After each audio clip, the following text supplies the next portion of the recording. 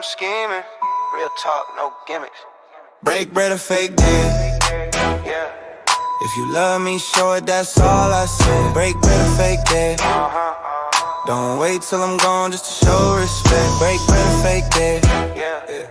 I'm tryna make plays, not beg for a check. Break bread or fake deal. For real, for real. If I ever looked out, don't forget that day. I ain't rich, but I move like I'm chosen.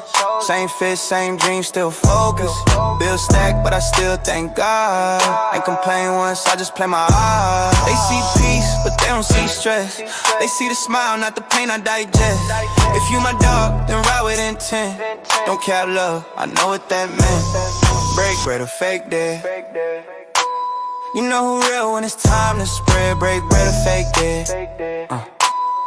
I've been real, never switch for bread. Came from the bottom, but I don't feel low. Had to let some fake vibes go. Still keep it solid, that's nightish cold. Never hate, just stick to the road. It's folks that smile but don't mean it.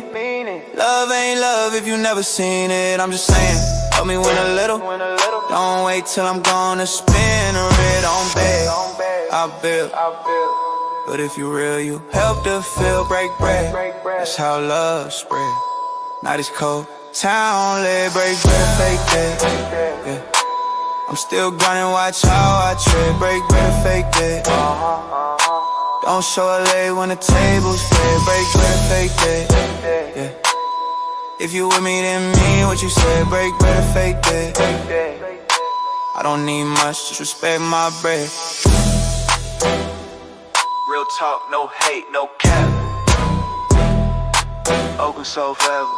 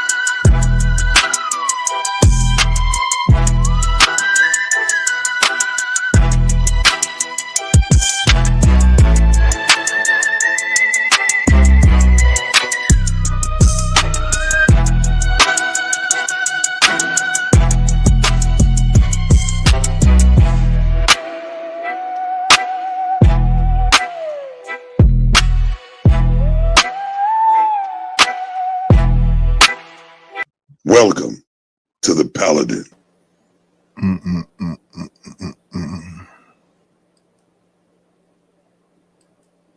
Shout out to the shout outs. That's for sure. What's going on, Deacon Dave? What's going on, Chatter King?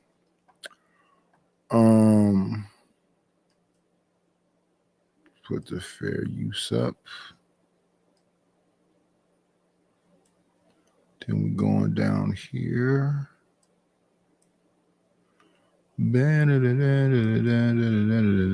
Let's see. Let's get right to it.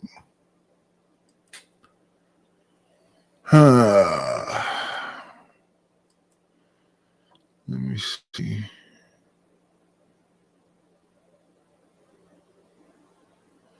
Start here.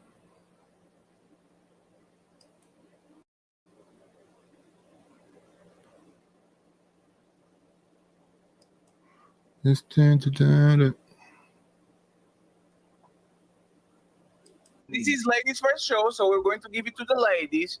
Ladies, this is what all these gentlemen, like even Damien agrees that we're talking about, right? Is you will find the guys on your 20s that make you wet, and then when you need to settle down or to go ahead and do have a respectable life and a responsible life, you go for the guy that might not be your type when you were younger, but now he is going to be the one that is solid, has a nice job, is responsible, and all that. You are telling that most women are not dating exactly like this woman described. When they get tired of the I'm just exhausted of the jerks. So the jerk got you. They all say that too. They'll all tell you I'm not doing that anymore. Yes. They will talk about a woman would literally tell you to your face how they used to do it, and now they don't do it anymore. Imagine if a motherfucker told you, I used to drive my car through mud and dirt, and I would rent it out for $5. But now I know my car's real value, so I'm gonna sell it to you for $100,000. Just to hear that sale, you would say I don't want it. But that's how women are selling themselves. They'll tell you how they hoard in college, how they had a one-night stand before, but I don't do that no more. I done found Jesus, and now you gotta wait until we get married. Wait a minute, it's niggas walking around the streets right now that's gonna laugh at me because I don't know what your head game feel like, but he do.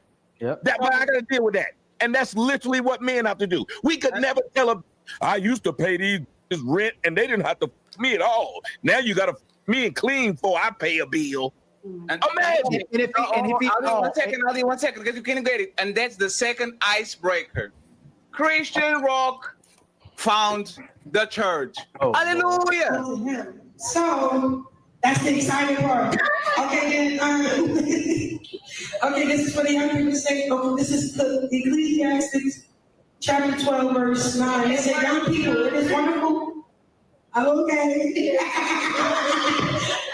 If Tommy is wrong, why did little Alexis say we don't pick wrong? We're not picking wrong anymore. And Jazz said they evolved, they're educated and evolved. Mature woman. Yes. So if you're so evolved and educated, and y'all no longer picking the wrong guys, what are the right guys you're picking now that you're evolved and educated and picking the right ones? What type? And that means that there was a phase in which they weren't. To be evolved, what does the word mean? I keep trying to tell people words matter.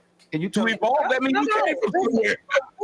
Listen, y'all got it. You asked the question, Tommy answered. Let's move on. Exactly. No. I elaborated evolvement. It really doesn't matter. You went straight to playing victim. That is exactly. Well, they be multi-talking, and if it's ladies first, you would expect ladies to be talking first. If it's ladies first, respectfully.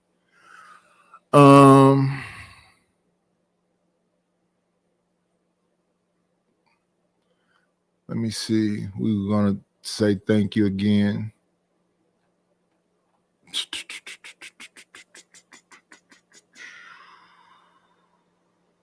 Thank you for the money, cheese, ready to do. Good scratch, scroll of paper. Thank you to TMKC for the Cash App. I appreciate it. What's going on, Deacon Dave? What's going on, Chatter King? What's going on, a brother of a certain age?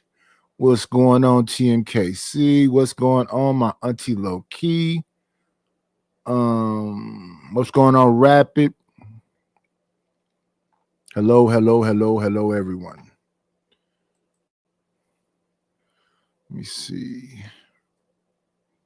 Exactly what just happened. It'd been so easy if you just answered the question. And he didn't even answer the question. Yeah, he asked him a specific thing and said, you said this and she said that. So that would imply y'all were with those people and now y'all are better. Her body language let you know what time she was on. You was irritated by facts. It really doesn't matter what I say that women are actually doing or feeling or responding to in these circumstances. Y'all gonna combat it every single way and say we're lying and say it's not true. And y'all used to be hoes. And it's like, you're right. You're right. Tommy and Fatty and Damien. Let's move on. This happens. I think you guys are absolutely right. This happens in your household when they know they have to concede to the logical truth. When they can't process the information, they still want to continue to manipulate and play victim. Exactly what's happening. Down and go, I don't want to Notice how men don't talk like that. We No, had I'm just people saying, like, agree with us. it was. We You just didn't try to think this explain what we happened? were saying. You didn't Explain what we were Ali, saying. you asked me. You got it. Y'all think all of it. Ali, you asked me a question and Tommy answered it. I didn't answer it, ma'am. I did not answer it. All I literally did was say evolve means something. At audience, did I not say that? All I said was evolve means something. We don't even know the guy you talking about. We answered it. So what was your question again? Tommy commented, but we moved on. It's not that he answered the question, but he did make a comment. Do the question again. Yeah, do the question again. It's fine. She didn't answer the question because they knew the answer already. He put something on top of what the question was. He didn't answer it. They knew that they can't say nothing now. Yeah, because they told on themselves apparently earlier. Well, I do not like Alexa's head. But my fault about that. I don't think they told on themselves earlier. They're saying what women say.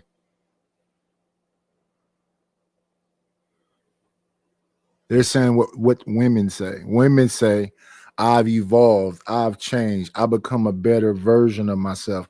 I'm in church now. That's why they played that clip of Krishan Rock at a pulpit in the church, it looks like. But then just a couple of days ago, she's online talking about knocking off Blueface. Today, I looked at a clip where she was saying she knocked off the first supposedly baby father, a guy named Ronnie. They don't realize this stuff is being recorded, and they're just you're gonna be in the news every 2 seconds every time you say something. Especially Krishan Rock, especially Blueface. So if you have a new type, it means you had a previous type. But now that you have this new type, hold on. Now that you have this new type, and that's the thing, you're answering it for. The question should be, do you have a new type? Have you evolved? Is this true about you? Are you different than what you were when you were younger? Just let them answer that question. Don't say you have a new type and ain't your new type. Come on. He talks about this all the time. Can you ask your original question? Y'all talking over me while y'all asking me to ask that. Yeah, Alexis. No, because the thing is, it's better now because you're closer. I said you said y'all no longer picking the wrong. You said y'all no longer picking the wrong. No, Alexis, put your ear, and piece. She did the same shit. Okay. She did the same shit. That victim, she tried to I can't. You can't what? Nigga, they didn't get nowhere yet. She feel bad and she couldn't handle it. She got out before it got hot. I will give her this. She knows when to run when bullets start flying. In her mind, she was justified. But someone said my name. Didn't someone say my name? And she ran off. You're struggling to put them damn earphones on. He's far away from she's assuming something that wasn't happening. That's called shutting down. That is what it's called. No, I'm really interested in moving on with the conversation because we're not going to get anywhere, baby. Every time I have... Ali, give me 1 second. Hey, Jess, I was talking with Ali about this the other day, right? There's, like, when we're having the conversation and we do something wrong, when we acknowledge that we're wrong, we stop there. You see what I'm saying? Let's stop here, and let's acknowledge it. Your acknowledgement is a dismissal. Okay, you got it. Let's move on to the next one because we already got this. Like, I can you know see. what? You're right. Go ahead and ask the question again, Ali. Yes, You're right. One second. This is one You're second. right. I fucked up. 1 second. Yeah. You see, this is a teachable moment to the crowd, especially when y'all woman have man. We know when a woman is saying, "Okay, you got it." You is dismissive. Is I don't want to stay on this place that makes me uncomfortable. Let's move to the next conversation because I don't want to stay here and admit that I'm wrong. And I'm not saying once again, Jess, I'm saying that this is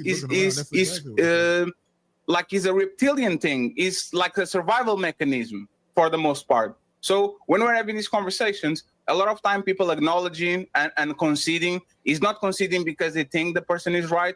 They're conceding because they want to move on and they don't want to stick there and then acknowledge it. That's why we said, just because you're saying, okay, I conceded, let's move on, that doesn't mean that the person in front of you is not saying, oh, look at this person being dismissive. They're like dismissive and pushing the conversation to a part of the combo that she likes. Ali, go ahead and ask the question again, and then we go from there. Right, and Jazz, plus it's a teachable moment for young girls just watching, possibly from mistakes that women made and try to learn from y'all mistakes, right?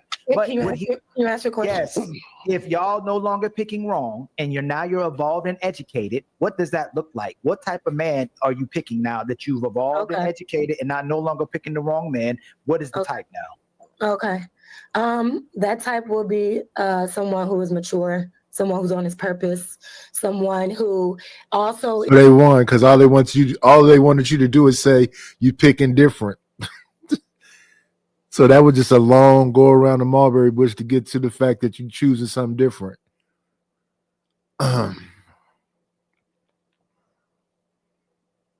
This man in the green hat. What? Let me acknowledge the people that support the channel.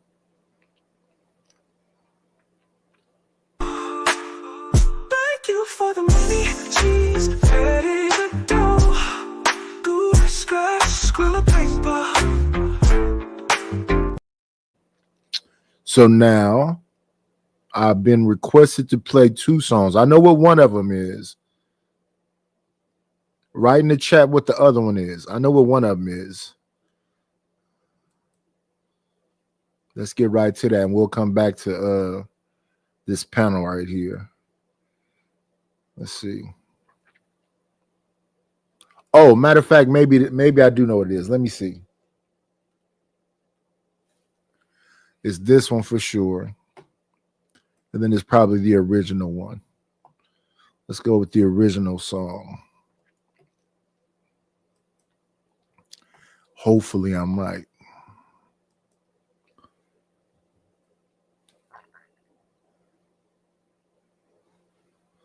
Hopefully I'm right. So we'll start with the original and play the other one, and then we'll get back to these people.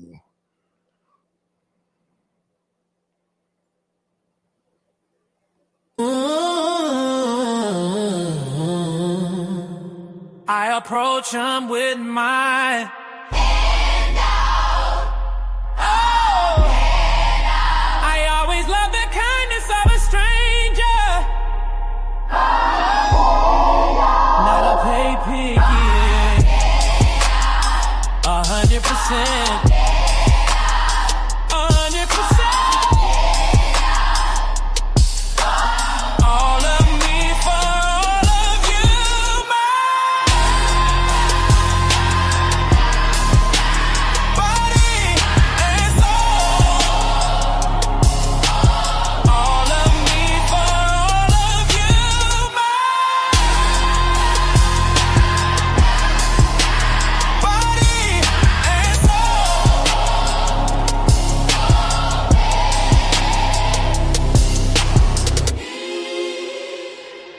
approach him with my hands out. Hey! I always love the kindness of a stranger. Hey! Not a baby. 100%. 100%.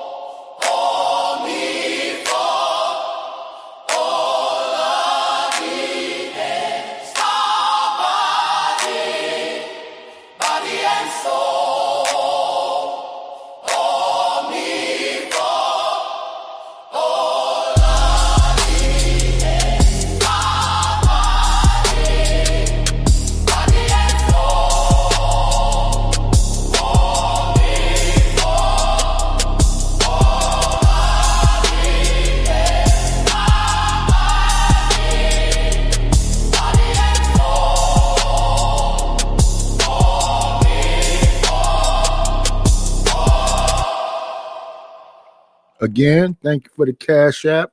Let's get to the second song.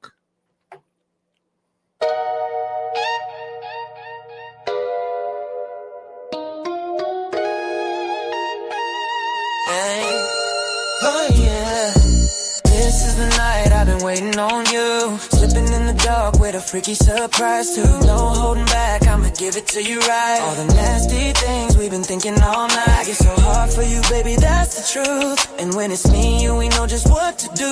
No hesitation, let's lose control. Your body's my canvas, my hand's gonna paint your soul. This is the night, we gon' set it off. Every little fantasy, we gon' check it off. Heat in the sheets, love dripping like wine. Tonight, you're my pleasure and the moment is mine.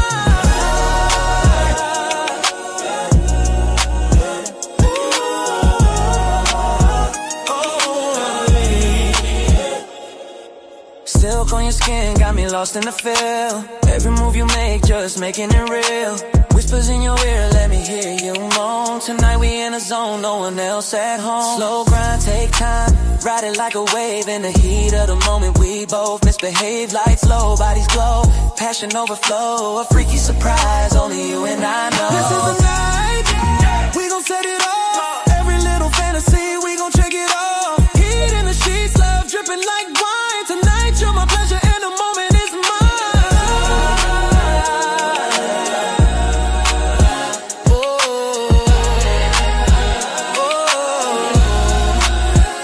So baby, don't stop, keep giving me more. Every kiss, every touch, got me begging encore. This is the night, girl, just me and you. Doing all the nasty things lovers do. Yeah, right there. Don't stop, don't stop. Tonight's the night. All of you is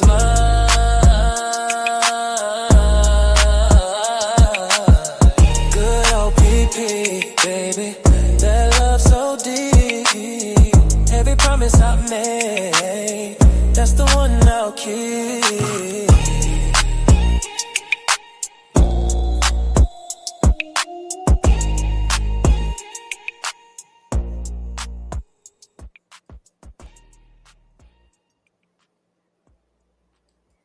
So now that she's answered that question, they're going to, that's why they're smiling. They are saying, now see, is dating with intention. He is looking to have a family. He wants monogamy because so that meant the men before wasn't dating with intention, wasn't looking to have a family, wasn't doing any of that. They just was getting you. there are some men that do and do value marriage and do value that. And this is just for me. This is what, I mean, I have this already, but let's say if I was single, but that's what he would be consistent with him. Different than the first men who weren't consistent. That's why they letting you talk. Himself, like whatever goals or personal goals that he has for himself, he's in constant pursuit of that. At this age, he has a foundation. He may be somewhere, good. So that meant the man before didn't have no foundation, didn't have no direction In his career, or he is excelling as an entrepreneur, or he just has he has a stable lifestyle, right? He's enjoying life. He's following God. God damn it! You can't make this shit up.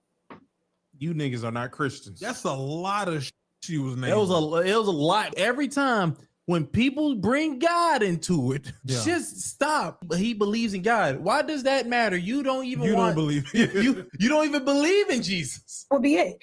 That would be it. He would have a different type of focus. That would be since I'm evolved, if I had that phase, that would be what I would be pursuing.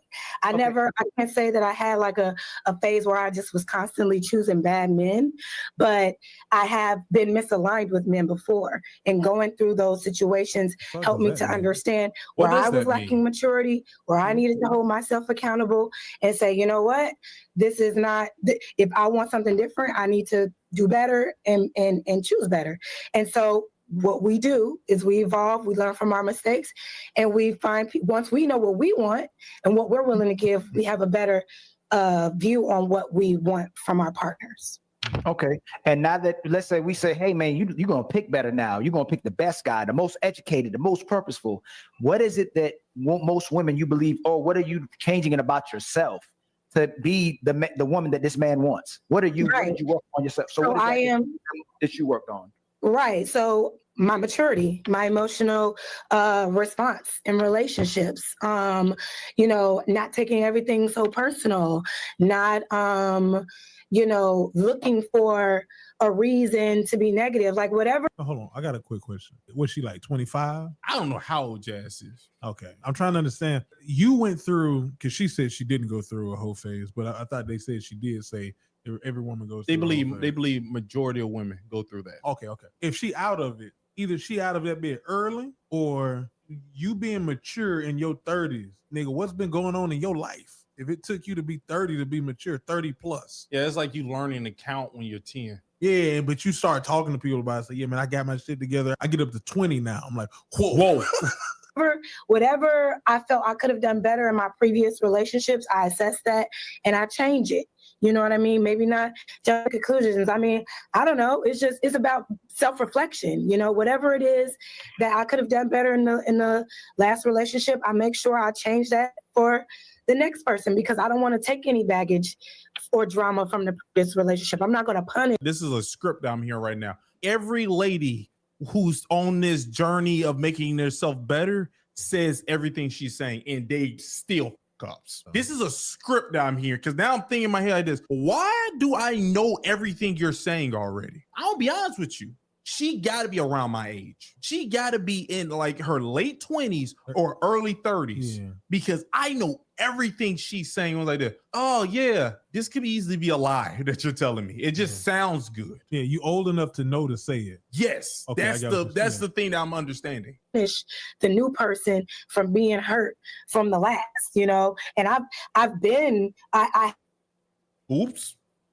have been through situations where it could taint someone, you know what I mean? And be reckless in relationships moving forward. But I don't allow one situation to taint my view for men overall. So I'm going to move with love. I'm going to make sure that I hold myself accountable, and I'm able to, if I find that man, that I'm able. So basically, you're agreeing with them and you don't know that you're agreeing with them. He said, if I had a car and I drove it through crap and I rented it out for $5, now I'm trying to sell it for $100,000. That analogy goes along with, you've been out here. You don't have to call it a phase. You could say you was in serious relationships, lots of serious relationships. That's used. And then, like he's saying, you're at an age now where you know to say these things. When people come to me talking about narcissism, emotional intelligence, and all that other stuff, I just listen to them, because that's a script we've been hearing a whole lot for the last year or something. Water seeks its own level. If people are just, everybody's going to try to get the best deal they can get. But how does that play out in your real life? Like up there, I think Naf, that's Sonetta's wife, one of them. I'm mature enough to not fumble the blessing. So you're conceding that you weren't a good woman as well. Most of these women were a good woman as well when they were dealing with these guys. I'm sure there are times where women were not good partners. Sure, there have been times where I have not been a good partner. That's not what he said. He didn't say at times. He said they weren't good people. I guess it's close enough. Is she taking accountability in some sort of way or something? Can you take partial accountability? You can. You shouldn't. Because it's like, is it real? It's not. And listen, if you said she was in them other videos, her taking some accountability, like so far they ain't. She's doing a good job based off the other videos. Okay, cool. But that's like you robbing a bank and you said I drove the car. Yeah, you're trying to get less. You're trying to get less time. What women do, they do it so much, the government knows to just give them less time. So she's not doing something good. No, doing. So she's copping to a lesser plea. Is that what y'all saying? Ugh. Let's see who came in here. New person. What's going on, SD? Shiesty Bomb, Chicago Rilla.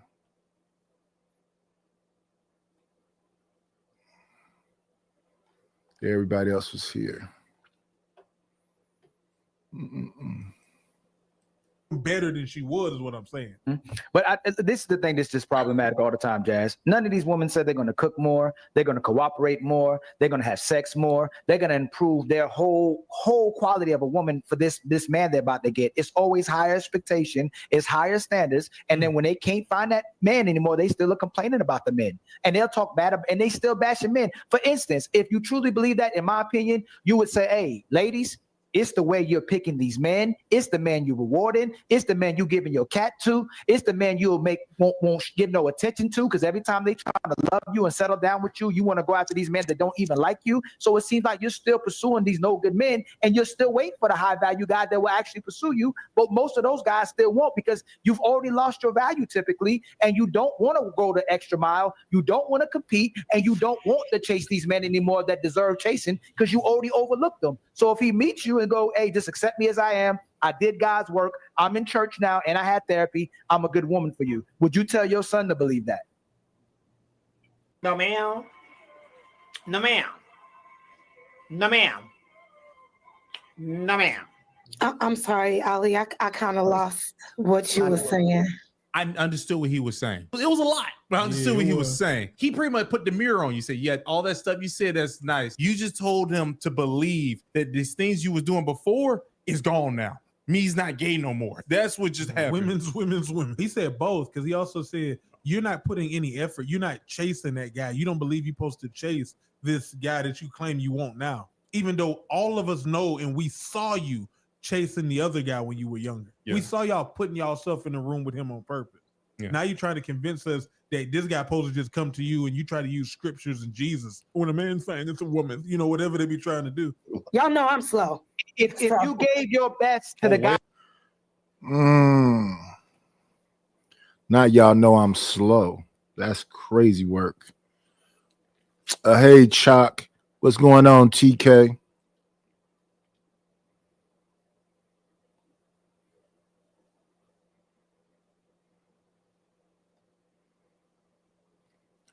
You have to hear this, the setup and premise.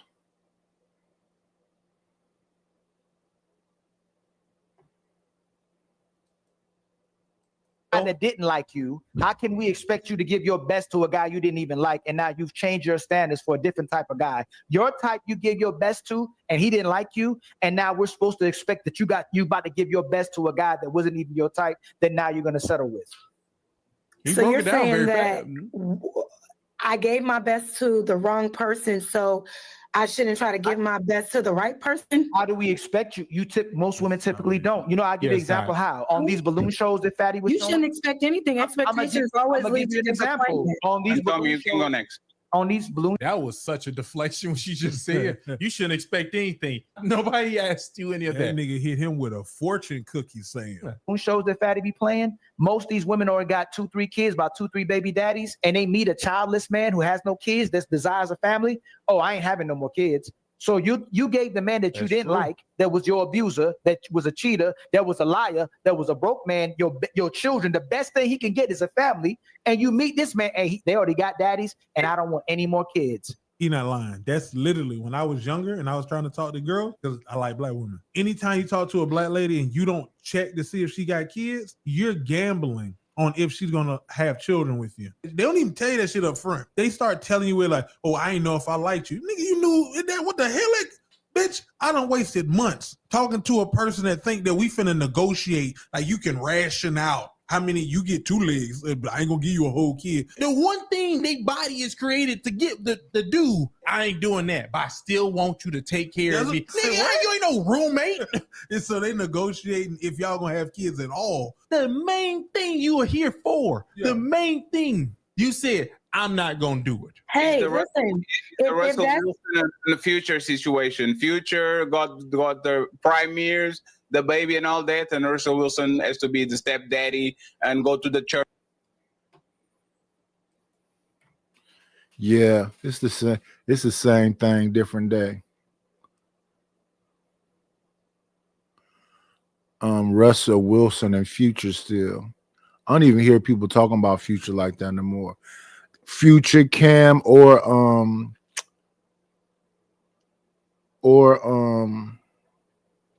Nick Cannon.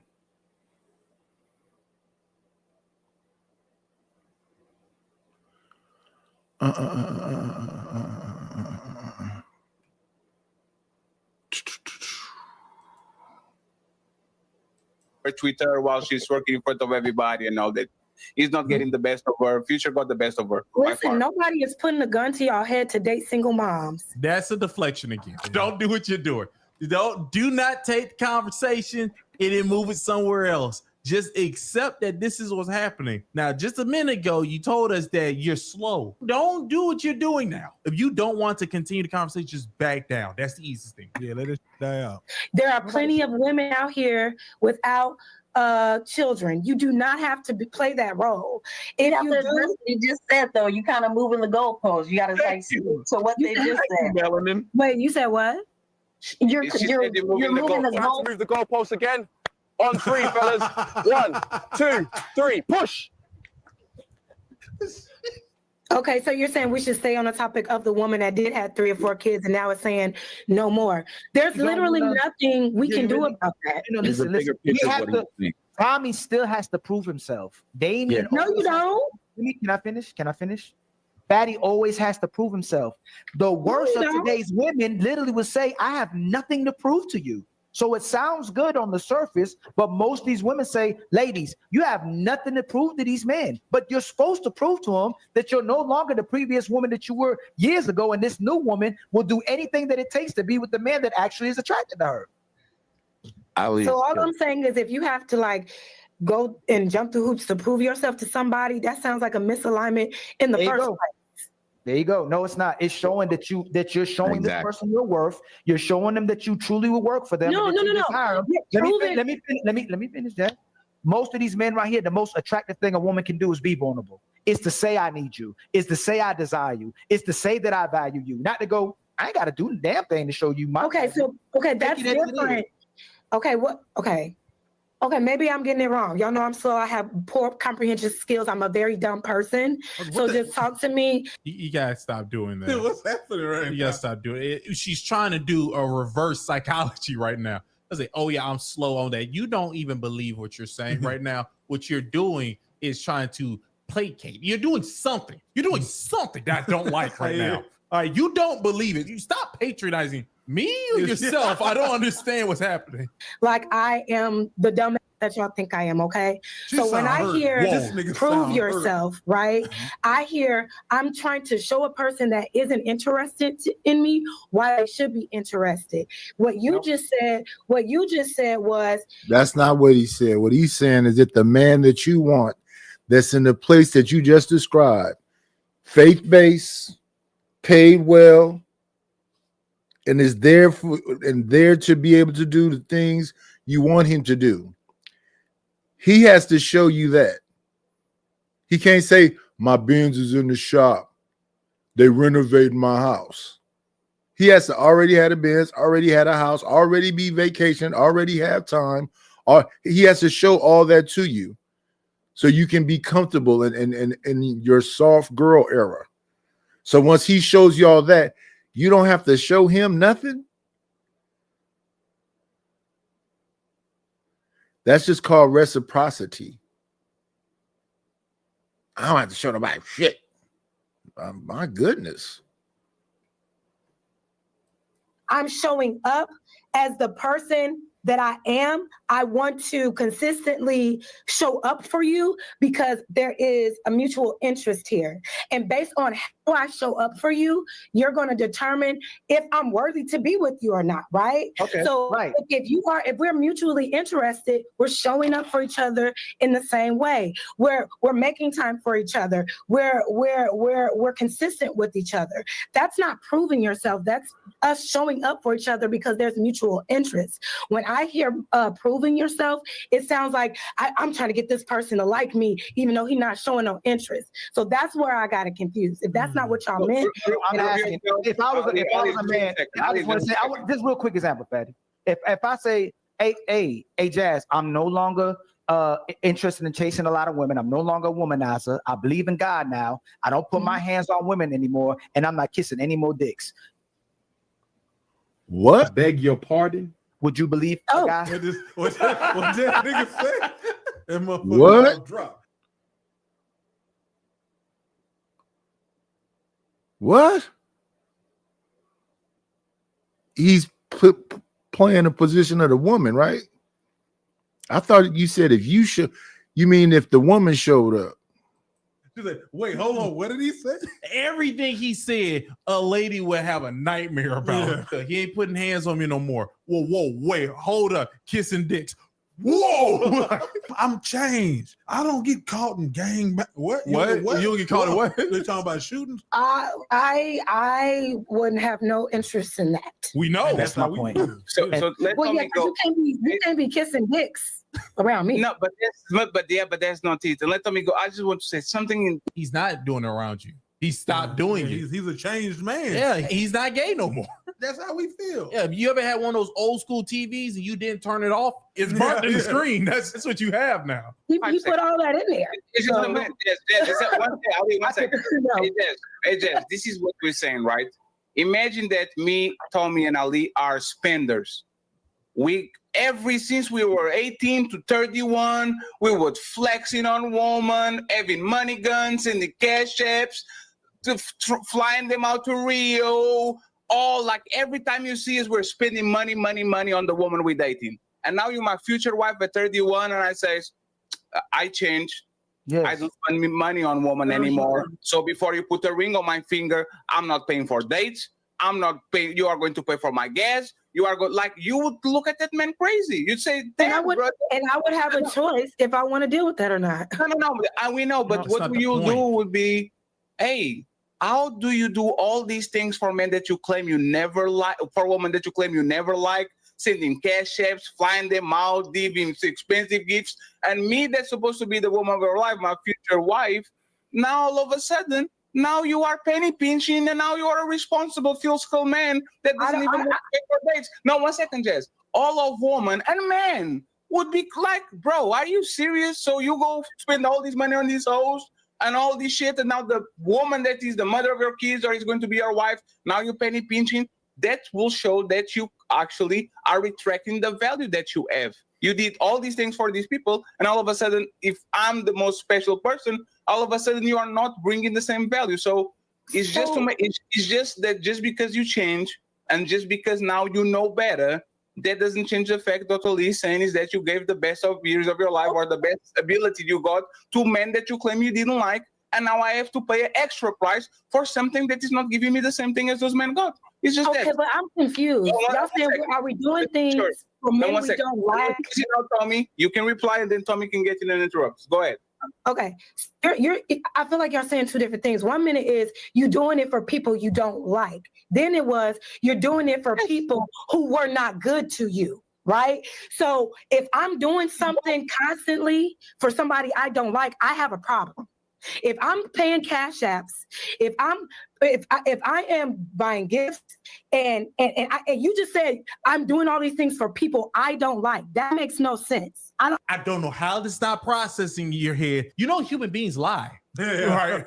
Like that's a thing. If I don't like them, why am I doing it? Because you like them. I need a Twilight song to play right now. How is this not processing? I do not like kissing guys. Yeah, but guess what? Every Wednesday, who's that? John. Oh, this nigga again. That's all it is. How are you not catching this? She was doing good in the beginning. Man, look, they've been making her deal with Illogic for a little while. It is not working no more. I like chocolate. I like women. You can't have them in a logic circle for too long. You gotta give them breaks. You gotta say, good job, Jazz. Like, Go ahead, go get yourself a fruit cup. She did a good job. Now she's here for too long. It's like a fullback you have playing speed back for too long. Yeah, you on what is it? 2-minute drill. Running full on scat back moves on a 2-minute drill. That nigga gonna die. I got one play. After this, what am I doing here? No. Why would I? Wait a minute. You claim, Jazz, Wait no, a you minute. claim, no, Jazz, 1 second, Jazz. You claim you don't like your baby daddy. I claim I don't like these men, and I am doing things for these men. Something ain't right. She's just tired. Yes, but that's the point. That's what we're saying. If Prison Bay don't have to have a job and you are sucking his dick and going out with him and doing all these things, and then you meet the guy that is your husband and you say you have to have a job and have 6 figures and you have to be tall and you have to be responsible. What we're saying is that you are giving your best years to men that you claim you never liked and never did nothing for you. And now that you meet this guy that is capable, reliable. Oh, Lady Gray. Did she claim? Did she say that she never liked those guys? This is what he's saying, Jazz. No, but wait, no. Before I forget this, wait, no, Ali, no, because I need y'all to understand how y'all are conflating 2 different concepts. If I'm doing something, doing something for somebody that doesn't like you is unrequited love, right? That's no. Okay. She's never gonna grab. She's not gonna catch the point. She's trying to make the point connect to what she think her point is. Like she's trying to force them to be together. That's called shoehorning. Yeah. I got you. But you're okay. Okay, but Let me just clarify so you can respond to it. Let me clarify. Let me just wait. No. Because what he's saying is, I was doing something for somebody that I claim I didn't like. I was doing something for somebody I claim I didn't like. I was doing something for somebody I claim I didn't like. The hell was that Umar just happened? Yeah, how she's repeating herself. That nigga chanting. That means something is wrong with me. Because why would I be doing something for somebody that you like I him? don't like? She did. Because you are lying. Because you like him. Right. You just claim means I'm claiming. Hey, Jazz, please. When do I claim that I don't like them? Jazz, you have to listen. If you ask me, Fetty, do you like hoes? I don't love these hoes. And every time you see me, I'm outside with hoes, spending on hoes, taking picture with hoes, posting with hoes. I'm just claiming I don't like them, but I actually do. Yeah. And then when my woman comes around, oh, I don't spend money anymore because I change. Wait, so you spend money on hoes that you claim you don't like, but me that you say you like, me that is the mother of your kids, me that is going to be your wife, now you don't want to spend money? That's crazy. You look in her eyes, she's now realized she effed up the whole time. I pray what I just said is true.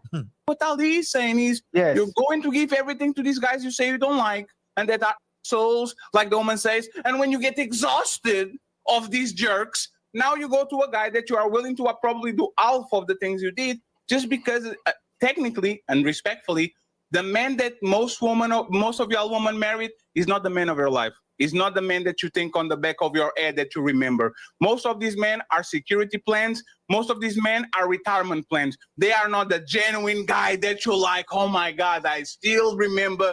And this is what we're saying. The good guy, the responsible guy, is getting the short end of the stick, while the guy that is popular, the guy that has money, is getting the best of you. That's what Tommy was saying. Tommy was doing. I get that, but what I'm saying is, I'm not. There's 1 second.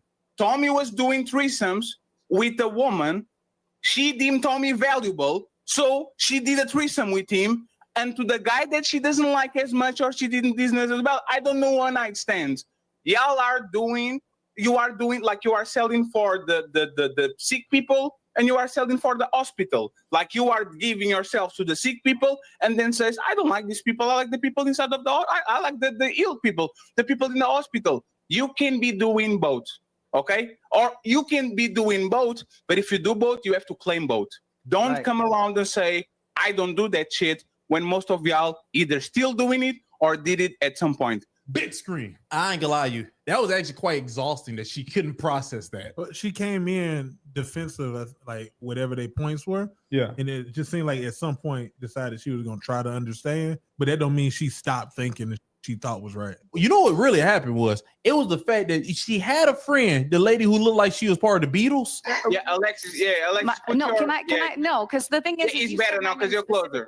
You said y'all no longer picking the wrong. No, Alexis, put your ear. She had that friend, then she ran off to like, We can't both build a foundation and then you run off and you want me to carry it all by myself. That's because that other nigga knew that foundation was flawed. That was the person you do not go to war with. That's the guy who become those guys crying in the corner and, and Saving Private Ryan say, help me. The only thing is she did more. Instead of holding the rifle and crying, she stood up and ran. She literally left you. That dude walking around trying to figure out how to put his arm back on. You know what Jazz supposed to do? If I was Jazz, this one went this way at all. As soon as she ran, all friendly fire. I would say this. Look at her running, being emotional.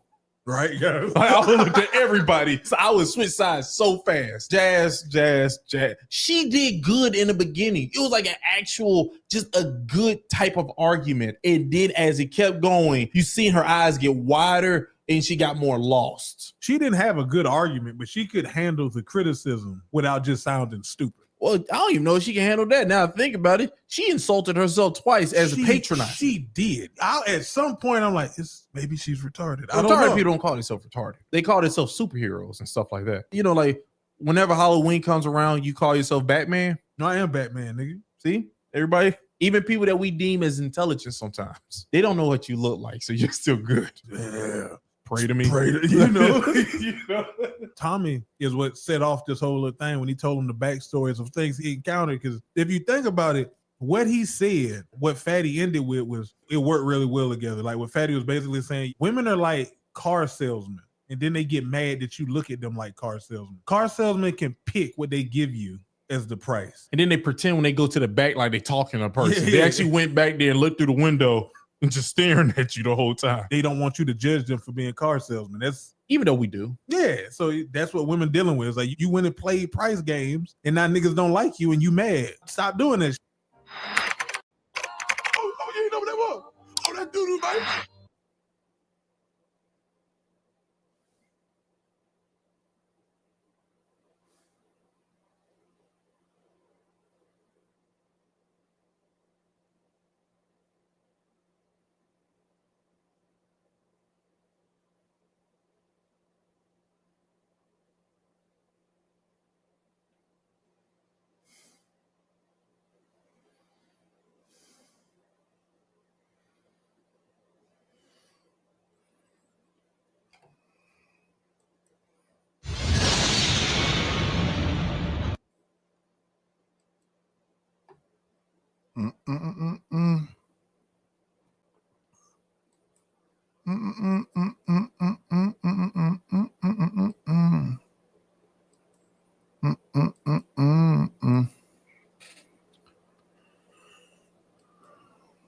Okay, it's this one now.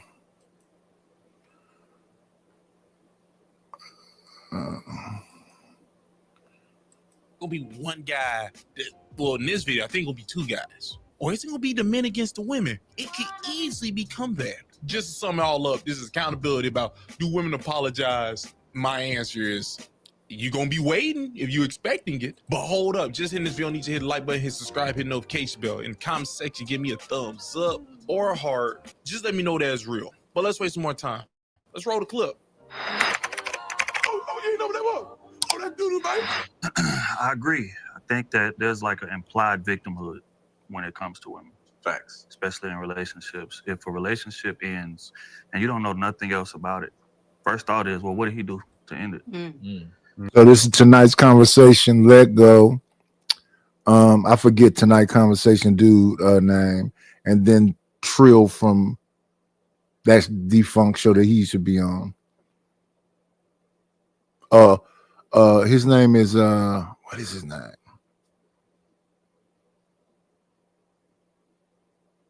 Ace Metaphor. If a man cheats, he's just a horrible person. How can you disrespect a relationship like that? A woman cheats. Well, what did he do to make her cheat? Parenting. If a dad's a horrible dad, he's not in the kid's life. Oh, you're deadbeat. He this, he that, he da-da-da. A woman's a horrible mother. Whoa. Big Mama did the best she could. Yeah. Right? There's an implied victimhood. And because of that, we've been kind of programmed to like see women and like not hold them accountable. That's why even when we were discussing like holding them accountable for things within a relationship, if she starts crying, most men will be like, okay, you know what? We shut down. And then Cheyenne Bryant They just got through exposing her and her girlfriend and all other stuff. So we're gonna find that clip too. You got it. You see what I'm saying? Instead of like, no, finish the tears, but we're gonna get back to the shit we was talking about. But again, there's an implied victimhood, like she's the weaker vessel or whatever. So we kind of treat her like that. Even as kids, like if a boy does something wrong, we get dead on his ass. I see young boys getting punched in the chest and all type of shit to like make them tougher. Little girl do something wrong, somebody raise their tone to whoa, don't talk to my baby like that. Who the hell is you talking to? You know what I mean? So it's an implied victimhood. It starts young, and then we expect them to have accountability as adults when they never practiced it at a younger age. Now, does these thoughts go hand in hand, though? If we're pushing for a lot of men to be leaders, and we take pride in that leadership, and we also chastise women for not necessarily following said leadership in relationships, is there some sense of, okay, well, those two things go hand in hand? There should be less accountability on this partner because essentially they're not the leader in the relationship. So when you're talking about the relationship failing, what did he do? Is that part of what comes with leadership in a relationship? Yeah, like the first woman that ever apologized to me sitting right behind me, y'all can't see her on camera, but my wife is back here. And let me ask y'all this as men. Has any woman ever offered you an apology? Man, listen. Women apologize. The apologies that I be getting is, I apologize for how you made me feel. And the apology that I've gotten is, so you want something to eat? Right. I know, like, hey, but you know what? Not to take it there. You know the best type of apologies. You want some head? Yeah, you want some head? Yeah. That is why y'all failed. And see now, they gave her some ammo to say because y'all move with y'all penis, then that's why y'all going through what y'all going through, because she doesn't really have to apologize. She can just make you a sandwich and give you some sloppy toppy.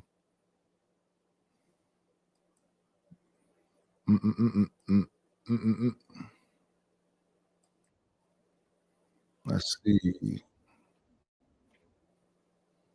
Gotta mute this.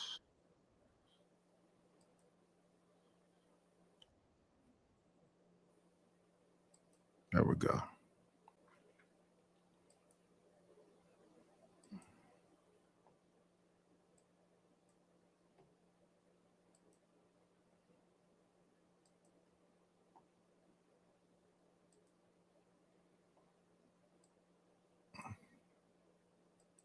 Women accountable because you think with your penis. That's right. An apology to you guys and accountability to you guys looks like solving your sexual desires and pleasures. And so then when problems escalate and they get to the next level, and now this woman only knows how to cry or only knows how to come and serve you sexually, it's not good enough. But that is the behavior that you groom because of what just came out of your mouth.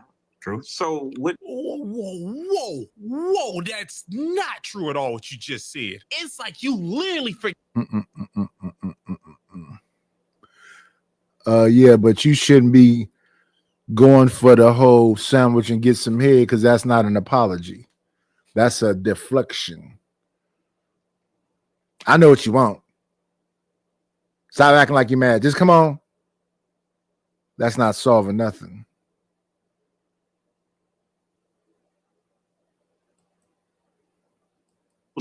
But women are the children of our society. Like we are all ran by men, right? Just the world, right? It's called patriarchy, right?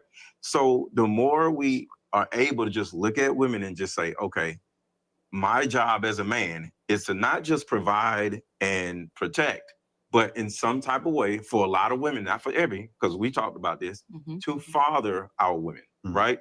And it's actually a good thing. So to a certain degree, if your woman is at work, as an example, and this is an example of fathering a woman, your woman is at work and she's like, I can't believe my coworker is trying to get me fired, right? As the man, you don't really care because you don't know what to do. But as a man, you say, you want me to come up there and slap her, right? And you're joking, but you give her a feeling of, hey, what you want me to do? You can't do nothing about this situation, but you jump in and say, what do you want me to do?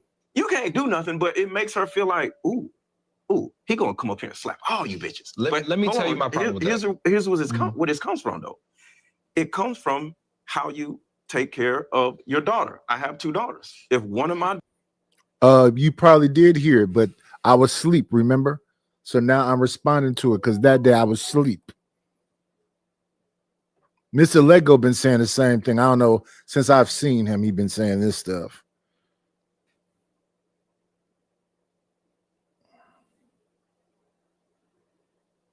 I wonder if he's still selling them cards.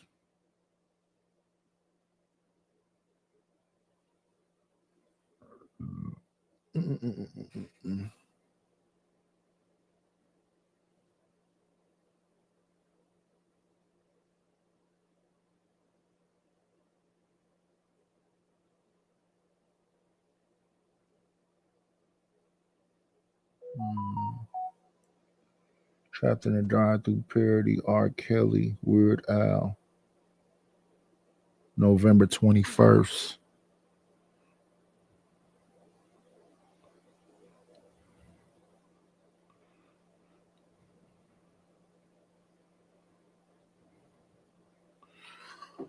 Oh my goodness, where's the Trapped in a Drive-Thru parody at? Let me see, YouTube. Studio. 69. View options. See details.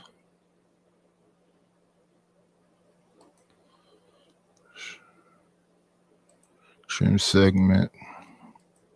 Continue.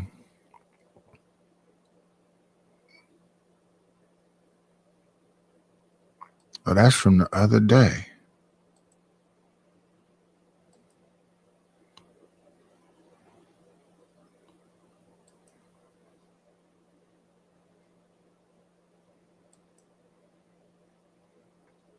My goodness.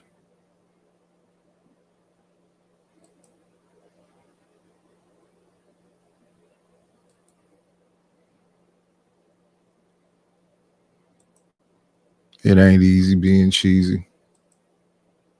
daughters, like when they were little, say there's a boogeyman in the closet, I'm not going to say, well, logically speaking, there are no boogeymans in closets. That's what a lot of men do to women. Well, there's nothing I can do. No, you jump into it. What? There's a boogeyman? And you go in the closet, you open the doors and you act crazy or whatever, and you say, baby, I just took care of. I'm positive there's no grown woman going for that. What, you want me to come up to the job? What if she say, yeah, come up here. Rush up here. I want to see you do it.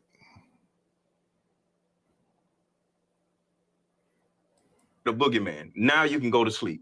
And she goes to sleep. And if you do the same thing to your woman, guess what? She feels protected even though you ain't do nothing. Can I? No, that's just a manipulation tactic. That's all you just said. You manipulate women into feeling this thing instead of having them use their brain. That's what you just said. In actual today's society, what you're saying, Mr. Lego, is the reason why we're in this predicament. We're in this. There you go. There you go. But let's see. We only played this clip to get around to. Let me see. Not Ace Metaphor.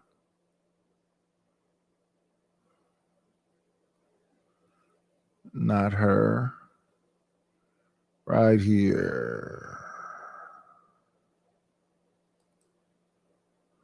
My opinion that sometimes some women pick and choose when they want to be equal partners. That's true. You know what I'm saying? Wait, so maybe the question is to the men, right? Is what does accountability look like to y'all from us so that we have a better understanding of what that is? Because for some women who are, deeming accountability as sexual acts, maybe in her idea of however she was groomed, that's her belief of what she's in alignment with.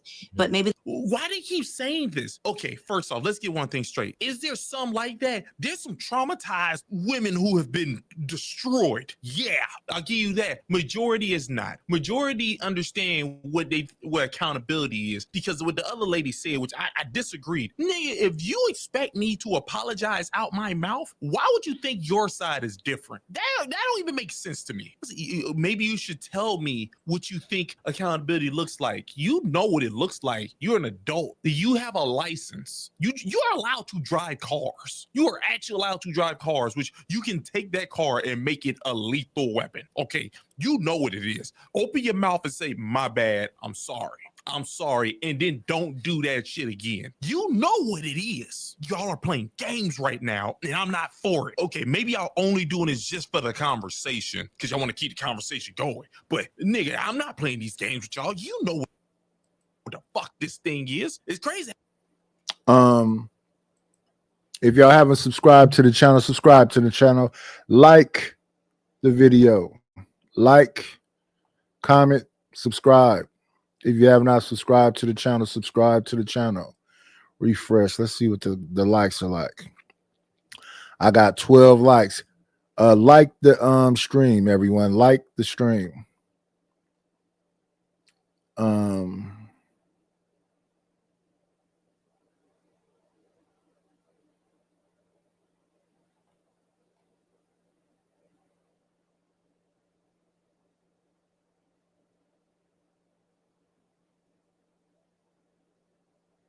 Let's see.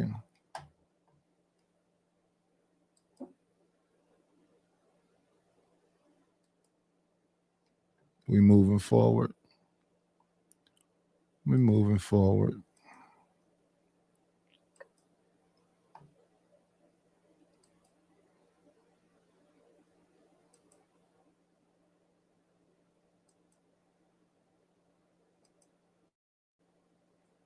Go right here. Street Media TV, Mr. George Macon.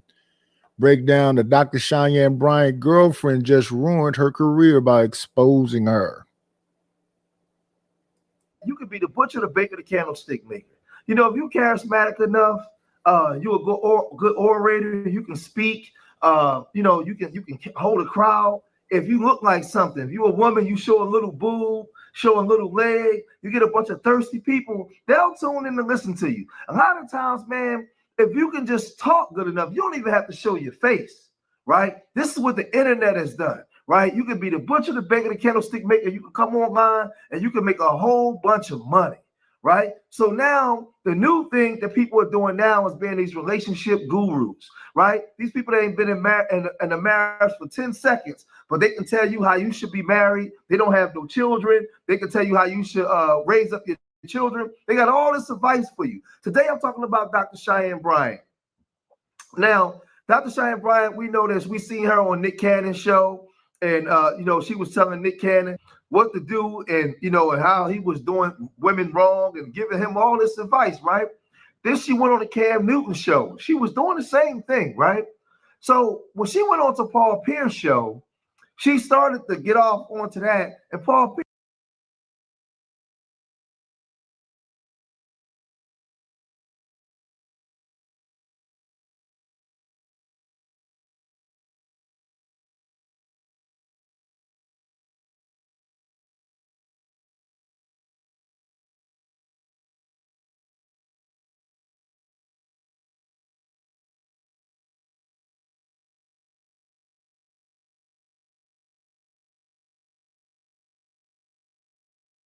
said, he flipped the script and he said, wait a minute, I want to know about you. I want to hear some things about you. And it went like this. What do that entail for a 42-year-old? I am dating, but single. enjoying my life. I have really good companions. How many are you dating right now? I'm not exclusively committed to anyone, but I have one guy that I have dated off and on for 5 years. Got her. We dated for 5 years.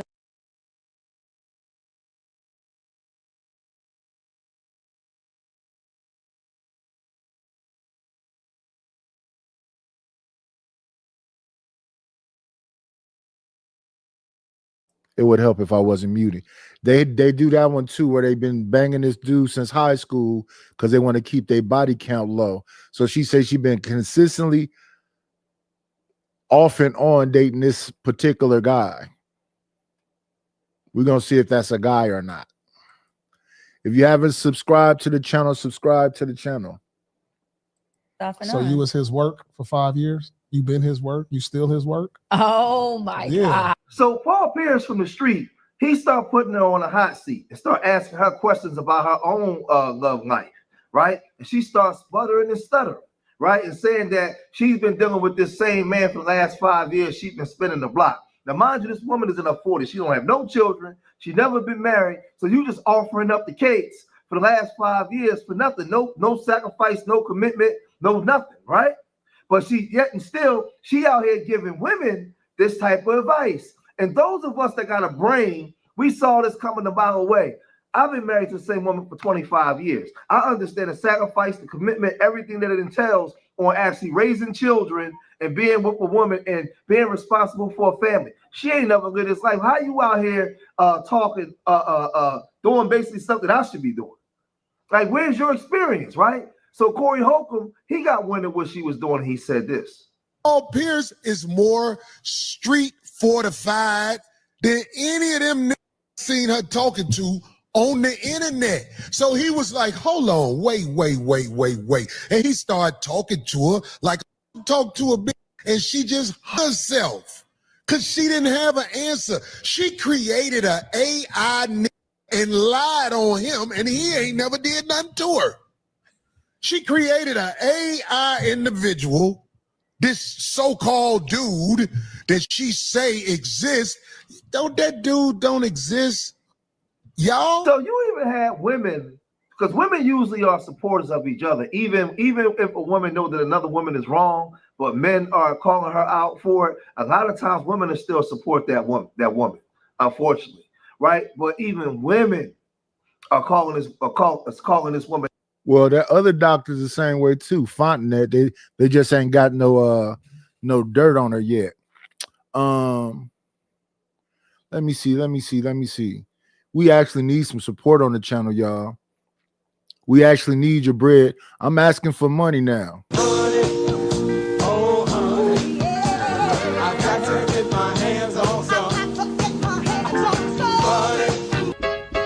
I need a dollar, that's what I need. Hello, bro, I'm trying to get the money.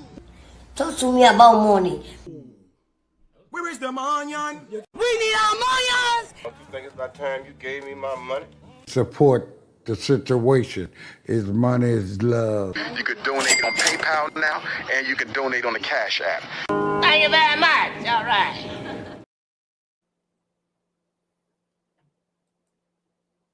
Now, and they're saying that she's part of the LGBTQ community. Not me. Women are calling her out for it. They're saying that she's grifting. She's not telling the truth. The very message that she's giving people, she's an enemy to her own message. She's not standing on truth whatsoever.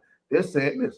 No, Dr. Cheyenne is a lesbian. I knew that anyway, judging by her entourage and people that she had surrounding her. Oh, my bad, allegedly. But the message still remained the same. Y'all sit up there and listen to the pastor every day, go to the church knowing that the pastor still like the same, fornicating, committing adultery, even like little bitty. But that still don't stop y'all, does it? Now, again, women know women, right? Women always say that. Y'all know each other more than we ever do. Y'all pay attention to the tiny details that us as men, we may not see, right? So now this woman is saying, I can tell by her entourage.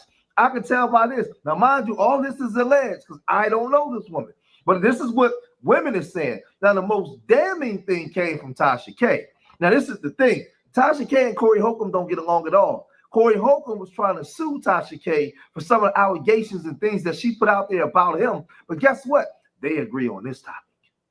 They agree that Dr. Cheyenne Bryant is a fraud. Now, Tasha K was she called out her audience and she called out a lot of black women saying, how could you follow this woman? I've been married. Tasha K said, I've been married for 20 years. raising family, I understand the sacrifice, the commitment of what it takes. This woman come up here and just start espousing whatever, and y'all just believe her? Why? She started really going in, but she started exposing also this. So backstory on Dr. Bryant.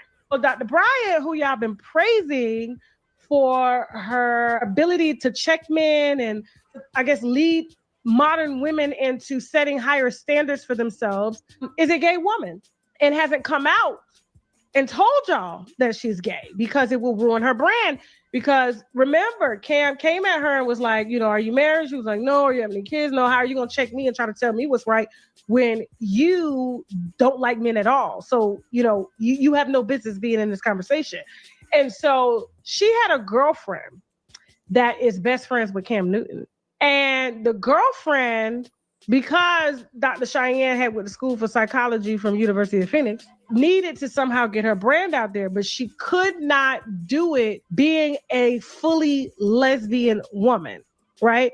And so she had to pretend to like men, to be this expert for women who are looking for men, who are looking for marriage, when she didn't desire any of that. She was basically just trying to build her brand and public image. Now, Tasha K was alluding to her friend that was like her friend. Her friend was cool. Her friend was cool with Cam Newton, and she was the one that got her on the show to help boost her career. Now, Cam thought he was doing her a favor. Remember, he didn't know he felt he was ambushed and blindsided. Now, I'm no friend of Cam because Cam to me is into a whole bunch of wild stuff as well. But he's not out public either, right?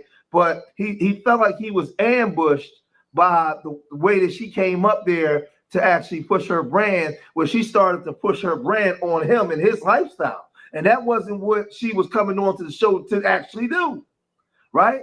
So when he got wind that she wasn't even living the lifestyle that she actually claimed, right? Him and her girlfriend and the girl he was cool with, they fell out. They ended up falling out because he was like, well, damn, like, what y'all trying to play me, right? Because she's on there just pushing her brand while using him, to make him look like a fool, right? But she's now trying to run interference and defend herself against these allegations by making this statement. The pink elephant in the room. Listen, y'all, I have often been accused of being a queer, a lesbian, and having a fine woman hiding in the closet. But I'm also a strong Christian and I know my Bible well, okay? But as a heterosexual woman, straight woman, how can I answer that question, y'all, and be strong in my opinion without being accused of being homophobic? Now, Dr. Brian is a liar because you don't have to be homophobic to say that you disagree with homosexuality, but you don't hate people. You still love your people. You could disagree with something. The Bible says what it says clearly. That doesn't make you homophobic. That makes you, and on top of that, you can still love your people because no matter how much I love my gay cousin, I can't ungay him. He's still my cousin. I still love him. I don't like his lifestyle. That's it. I'm entitled to have that. Wait. Whose subs is hidden? How do you hide subs?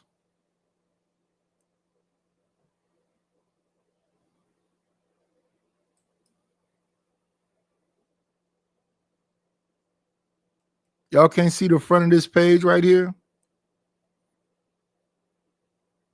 Right next to my name? Who's hidden subs and who hides subs? Right there you see Nightish, hobbies and reviews, and then right under there you see the subscriber count. It's 169 subscribers.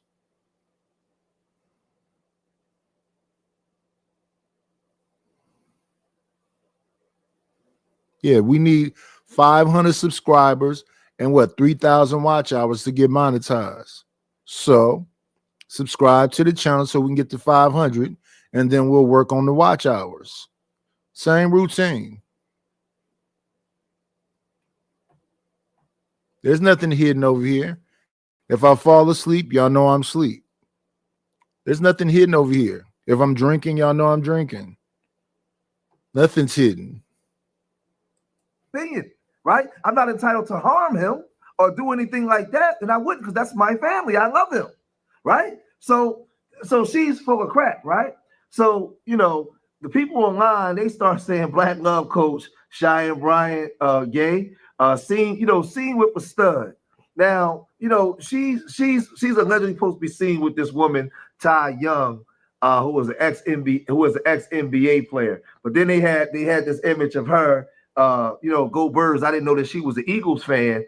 Go Birds, and you can see her fingernails right there, right? And when you see that image, and then you go right on to the next image, you see those same fingernails, and she's having a dinner for two. Now, this dinner for two is supposed to be with Ty Young's birthday bash, right? And her and Ty Young, they out there shindigging, having a dinner together. But again, this woman is alleging that she's not part of that lifestyle. But yet and still, now some would say, well, it don't matter if she's a part of that lifestyle or not. She can still give information. Yeah, but you still have to be about your message. You out here saying you're a Christian. I'm not. That's not part of this. She can't do that because it will mess her brand up on what she's trying to do. So now the woman Ty Young, she put out this text and she said, I can't stand the fact that people will go on public platforms and tell bold-faced lies. Wow. Now, who was that to? Because you can see that there's a connection and they're connected. And like I said, this woman, she's out the closet. She's not hiding. Well, they both got the same necklace on.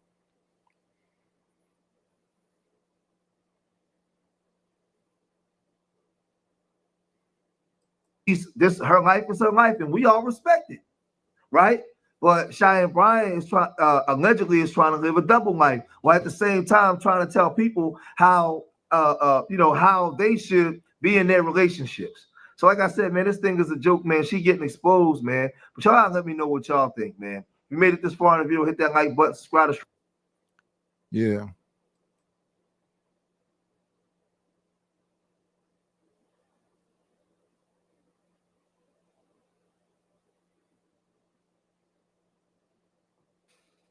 Like, for instance, look at Chalk. Chalk just be over here on BS. If the number is hidden, how is it Auntie low key can see it?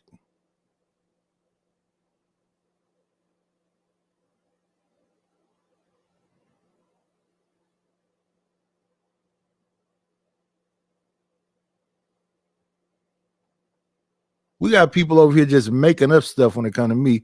Rufus say I blocked him. Nobody's blocked. I don't ever block anyone. No one is blocked. That's why you keep seeing them come over here. Nobody is blocked.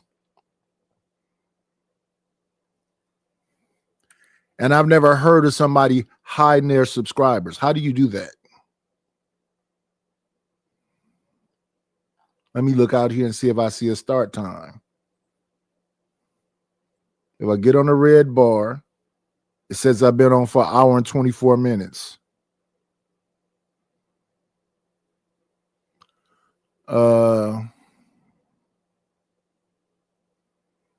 The link is pinned to the top. It's pinned to the top on the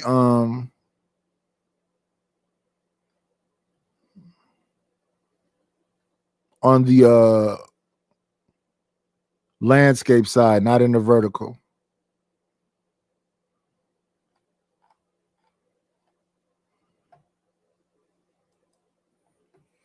Let me see.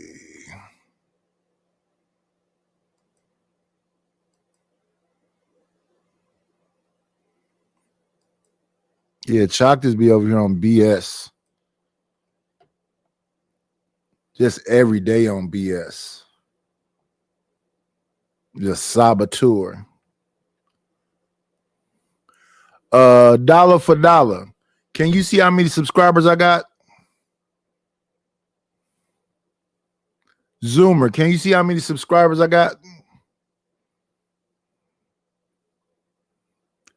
Miss Jill, can you see how many subscribers I have? Look under my name. See if you can see how many subscribers I have. We'll get other people to give us some reference.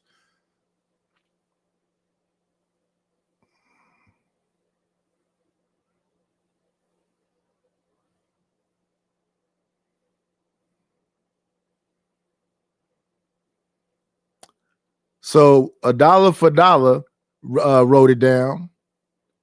Miss Jill wrote it down. My Reed wrote it down. So that's what I'm saying. Chuck, you just be over here on BS, and I don't understand why. What's that hating for? And what difference does it make? Support the channel by supporting the channel. That's all. Hit the Cash App, hit the PayPal, hit the Venmo, hit the Zelle, hit the like button, comment, subscribe. Stop, he sleep now. It's because it's quiet. It's this now because it's this. And he don't like this, and it's this, and it's this. What is that about, lady? Anyway, good morning, Myrie. Good morning, Zuma. Good morning, Miss Jill. Good morning, Dollar Washer. Good morning, LA. Good morning to Chalk, too. Good morning, Myrie.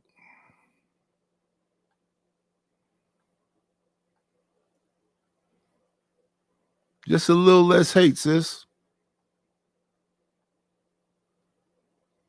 Hate is a disease.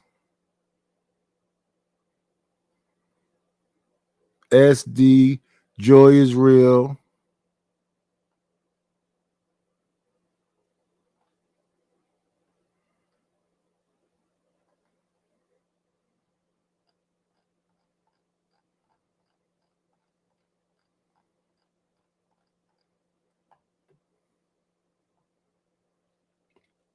Child, listen, I'm not clicking on your channel. It's not under the video. It's hidden. How 4 or 5 people see it, though? You just on BS, and you always be on BS.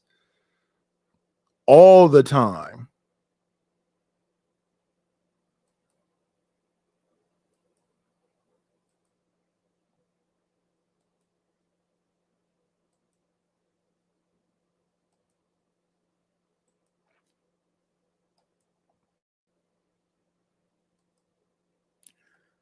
Ask a Brother podcast.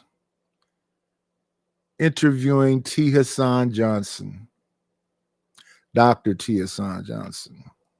All right, y'all. So, and then last but not least, for everybody so last time I made the announcement 3 minutes ago, we were at about 50. And honor's mine, man. I appreciate it. Like I said, I enjoy where you're going. I enjoy what your channel is doing. And I'm looking forward to seeing where it heads from here. So, listen, I appreciate this for sure, and I'm super excited. So real quick, y'all, if because I'm going to be focusing so much on our conversation, and a lot of y'all telling me to focus to make sure I'm listening. I'm always listening. Let's see. So let's talk to Chalk again. So Chalk says it isn't hate, Riri. Well, you mean calling me Riri is positive?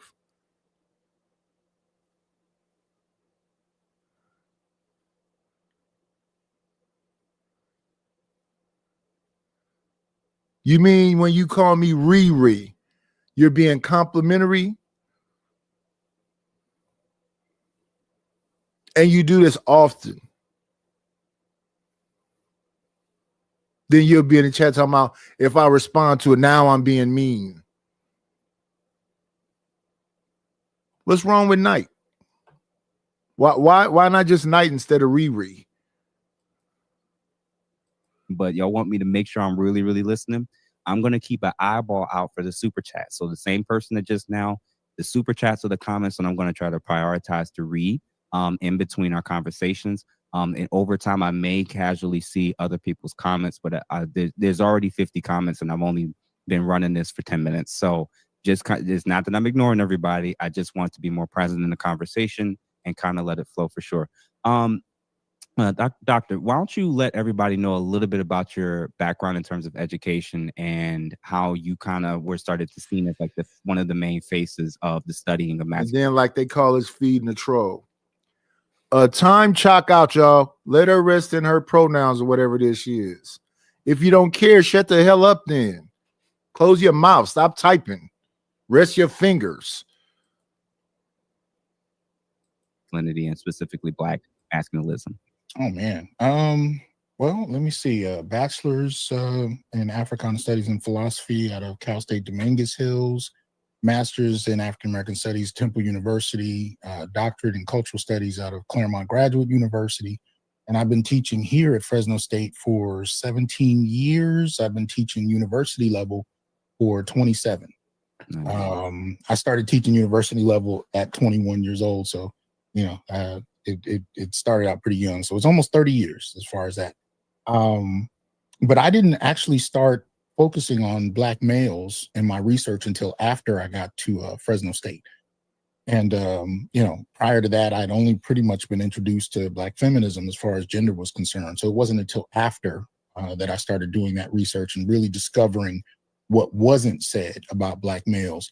So that went on for a number of years. And then I ran into Dr. Tommy Curry, and then we have a small cadre of brothers that, you know, helped kind of formulate Black male studies. And Tommy kicked it all off with The Man Not. And we've all just been working to build from there. So there's a small group of a growing number of Black male scholars that have been coming up, getting doctorates in writing, putting out books. And, you know, that's the work we've been doing. So that's probably been, I think I met Tommy maybe 11, 12 years ago, something like that. So we've been kicking it off from there. So, you know, that's kind of how it's been, you know, how it started, and it's kind of where it's going. But a lot of it was really just on the ground. I mean, I started teaching a Black male studies class before we had that terminology here at Fresno State. And I mainly was doing it because I saw how Black males were being treated. I saw they didn't have much support, particularly here at Fresno. And I've told this story before, but the very first day that I taught the class, I hadn't even walked into the room yet.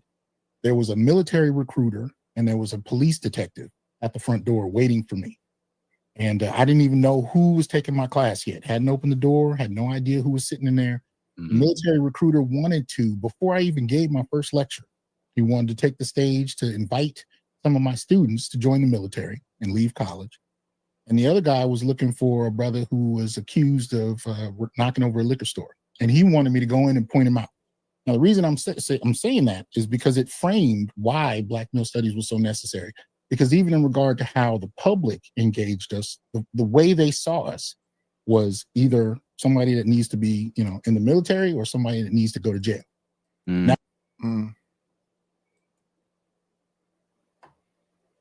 So, voices for the men without voices, to talk about these things that people seem to blow over, in these cases that don't nobody know nothing about. And then if you listen to some people like Chalk, it'd be shut up, get over it. Don't nobody care. Don't nobody listen to Black men.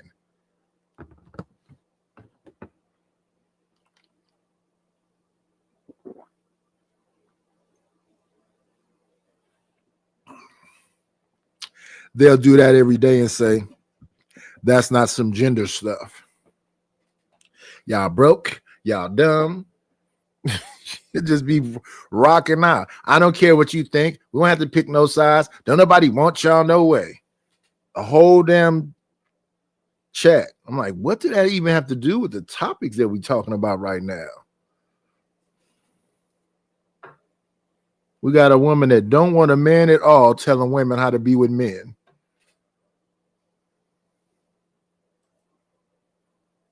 And then if the men talk about the things that happened to him, because when you think about The Man Not book, that's about the kid, George Stentley, I believe his name was, who got put in the electric chair as a kid. So they see our children as adults.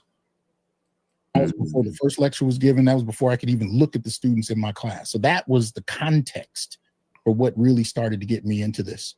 Made me want to push more. Wow. That makes sense. And in hindsight, a lot of the guys that we're thinking of, like you, Dr. Tommy Curry, and others, we didn't realize the need for this until you guys actually put it out there, because we were all experiencing something when we grew up in certain environments in our home.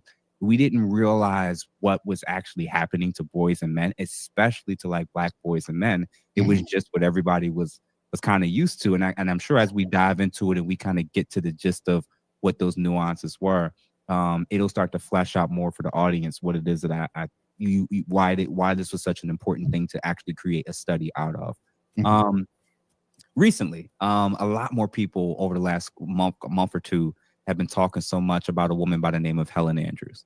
Right? And she had did an essay or article or essay rather, and she spoke and it was on the great feminization of Western civilization. Right. I was extremely impressed with how nuanced and in-depth she was about it, and how she was able to scale it and track what it did and how it changed and morphed over time.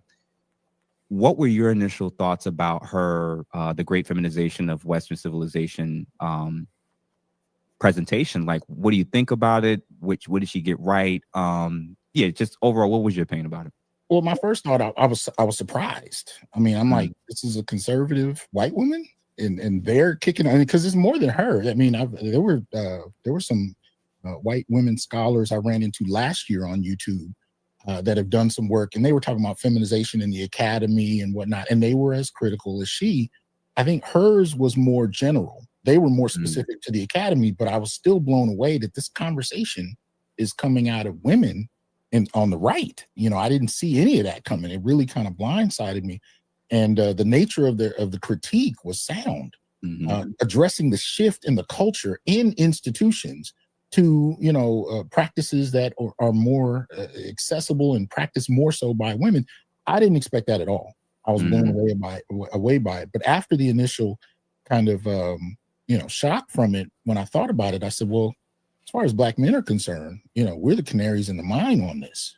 You know what I mean? In terms of the Black community, we've dealt with feminization much longer in a different kind of way. So, you know, I wanted to, in my last show, just really start off and have a conversation about how much I appreciate where feminization is going as a critique, as a means of analyzing what's going on in everything from the job market to workplace climate to politics and so on and so forth.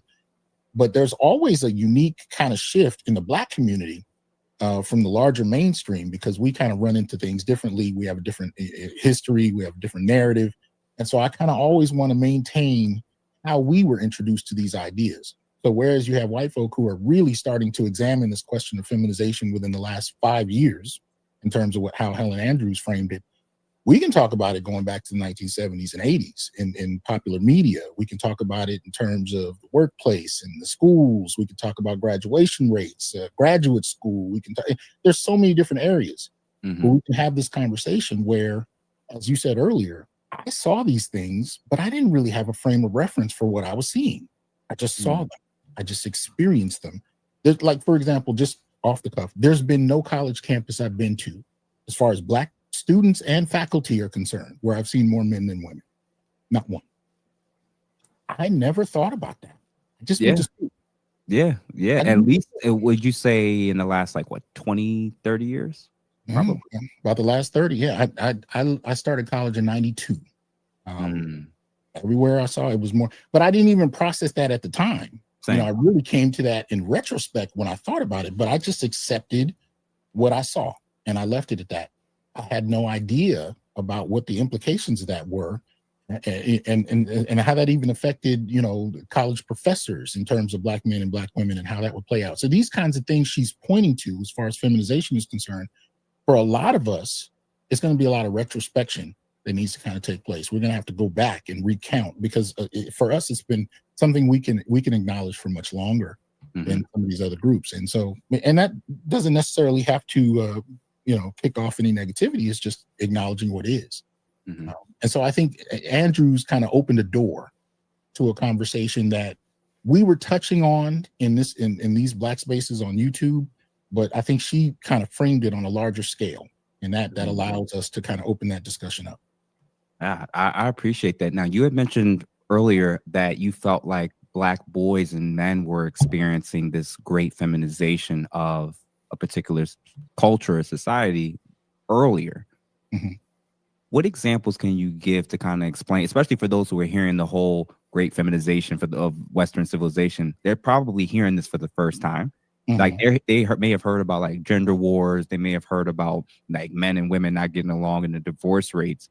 But from the starting with the Black community, and then we can kind of extrapolate or go to like the general population. What did you note of examples of what Black boys and men were experiencing in terms of the feminization of the culture? Well, a lot of it started with the exclusion of Black boys, for example. I'll give you an example. Matter of fact, in the comment section of my last video, there's a brother that gets in there and he says, I have a young son, and I was trying to find books, children's books for my son. He said, I couldn't find any, but every one I did find were targeted for girls. I've had other fathers, and I went through this when my son was young, looking for everything from after-school programs to programs designed for Black boys. Overwhelmingly of the programs we found, they were targeted for girls.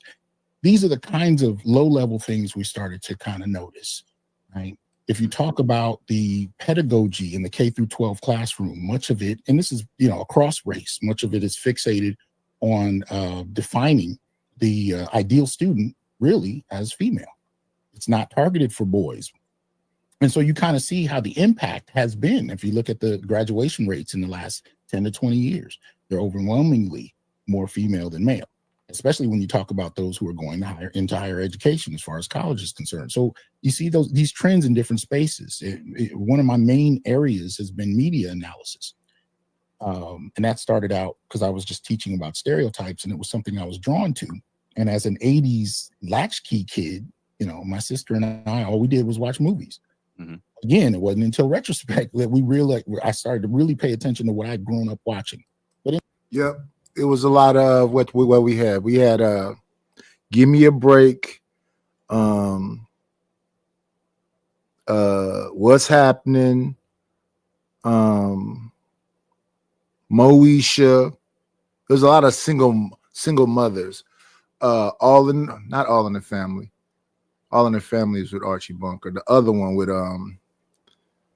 they had the this was a lot of single mother TV shows. Who's the Boss? That Girl. Just went on and on and on and on and on and on and on. Pedagogy. Taking an academic discipline is the study of how knowledge and skills are imparted in an educational context, and it's considered the interaction that takes place during learning.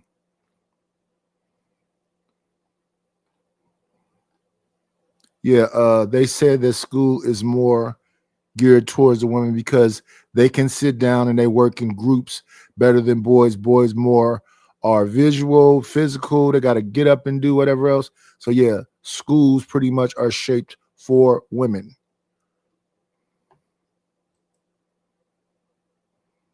In this kind of framework from the 1980s onward, you talk about Black men and women and the narratives and experiences and even complaints that we have about everything from dating to marriage to so on and so forth. Black men really didn't have a platform on the same kind of scale that we saw happen with women. I mean, we had hip hop, we had comedy, they had Steven Spielberg directed movies. I mean, it was a global stage for a visual narrative about the experiences of Black women. You didn't see that same kind of access for Black men. Much of the time, we had to wait for Richard Pryor, Eddie Murphy, somebody else to say something that we kind of could have aligned with, but we didn't have a platform on that scale that we could really speak to. So there's so many different areas where you start to see this, but pulling them together wasn't the easiest thing to do because despite experiencing it, I really hadn't thought about it.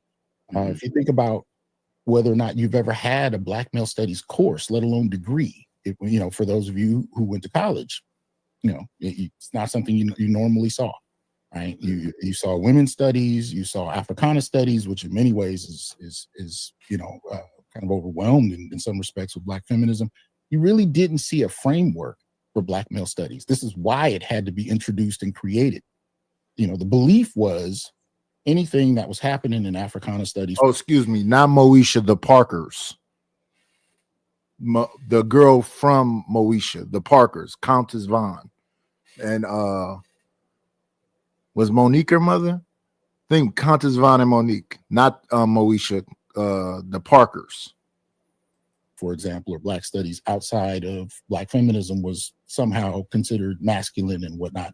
But it really wasn't. And when you really start to go through, particularly The Man Not with Tommy Curry's book, you really start to see what what conversation As a has. matter of fact, what was that other one with Thea Vidal? Let me see. Thea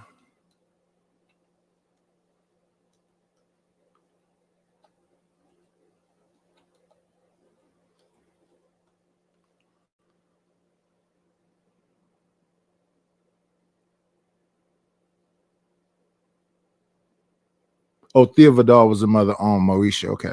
Yeah, not Moesha, the Parkers. Oh no, this show was called Thea. Why am I mixing these two up?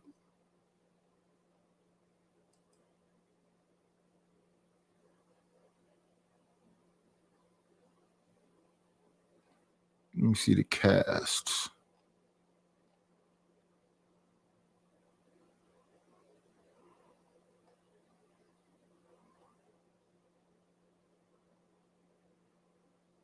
Where's the cast? Okay, here go the cast.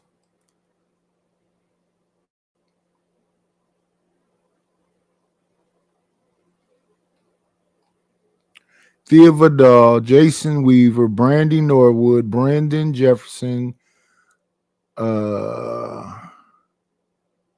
Cleavon Derricks, Yvette Wilson, Arvell Lowe, Wesley Jonathan, Miguel Nunez.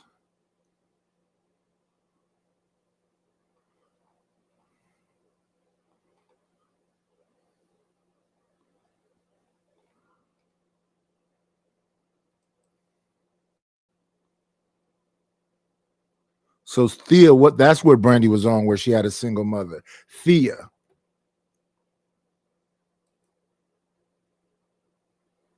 Okay, Thea debuted in 93, and then Moesha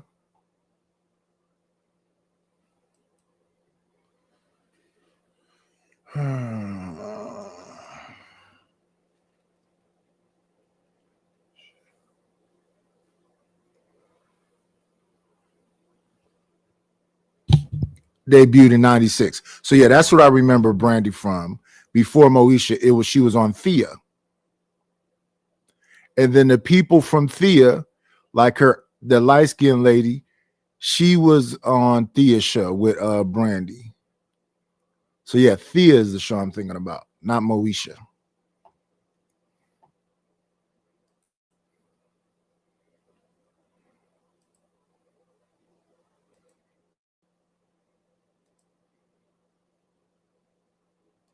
Not been happening about black males. That's when you first begin to really pay attention to it and see what's been missing. So, so that kind of focus is outside the discussion. So those are just some examples. If you want to talk about the percentage of male teachers versus female teachers from kindergarten through graduate school, what the differences are there in terms of that. And of course, especially in the Black world, the Black Academy, those are some of the differences we notice as well. So these kinds of differences in terms of whose narratives, whose voices are where, how they're acknowledged, what frame they're in, and who predominates in physical numbers in some of these spaces, it varies, but much Let of the me time. see. So what you said, Stack said that them was big backs. Okay, so you had That's My Mama, What's Happening,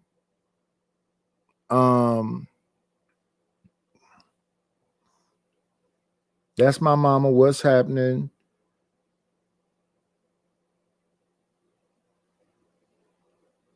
Thea, Give Me a Break. Yeah, they was hiring like the same women most of the time.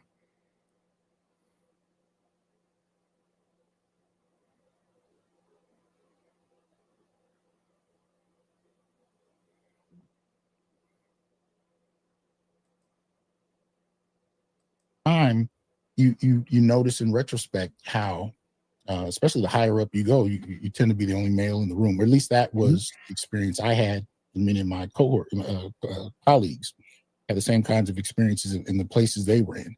And to this day, I still get Black males finishing doctorates, working on doctorates at various stages of it. I think I'm sitting on about 5 or 6 different doctoral committees. I got one Thursday who's actually defending, but I'm on about 5 or 6 of them because these males are looking to deal with Black males in their research, but they're being attacked sometimes by their own committee, sometimes by their own committee chair, because for the most part, it's Black feminists that are the only ones there, and they're, you know, kind of dealt with in a very hostile fashion, and they're looking for ideological support, you know, academic support, intellectual support, so that they can rationalize doing the work they want to do without being kicked out. And I've had a few of them experience that as well. But just trying to find resources, not only on Black men, but Black male scholars willing to talk about Black male studies, you know, there's a dearth of that aspect as far as that's concerned. So, you know, we could talk about, we can identify areas if you'd like, but yeah. Well, you know what? Let's start with, you mentioned education and the overwhelming percentage of teachers being women or female. A lot of ladies, and even some men that may side with the ladies, that think that, well, what's the issue with that? Like, people get to choose what profession they want. It's the presumption of choice.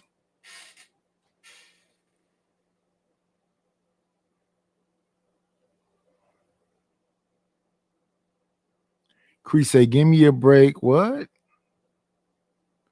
No, she was the maid, wasn't she?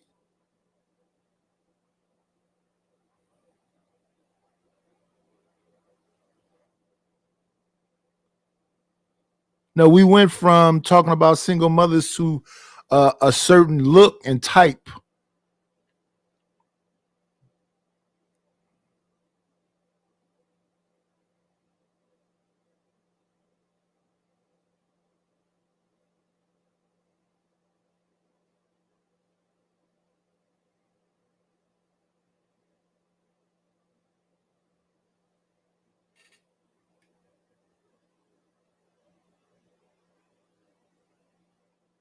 So we went from talking about single mothers to talking about the way people looked.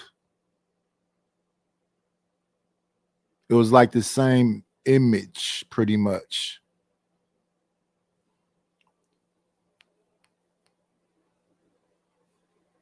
But I do remember seeing families too, because what you had,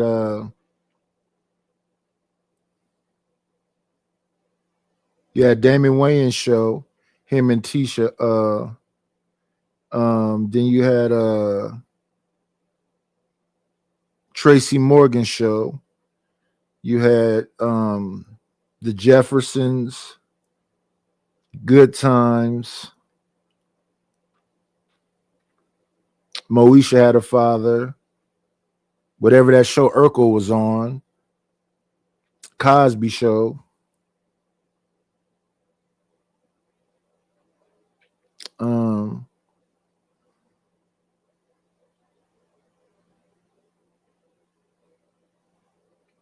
But it's the times that they were on. When I was younger, it was more so, like I said, That's My Mama, Sanford and Son. What are we looking at? Happy Days, Bonanza,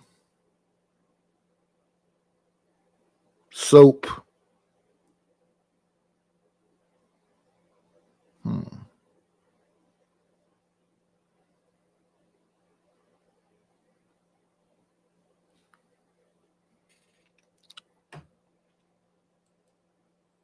So if it's a majority women and most of the women are feminists and most of the men support the feminist woman, there's that. And they became teachers. So what's the issue with having such a heavy percentage of overwhelming majority of teachers being women? What could possibly be an issue? Well, the people that predominate in a given space tend to set the culture. And this is what Helen Andrews was speaking to, really. And she was talking about, when women predominate in a certain space and they enact a culture that is gynofocal, and that becomes the standard for how things happen, it can become in and of itself alienating for men, right? So if you go back to teaching, if the majority of the teachers, especially, the lower grades you go from kindergarten upward, are female, then the culture tends to, especially the pedagogy, tends to respond in that way, tends to function in that way. And boys find that their rates of punishment go up. Detention, expulsion, these kinds of things tend to go up. And then, of course, when you start talking about medication, when you start talking about treatment for behavior, you notice that those things tend to go up as well. Very different if you go to Nation of Islam schools where they have male teachers and male classes, for example, very different response to the students, that whole kind of thing. So the people in the room tend to set the culture of the environment, and the culture of the environment more than often.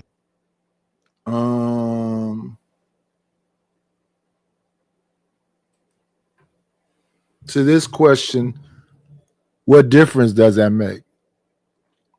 If they're feminists, okay. And if they value themselves more than men, okay. So that means what? What does that mean?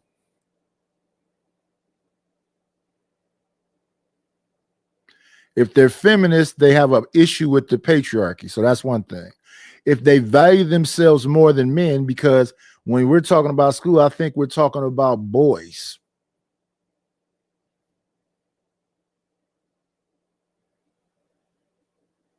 So you mean if they value themselves more than boys?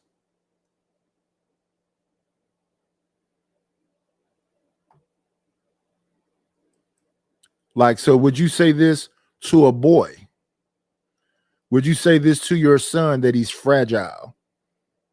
Would you say this to your nephew that he's fragile? We talking about children.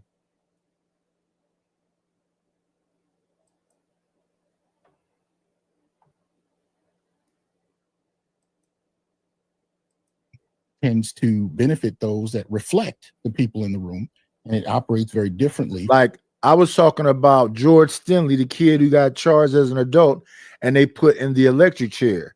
And Zoomer's response to that was, sometimes you got to shock a boy. So, and when you have that level of insensitivity, then leave the YNs alone. Let them rock out. For those outside of that. So that tends to be part of the issue. It's as far as who's in the room, who gets affected, who gets to say what, who gets honored, who gets cherished, who gets punished, who gets dismissed.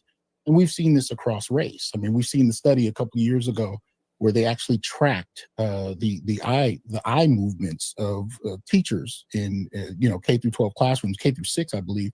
And they were looking at which people they pay the most attention to, which children, and it tended to be Black children, especially Black male children, right? But these were coming from mostly white female teachers. And so you see in the dynamic of who they, and that was in terms of a punitive treatment, right? You see who they acknowledge as a problem, who they acknowledge as those who are doing well, and I witnessed that, with my own son growing up, in these environments. So the people in the room have a great deal of impact on who gets to do well, who gets to excel, and who doesn't. And that becomes a conversation unto itself. The other part of the problem is, and this is coming from many of the young male teachers I've dealt with, I too had this experience when I was teaching K through 12 in the 1990s. Often the culture can be very hostile to Black men moving into. Let me see now. I think women are tired of putting men before themselves. When has this ever happened? We got 32 people in the building. When have women put themselves before men? When has that ever happened? What are some examples of this? Well, how does put yourself in front of a man work? How does that work?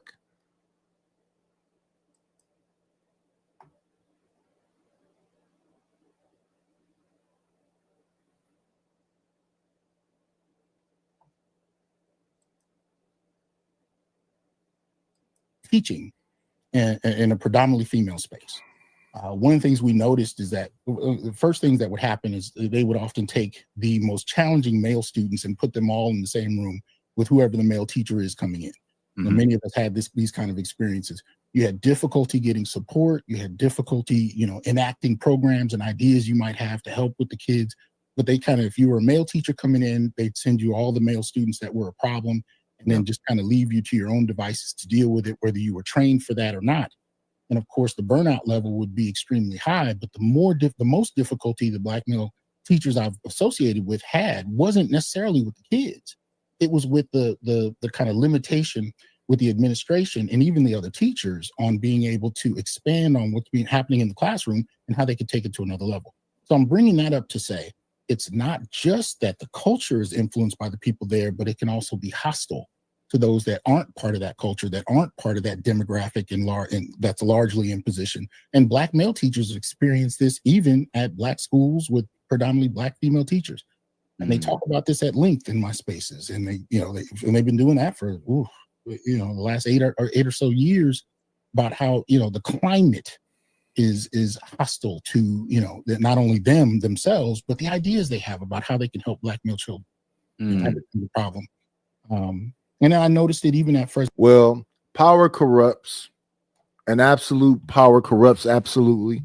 So if you make it unbalanced and you give all the power over to one person, they're going to take advantage of people. So they're going to do the thing that they say that patriarchy did to them. They're going to do it to men now. Get back. Revenge. The big payback. Yeah, Shicey Bum, you have some power in these YouTube streets. You have power. And a lot of times you abuse the power that you have. It's just natural based on what you said.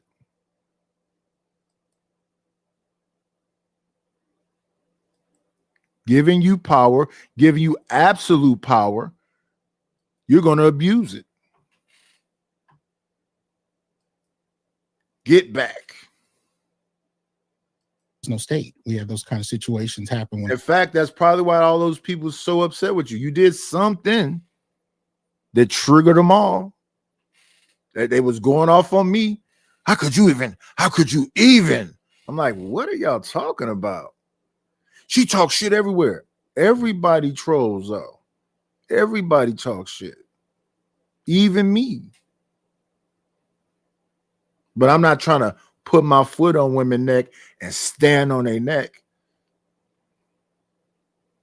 I first got there, we set up programs to help the kids. The majority of the faculty involved in those programs, just because of who was there in numbers, were Black women. And the response from that, as far as the students, is when you started to go to events, when you started to go to programs, it was overwhelmingly Black female students that were being drawn in, because they were being drawn in by Black female staff and Black female faculty. I had to create a separate program just to get the males, because they felt isolated, they felt excluded, they felt left out, and they felt like nobody was even bothering to talk to them. So in other words, the women faculty were looking for women students. It hadn't dawned on them to go get the male students. They operated with what they were familiar with, and that was their focus. So the male students were just outside. So I had to. Okay. Now here's Sin 7 Sin. A bit of the old and out is a reference from the movie Clockwork Orange. So in Clockwork Orange, they use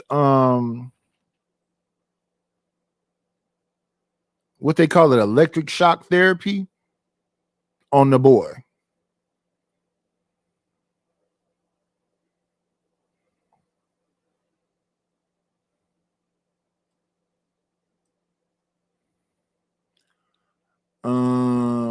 Give me a break. That was net. Yeah, she was a maid. I never really watched My Three Sons. Different Strokes. They had a white maid. Mrs. Garrett was on Different Strokes, right? And then she went to The Facts of Life.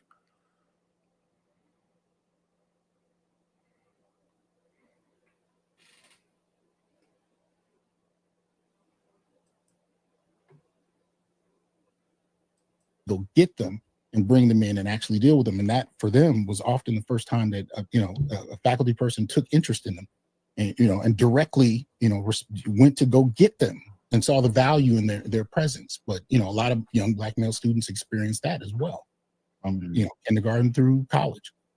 So demographics play a huge role. Yeah, and this person, Sir Rashad Walker, said this is what's not brought up when women say we need more male teachers.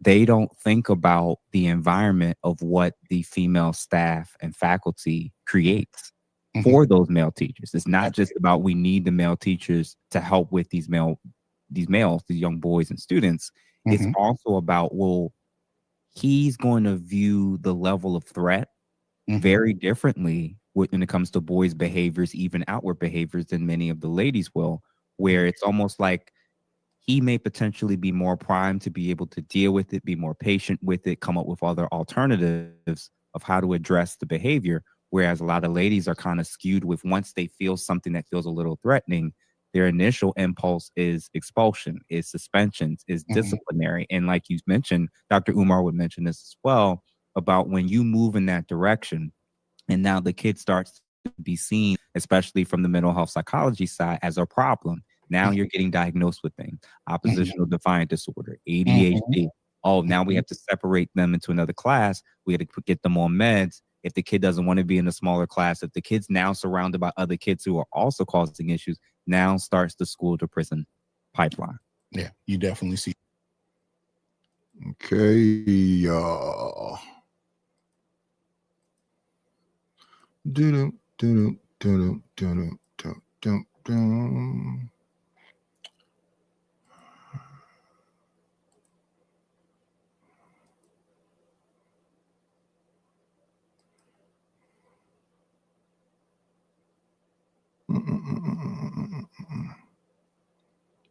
When it comes to educators in America, Black men are one of the least represented groups. Even in Detroit, where most of the student body is Black, most of the teachers are not.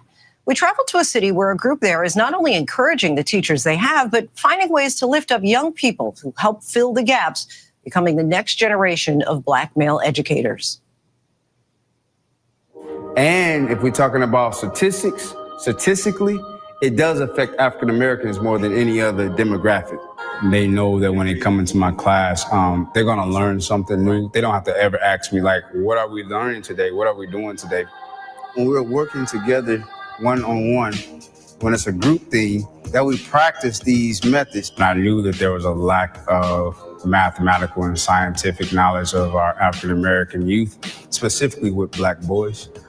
So I wanted to make sure that, I gave back the importance of having a math and science background. And I also wanted to give back to my community as I grew up in the Detroit public school system, kindergarten through 12th grade, where it's always important to have a strong foundation in terms of relationship before you even get into any kind of content or anything like that. Because once you get that relationship, the kids look at it like anything is possible.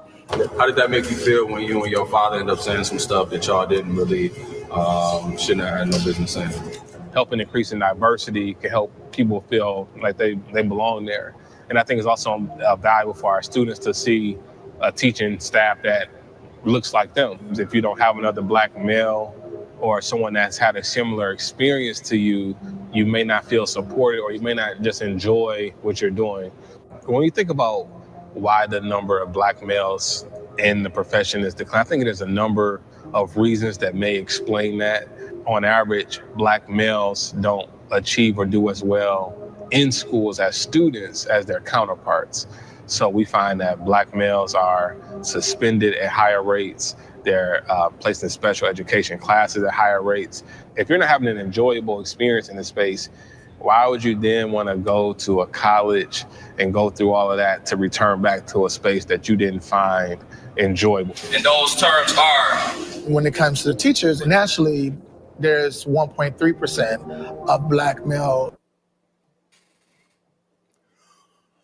American Indian, Asian, Hispanic, Black, Hispanic, and any race. Native Hawaiian, Pacific Islander, white, non-Hispanic. So the schools is predominantly white, 18.4%. The next group on this thing is Hispanic, any race, 2.3%. And then up under there is Black men, 1.3%. Study K through 12 from 2020 to 2021.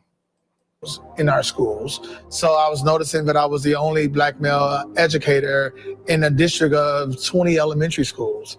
And so for me, it really sort of got me thinking around, like, why am I one of the few to go into this, to do this work?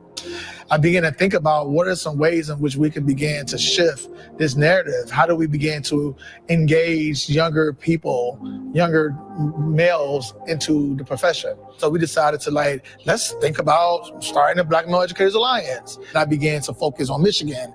And so that sort of also helped to precipitate that sort of the idea and grow the idea in 2017. I was really hyper focused on getting quality teachers, but also really wanted to see if there's ways to engage the few black male teachers that are out there to come into my school.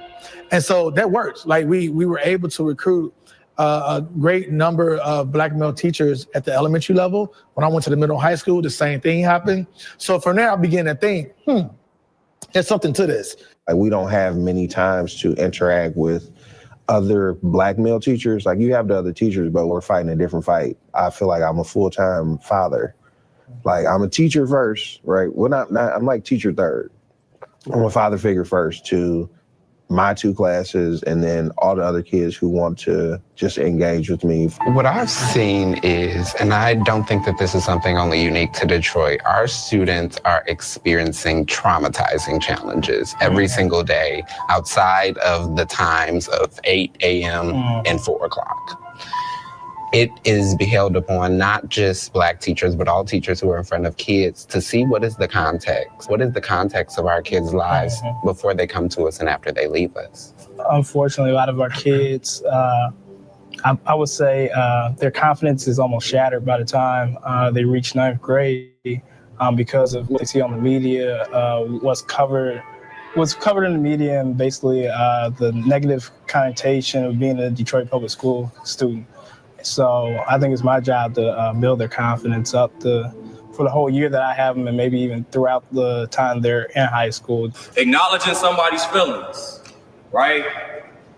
Raise your hand if you got feelings. And I know we, monitor a little bit. So, BMEA's Youth Leadership Development Program, we implement an intergenerational mentor model that's really looking to increase the math and the literacy proficiency of our Black and brown boys in grades K through 5. And the way we actually get them to that space is really having them engage in issues that involve them. So we want to make sure that they are engaging in these leadership skills that they're going to have to utilize as they get older, being able to communicate, collaborate, and really being able to think creatively to solve those issues. Currently, we have 77 high school mentors within the Youth Leadership Development Program, and we have just under 250 elementary school mentees. We believe our Youth Leadership Development Program has many benefits, but one is to help rebuild a pipeline of Black males interested in becoming teachers. And that program is an intergenerational model of mentoring in which you have site supervisors that serves as, mentors and supervisors to high school Black males who then work in the local elementary schools with Black. Yeah. Let's see.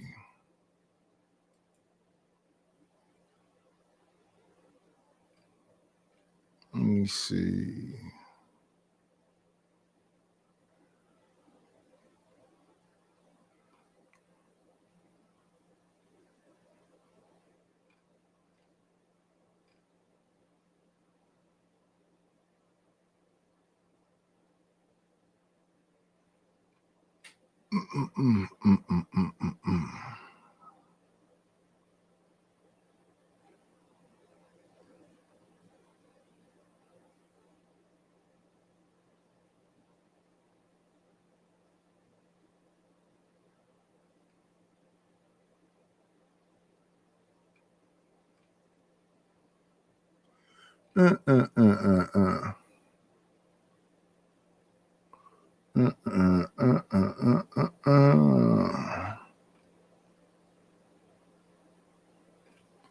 There's another clock like dum dum dum dum dum.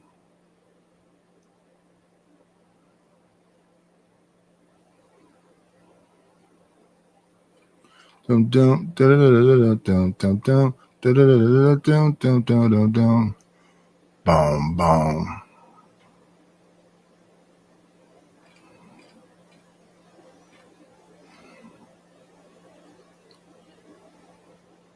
Dum dum dum da da da da dum dum dum da da da da da dum.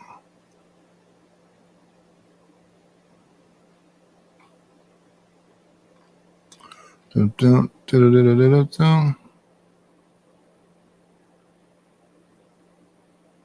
Dum dum dum dum.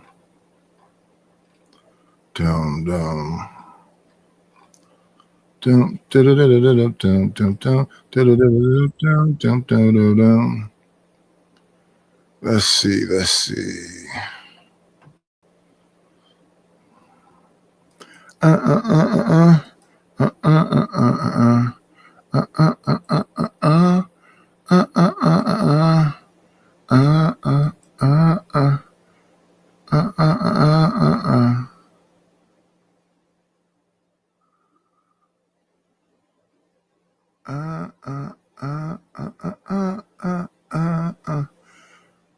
Matter of fact, let's go here.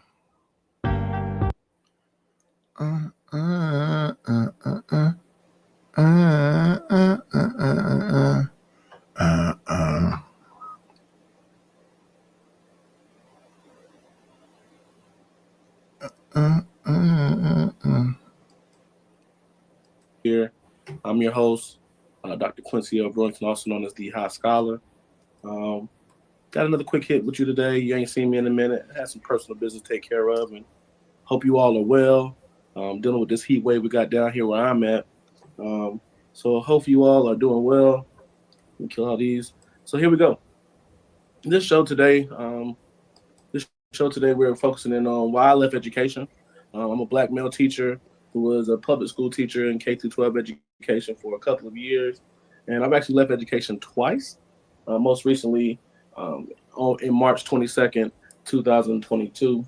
And this video is not going to necessarily indict any school system or indict any children necessarily. So I'm not going to name any names. However, this video will try to directly address some of the issues that I've heard others talk about why they left education, but I think it's a little different for Black men. So I'm going to talk about really three separate things. Really the role of the teacher and how the role of the teacher has changed, the challenges of being a teacher as a Black man, and just being a Black man in general. So let's start it off with public education gives this kind of snake oil, this idea that there's this great need for Black men in education. And that is factual. However, education's response to it and how they treat Black men when we're in the classroom doesn't validate that idea. So they tell you over and over again, like, oh my God, we need you to be in the classroom. You're gonna be a great role model. You're gonna do all these great things for these young Black men, young Black boys that we have in the classroom. You're gonna be exactly what we need. And that pulls you in and gets your heart all, warm and jittery until you start really doing the job and you start seeing that there's some really big issues here. So the first issue I want to address is just how hard it is to be a teacher. Like right now, it's almost like a lost cause to be a teacher because of how hard the job is.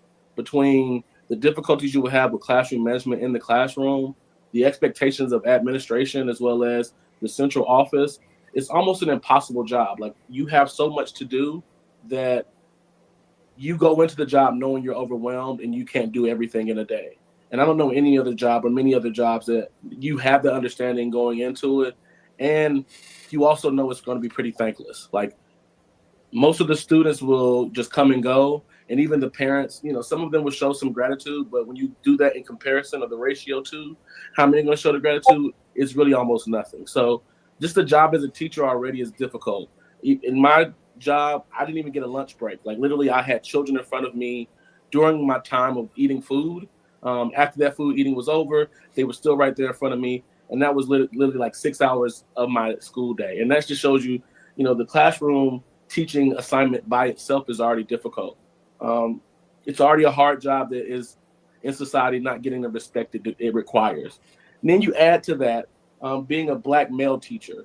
So being a Black male teacher is different than being any other identity teacher in the school because your demographic or who people identify you as or who you identify as is also seen as a mission in trying to improve their educational status. So as a Black male teacher, you will find yourself being asked questions about how can we improve Black boys' educational outcomes. And there's nothing wrong with that question. There's absolutely nothing wrong with that question. However, similar to other dynamics we have in society, how can me, one Black man, come into your school or county and try to give you this kind of magic bullet for all the Black boys you have in your county? Like, no one else has thought about anything else before now. No one else has thought about what they can do. It all falls on my feet. That's not fair to any Black male teacher. And not only are they going to ask you those questions, but they're actually going to start putting people in your face and in your classroom. I love them. I promise I do. I love them.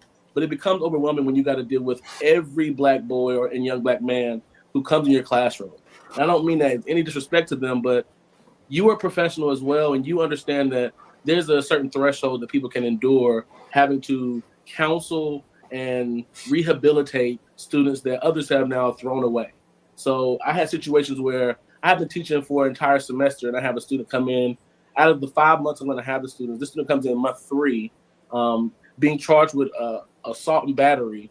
Which, okay, I can navigate this student. He's a young Black man, it's a young Black boy. It's not a bother as an educator. However, why do you see it appropriate to put him in my honors class? Why do you see it appropriate without telling me?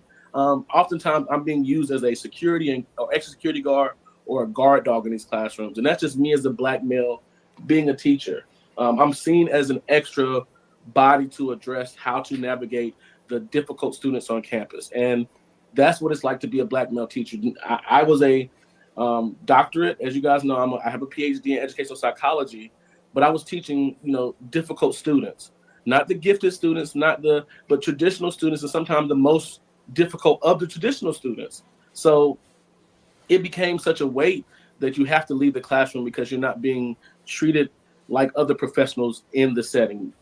And again, I've already said that this profession is also treating these professionals at a detriment. There's also already a problem of how we're treating teachers in general. I'm a Black male teacher, which also adds and exacerbates that problem. Now, the biggest issue that I've ran into, and this what came to me more so the second stint in the classroom. I did 2 stints in the classroom. One after undergraduate, and then more recently after the pandemic, I did a stint in the classroom as well. And I have to admit, man, like, being a Black male doesn't turn off when I go into that school building and become a Black male teacher.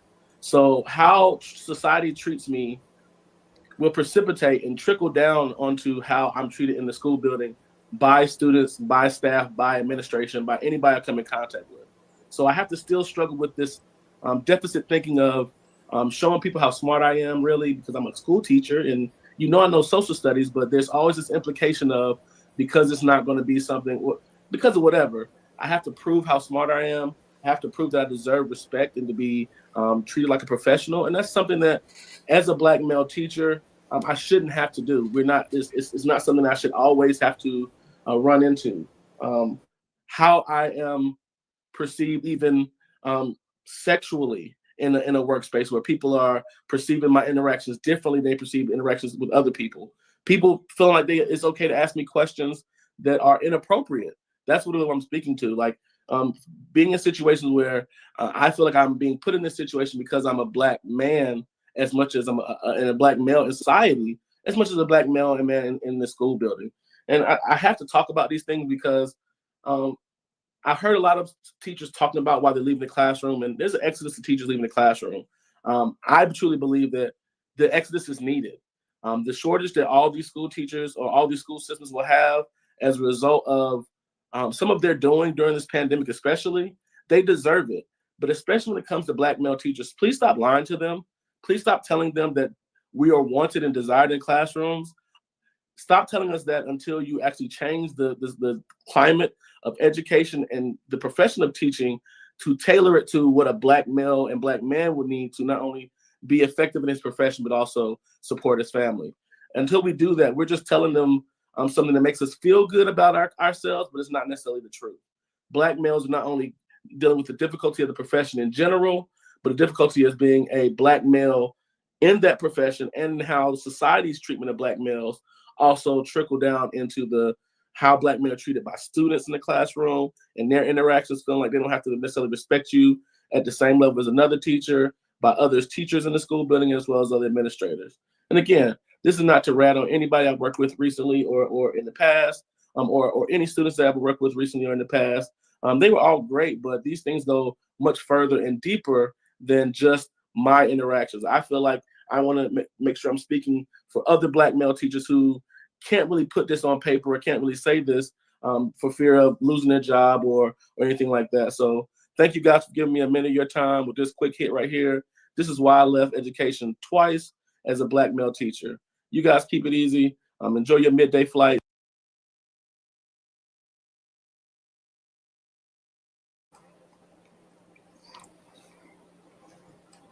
You can ring my bell.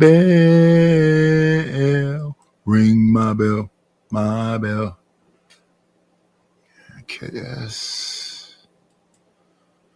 KS. You can ring my bell. Ring my bell. Ring a ding it.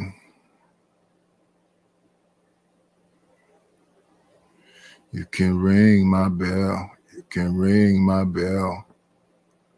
Ring down, ding, you ring it. You can ring my bell. You can ring my bell. Okay. Hit him with this one. This is a principle now.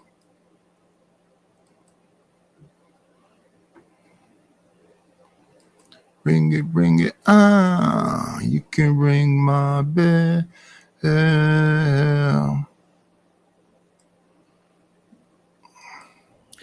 Greetings. This is Principal Kafele. And boy, do I have a long video to present to you today. Long but important. Let me just set it up for you.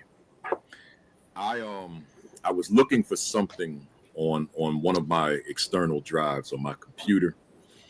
And in looking for something, I stumbled on this list, a very old list. When I say old, 2004, 2005. I did a speech at my alma mater, Kane University in Union, New Jersey, here in New Jersey. In 2000, I guess it was either 2004 or 5. And the speech was entitled 21 Reasons Why Black Men Should Consider Teaching as a 21 reasons why Black men should consider teaching as a career option. We just got through hearing a brother say why he left. This is 21 reasons why you should do it. Come on in. Play, it's always a treat when players leave. Church. What up? Assalamu alaikum. Yeah, wa alaikum assalam. Get my microphone together. Give me a second. How you feel? Oh man, y'all gotta cut that out. What difference does it make? We still around, buddy. I gotta cut salutations out. Okay. Feelings. Do feelings really matter? Yes, they do. Why? Because everybody feel. I'm reason a recluse. I keep myself away from people for the most part, so I feel pretty good most of the time. Well, I'm going to continue to ask, even if you don't like, sir. I was brought up to be polite, even if you don't like it. So if I don't like it, that's not being polite. That's being an asshole. That's a fact. And I was brought up to be an asshole too, so it's a conundrum, right? Imagine Umar in a school or JP. Well, when it comes to Umar, I still think he should have had classes online and skip that whole brick and mortar thing. Why we have classes online, sir, when he was never going to build? It was a scam. That's my Philly brother. He was never thinking about no school. Because a lot of things he says I think are relevant. It's just when it gets into the grifting part. So when he's telling people, don't be so quick to let these people put your kids on Ritalin, I agree with that. When he talk about different styles of where you teach a boy versus you teach a girl, I think that's relevant. So there are things that he says I agree with. Only time I call him King Kong nonsense is when he started talking about giving him money for this brick and mortar. Now, the thing about the snow bunnies and whatever else, men gonna do whatever they want to do, and that's another direction. Are you trying to teach? Or are you trying to be a dating coach? Which one? What arena or field are you really trying to be in?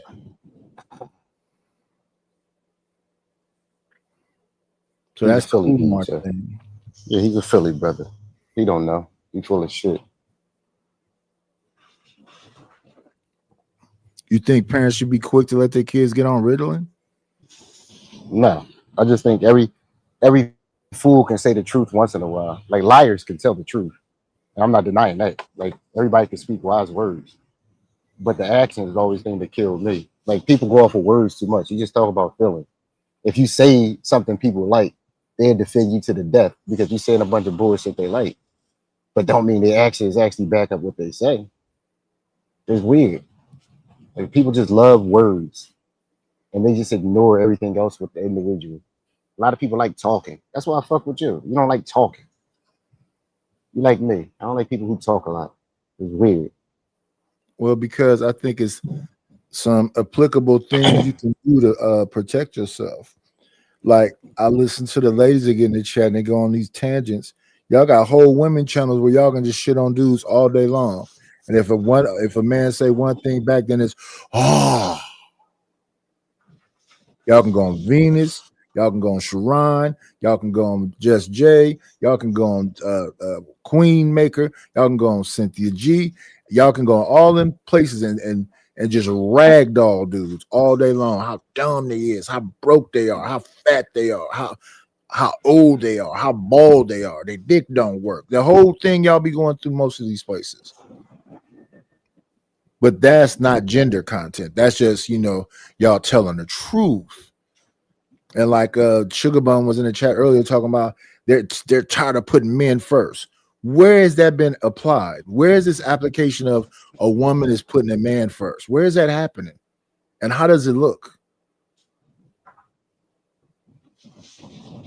I never seen it. And then you think if you keep saying shit to me, I don't give a damn about what you're saying because I take it as trolling and I just troll back. Who you think control longer, troll? You or me? But yeah, then it's this other thing about somebody's blocking somebody. I don't block anyone. So that's just another exaggeration. And when I time you out, I don't time you out over and over and over and over again. You get timed out and then come back and continue doing the same stuff. If y'all know how to lead, because that's the conversation that you're having, that the men don't know how to lead and the men don't, their dick don't work and they got high blood pressure and diabetes and whatever, all this shit. But you're not gonna cook, so you're not gonna save him health wise. If he can't screw you basically saying he's useless. I'm just listening to things that y'all say. So if y'all check out, what are y'all talking about? Y'all should be perfectly fine. Y'all know how to lead each other. Y'all know how to freak each other off because there's a bunch of lesbians. I don't get what y'all talking about the dudes. Same way I don't get why Rufus talk about marriage when he not marrying nothing.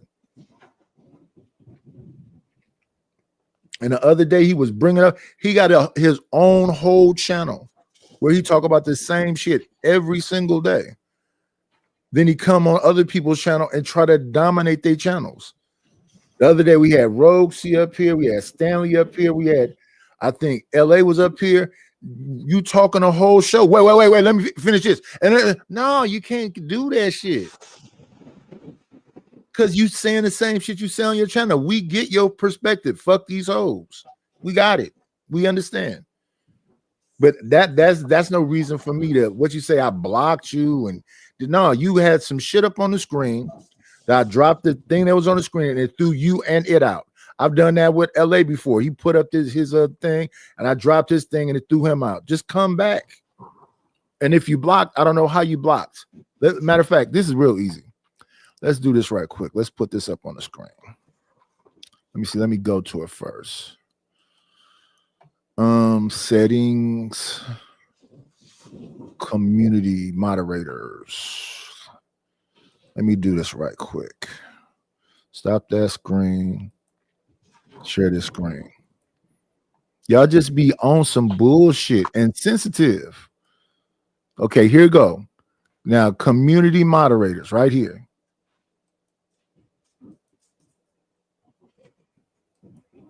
Can we see the screen? Yeah, okay. Let me stop it again so I can go to community moderators so you can see. See that folks be on BS. I have no reason to lie to y'all. I'm not scared of you. Why the fuck would I need to lie to you? Oh, that's what's wrong. I'm clicking the wrong thing. Okay. Let's bring it back again. That's why when I be hearing these women talking about, you're lying. No, I'm just giving my opinion. You're not. Why the fuck would I need to lie to you? So here we go. Can we see the moderators now? Okay, let's go down. So we're gonna read who's here. TMKC, Stanley Cross, 18th letter, Reese, Lord ADS, LA, Shiesty Bomb, Rogue C, Rapid One, Cellulite Podcast, The Wildest Wake Up Show, Miss Lockhart, Anna Nicole, Savage Entertainment, and Ruthless Truth. No Chaser, A-Dub, and Mind Chaos Brew. That's Raw B. These are the moderators. Now let's go down to the block file. No one is blocked. It's empty. No one is blocked. I do not block people ever, even when they're being complete annoying assholes. The people with a big wrench over here is Truth and Nexus Purpose. He's calling himself the messenger right there. And the other big wrench is TMKC. In fact, she has a standard wrench and a big wrench. And why is that? She paid for them.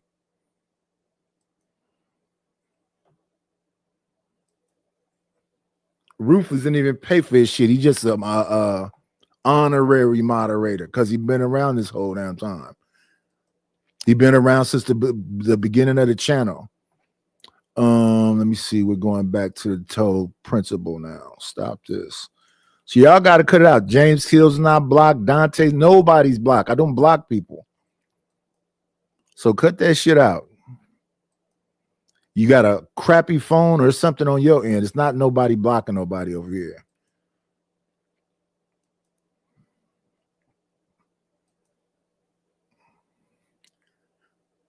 Unless somebody know how to block somebody from the chat. Career option. I gave that speech that one time because I was asked to give it to an audience of prospective Black male teachers, college students. And I never gave that speech again. It was a one-time deal. So I never thought about it again in terms of a speech. Of course, it's something that stays on my mind and something I talk about informally and formally, but not in terms of a speech. So I'm searching for something on my computer, and there's my notes from that speech. I had the foresight and the wherewithal to save them. These 21 different reasons why Black men should consider teaching as a career option. So as soon as I saw it, today is a day off from speaking. I'm not speaking. I'm not traveling. I'm not doing anything. It's just one of those days off, but I will be traveling tomorrow. So I said, man, I've got to make a video about these 21 reasons that Black men should consider teaching immediately. So here I am in front of the computer, and I'm going to spend some time talking to somebody out there in the world. Somebody that needs to hear this, somebody that doesn't realize where they should be in terms of our kids, our students, our scholars, or someone who doesn't know where they want to be, or someone who's on the fence between this career and teaching, whatever it is. I want to give you reason why you should strongly consider teaching if you are a Black male, a Black man. And let me, before I even get to the list, let me say this to you. Black men comprise, there's a few stats out there. One of them says less than 2% of the total teaching force in America, less than 2%. Another statistic says 1.2%, which is less than 2%. Another one says 1.3%. Another says 1.4%. But they're all saying less than 2% of the total teaching force in America, whereas Black children comprise 17%. So there's a lot of disproportionality relative to the percentage of students in a typical classroom, Black students versus the percentage of Black teachers, and in this case, Black male teachers.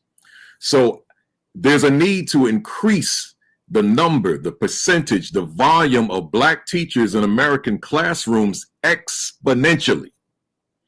And that's not to say that solely Black children need Black teachers, but children of all races and ethnicities also need to be exposed to Black teachers, because everybody is bringing something different. So here, I want to spend some time with you. I'm hoping that you're going to watch the entire video. If you're not one that this is applicable to, but you know someone else that is, then I'm hoping that you watch it for them and then share it with them. Pass it on to them, retweet it to them, however it is that you're going to get this video to them, because there's somebody out there that's got this phenomenal potential to do extraordinary things in a classroom, but the right message hasn't come their way. So I want to be the one. I want to be the one that communicates that message, so that they may in turn become that phenomenal teacher, that extraordinary teacher, that teacher of the year, that teacher that changes the game, that alters the trajectory for a child, because one day in your life, somebody passed along to you a video that Principal Kafele made that made all the difference in the world for you in terms of your career decision. So let's jump into it. Again, the title, 20.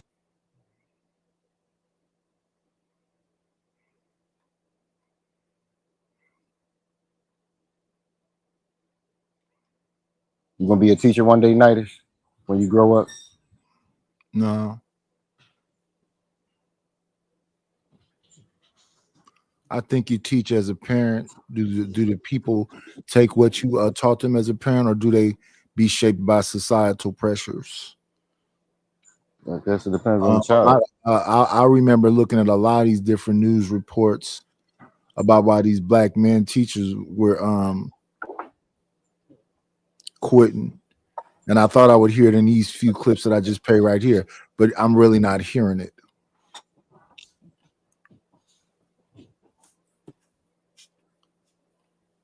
They're really not saying it. And that's the other thing. People have to have the voice and the willingness to say things, because these women can say whatever the hell they want to say. They can ragdoll you every single day. Come in groups and ragdoll you. Go to other places and ragdoll you. They just want to be around men. I don't even agree with that either. I hear people say that. I don't think so. They already know the men that they mess with, and a lot of times it's the men that they say are rotten. They always here, but they always got something to say to you, sir. They always come back. Yeah, but that's a waste of time. Like Sin 77 was saying the other day, you need to be in the Paladin more. You're on other people's panel. You need to be on your panel. So I'm here for hours right now. Ain't nobody hitting the like button. Motherfuckers ain't supporting the channel. Be here for what? Just to be here? That's ridiculous. But that's the society we live in. People are accustomed to, everybody talking this goofy shit. And then when I be on panels where you had the men talking about, what you're supposed to do as a man, your responsibility, that's your perspective. And then you're one that's saying that you definitely had fathers and uncles and people that gave you examples of how you're supposed to be in the world and in your marriage. And all those men and those mentors and those people you said that you're supposed to be this sole provider and all this other stuff. Now, so we've established that that's the way you live in real life, and you have examples of it, and you're being this leader. So why they have a problem with listening to you? Why are they giving you pushback?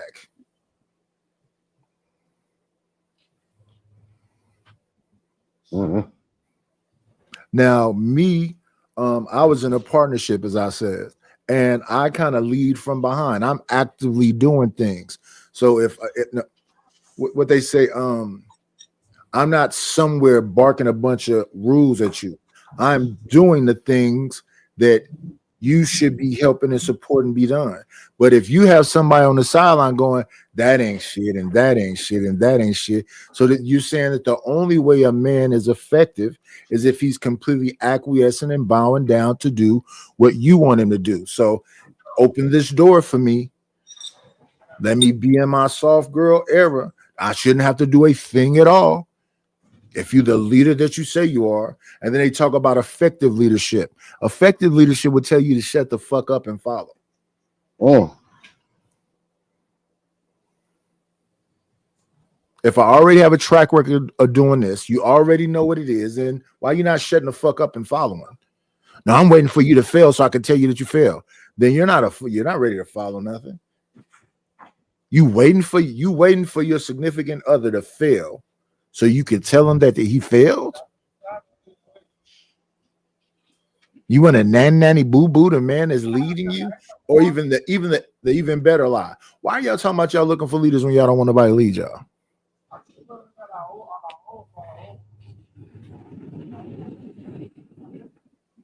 And see, that's what I talk about on panels, and I talk about it calmly. And then you have 50 women talking about, yeah, Nidus think he's slick. I talk directly. What's slick about talking directly? I'm on a panel with Mel, and she telling me some shit about I'm like, no, I'm not following you. What the fuck are you talking about? Women, slow talking, all that nice, nasty bullshit. Nice, nasty, huh? Mm-hmm. Fake nice, not nice at all.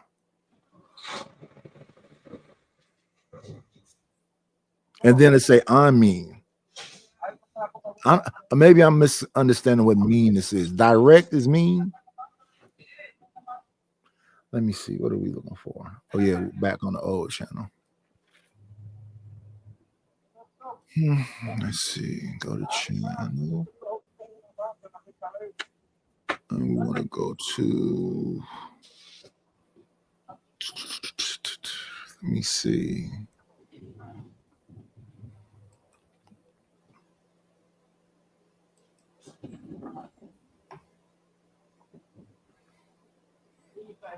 They want to spend whole shows pooping on you. And this, and this, and this, and this, and this, and this, and this, and this, and this. I understand why you're alone. Who could listen to you?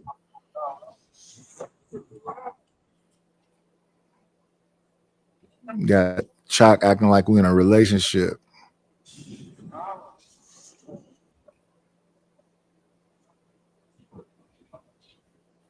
Is this it? Let me see. It's probably this right here.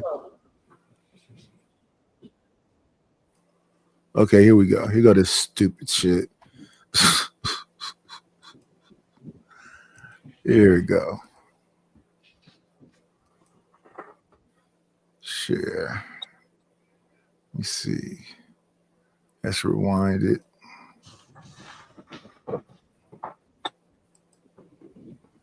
Let's see. Oh, that's the volume. Well, let's play it. No, you're not. Okay. That's crazy. First off, I have to deal with that with my wife. She would have to motherfucker be like, in an end of the world situation, all women are friends. No, They turn on each other quicker than a. In the end of the world situation, all women are friends. Yeah, do you remember the TV show about the island, the Bear Grylls thing? That would have been construed as an end of the world thing for them. How long did they last? Was it a day? Yeah. All women are friends. No, you're not. This ain't the clip. That's nature. Men are supposed to be the protectors. How's it nature? How's it nature? Man, by nature, men you are want these protectors. delusional fools that think he's a leader and a protector and a provider. in an environment where it takes two to maintain. Watch him be ridiculous. You heard what I said when he popped up here. Dun, dun, dun, dun, here I come to save the day. Pull your cape out. It takes two, but guess what? Where to begin? Who are the narrator and the navigator of the seat? The men. That sounds fucking retarded, bro. Who sets the pace? The men. That sounds fucking retarded. Wait, Uncle Tom, I got something for him. Oh my God.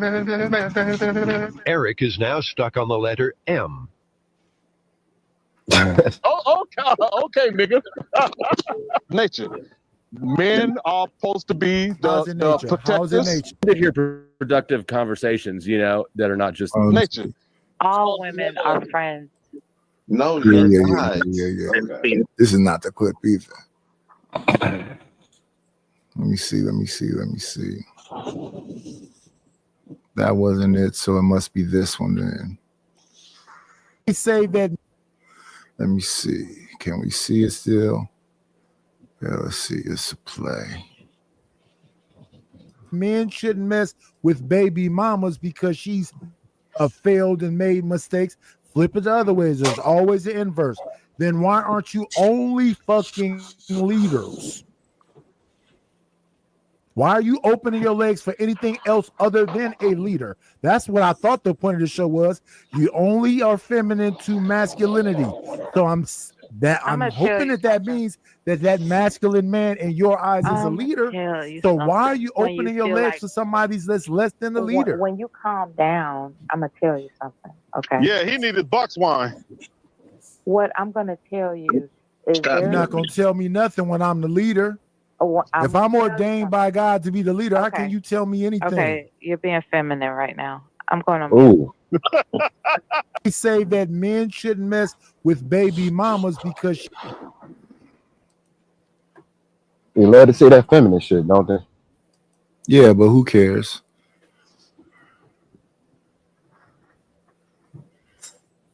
That's hilarious. I'm picking fights. It's hilarious. All y'all do is sit in chats and talk shit to dudes until they get triggered, and then go, see, that's some fucking Charlie Brown shit. Hey Chuck, come kick the ball. It's masculine when you throw them out the window or something like that, or it's just quiet and let them say whatever they want to say and you don't respond at all. I interact with the chat. I try to, react or respond to when I'm playing them.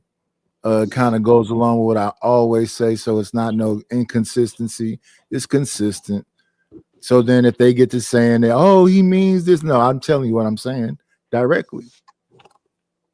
So I don't hate women. So when people be trying to hit me with you a red pill, no, I'm not at all. No form of fashion. In fact, most of them dudes keep calling me simps,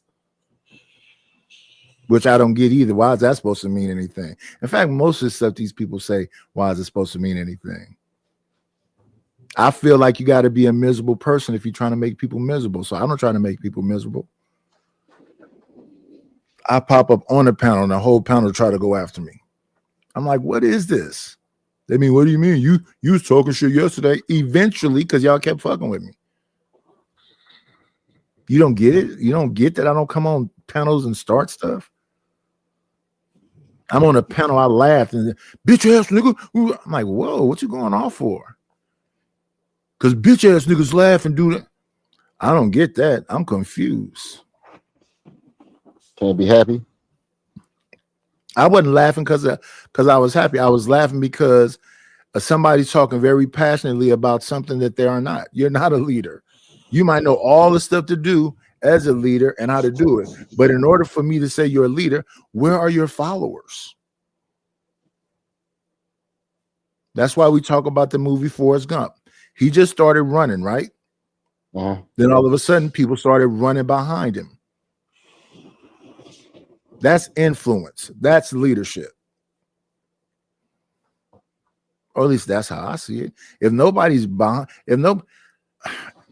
what are you leading if you ain't got no followers? And I don't look at subscribers as followers. There's people that subscribe to my channel don't even watch this channel. They just, oh, okay, that was a cool show. They subscribe and never come back again. With the 169 or whatever many I got now, where they at right now? We got 169 subscribers and there's 29 people here. So that's not a follower. That's just a subscriber.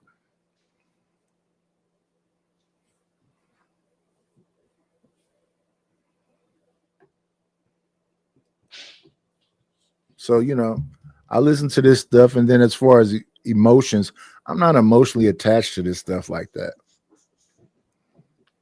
What was my point of playing them videos I just played? Do you care about those people that's actually experiencing and going through that stuff? Because I think that those people were speaking passionately, but no, people's too busy laughing at them. Oh, that motherfucker look gay. Oh, that motherfucker is just soft. Oh, that motherfucker. So, and I heard Lord ADS say some slick shit about one of these. So don't talk about your feelings over here. If it's, you're supposed to be tough and the man is supposed to be this. And if you still talking the way our fucking grandparents talk, kids are to be seen and not heard. Women to be seen and not heard. Suck it up. Why are you crying? If you still talking like that, you just primitive.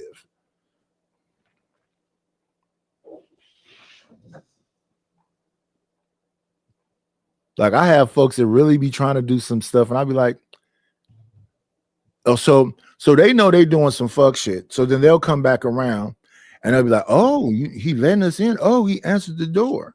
Well, you my sons, jerk off. What the fuck you think I'm gonna do? Well, yes, because whatever feelings or shit you going through, that shit you going through. Well, you be saying shit, I be saying something that's real. I be saying something that's honest. Y'all act like, strangers. Y'all don't function like a family supposed to function to me. And y'all think I be talking shit. I'm not talking shit, because a properly functioning family, we are all one. This is just a relay race. I'm supposed to keep and maintain some shit to give to y'all. That's what they call generational wealth. But let me understand this. I'm supposed to go through all these bumps and bruises, be going through this, and then I gotta question your sincerity with me, your honesty with me. If I got to do that, I just chalk you off as I'll see you when I see you. And that's what it'd be like with a lot of people. So there ain't no point in having no deep emotional commitment to a non-existent nothing, acting like something is there that's not there. So when we don't show up, do you be upset? I don't think about it. I just realize you ain't showed up. I don't have to add nothing or take nothing away from that. Come on in. Play, it's always a treat when players meet. Judge. What up, Lord ADS? What up, Nighters? What up, Lamar Wilkes? What slick shit did the good Lord say? The teacher with, I believe he had on a striped shirt, was saying something, and you said it was par for the course. Yeah, that's in every field, man. You have to balance. What do you mean by that? Let's stay right there. What does par for the course mean to you? That means I know what it sounds like to me, but I don't want to assume anything. What does it mean to you? Standard normal operation that happens wherever you go. So feminists are at a job that you're at as a, because you say you some kind of administrative, something that come in and look over work, that kind of thing. No. I deal more with whites and Asian men. A lot of those. I'm not talking about what ethnicities you deal with, but are you like an outside agent that goes to jobs and like supervise, like a manager? In the capacity, yeah. I'm the guy who goes out to a site, does the manage intellectual property. Yeah. Sets up infrastructure, things of that nature, right? Yeah. Well, it's mostly done remote now. It used to be before the pandemic. I used to fly out to all types of places all throughout the America, right? Okay, so I'm saying, let's stay there for a minute. So I'm saying you're doing that as an assistant to help the company, and you have a vital role because you specialize in whatever it is you do. Now you get there and you got a bunch of feminists there, and then you got people with their prejudices. So, oh my goodness, this is a black man. And then all the biases they have about what a black man is. So they almost getting in the way of your job because they got to take you through all kind of what you call standards, acts, and procedures. It's almost like an initiation process sometimes, right? Coming to some of the companies. hazing. Yeah. They ask you all types of wild, out of the way questions, not even pertaining to the subject matter or anything, right? They just want to see how much you know. You know what I'm saying? It's like a test, a litmus Well, that's test, different right? if they want to see how much you know. But if you come there as a credentialed something, it's kind of a slap in the face because you're a credentialed something. So I gotta prove to you what I have credentials for. That's some racist shit. Standard act my ass. Because when it comes to the feminist perspective, they don't have them obstacles because what? They're like they're a special class. You can't question me. It's about the support, right, in that situation for that. You know what I'm saying? If it's more of a societal thing, if you ask me the truth, right? Okay, so cool. Societally, they look a certain way at a black man, and if you don't have other black people there, because a lot of people like to take the pride in, I was the first. So that's some Jackie Robinson stuff. So we're gonna spit on you, call you nigger, and all this other shit. And if you look at it as standard acts and procedures, then you're just willing to take the slings of society. To be honest with you, to a certain degree, yeah, you kind of got to, right? I mean, you know what I'm saying? One thing you don't want to do is put the project in jeopardy, right? Because of something you feel in that circumstance. You know what I'm saying? You feel like they're treating you a certain way. No, you're treating you a certain way. You don't feel it. But your goal is to achieve a certain outcome, right? Doing a certain task in that situation, maybe setting up a function app, maybe an app service plan, maybe setting up VMs in the environment, maybe Azure Virtual Desktop. It could be a litany of different things that I work on, set up and configure, and do manage intellectual properties on. And sometimes, you know, say you get some pushback from certain people in that group who really don't want you there, right? They see that face and they're like, uh-oh, no. Now I thought he was Indian, right? His name is Asa. Oh, well, he's not. He's black. Well, you know what I'm saying? Let me start doing certain things, right? I've experienced that before in a couple circumstances, right? Where it even gets hostile, where they literally, when you're answering questions, they're yelling at you. You know what I'm saying? What they're saying, they're speaking, but in reality, they're yelling. And so you got to know how to counter that and how to handle that, how to disarm those certain circumstances, situations. After a while, you get good at it. That's Look the at trick, this right? goofy shit. What does integrity and am I all right? Yeah, that sound like bitch shit. That sound like psychobabble. Where's my feelings in this situation? The man is saying that shit that's actually happening is not happening. Did I say run away from your money? I'm saying no. Get your money, and that shit is actually happening. Y'all bad listeners. Am I okay? Why do y'all ask me that shit? It's not affecting me. I'm not doing that shit.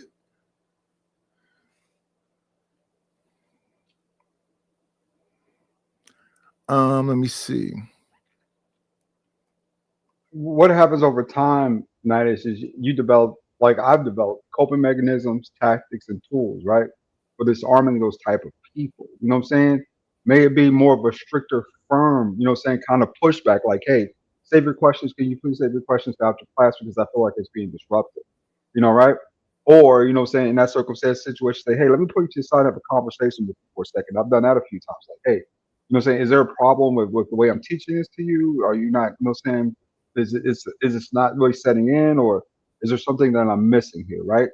See, a lot of cases, what I've learned is you can take it on head on. You just have to have tact to do so, right? A strategy. Is that your job? It's no. It's a sidebar of my job. My job is not coping mechanisms for other people. It's more, you know what I'm saying? But you still have to know how to handle those, because at the end of the day, that still reflects the outcome of the project that you're involved with. So, like I said, par for the course, man. Yeah, I wouldn't want to be bothered with that bullshit. If you're not helping, get the fuck out the way. Can't throw out paying customers, especially if they're paying for you to come out. Oh, so your customers are stopping you from doing your job to have sidebar conversations. In a lot of cases, in some cases, yeah, you see that, right? Like I was saying earlier, that happens when I go out to certain sites. My job is more of a cloud solutions architect of service market, right? That means I deal directly with customers, clients, and high-end but kind of business functionality. So when I get in these conversations, you get a lot of older engineers in there too. They've been there 30 years, you know what I'm saying? And believe it or not, IT is kind of relatively new to opening up to people like me, right? It's not something that's been going on the whole time, especially when it comes to high-end jobs, right?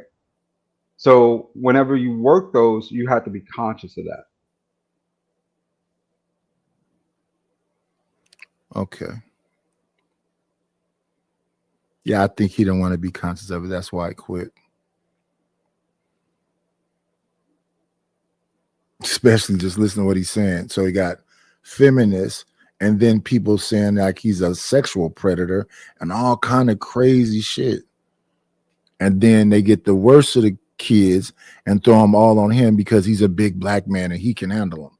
That's not even what his job was. His job was supposed to be in what, like AP classes or advanced teaching.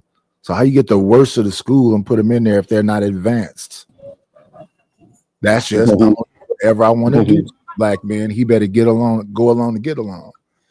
You think he's full of shit?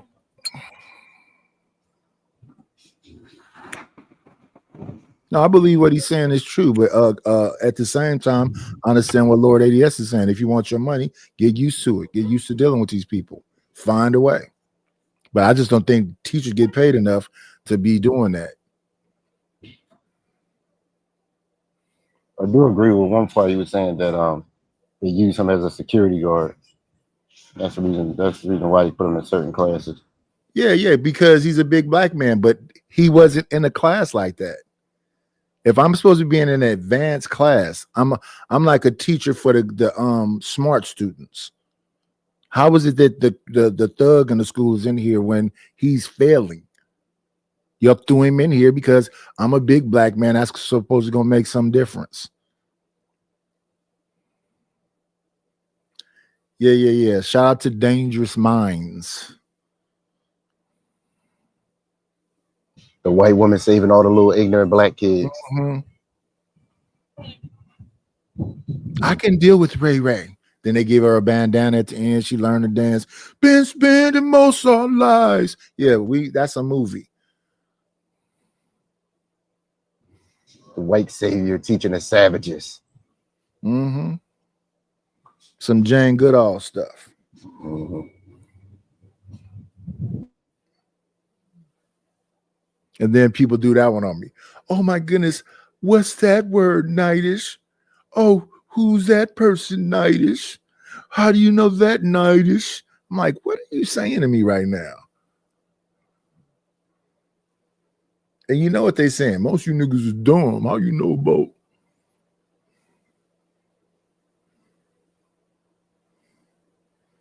And then the funny part about it, they actually take notes. So, okay, you took notes. I suppose you know some. I'm smart. And then tomorrow I'll come back and he'll be sleeping 5 minutes. Every single day, same shit.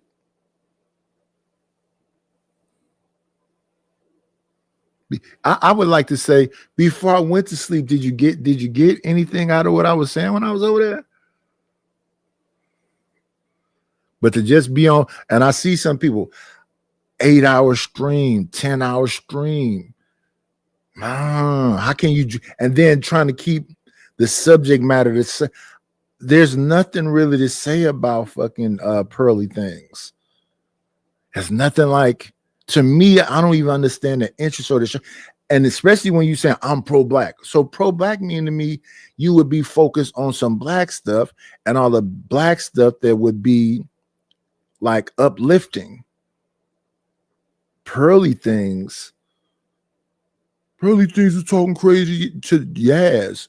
Jazz talk crazy to people every day. Isn't that her whole thing? She getting into it with hosts. She getting into it with isn't that her thing though? Isn't that how she's popping? Isn't that what's making her like a star?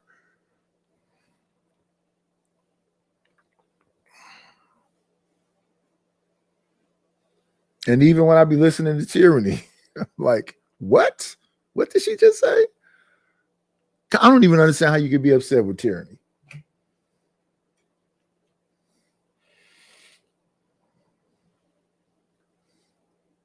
especially that day after she had that whole conversation about she's religious, right?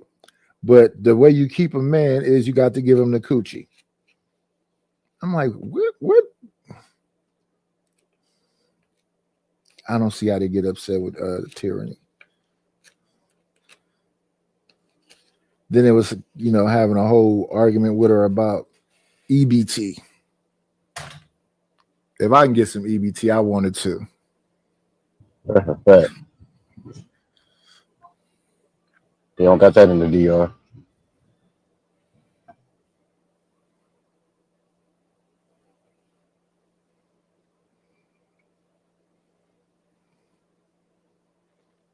And if you think it's made up, I'm not one to go try to find what, but she didn't erase that. Her channel's still there.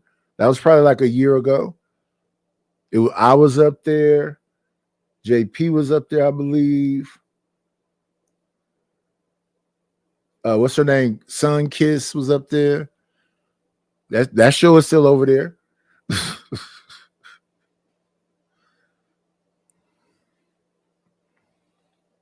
These women be saying all kind of wild stuff, but they're adults, so hey, it is what it is.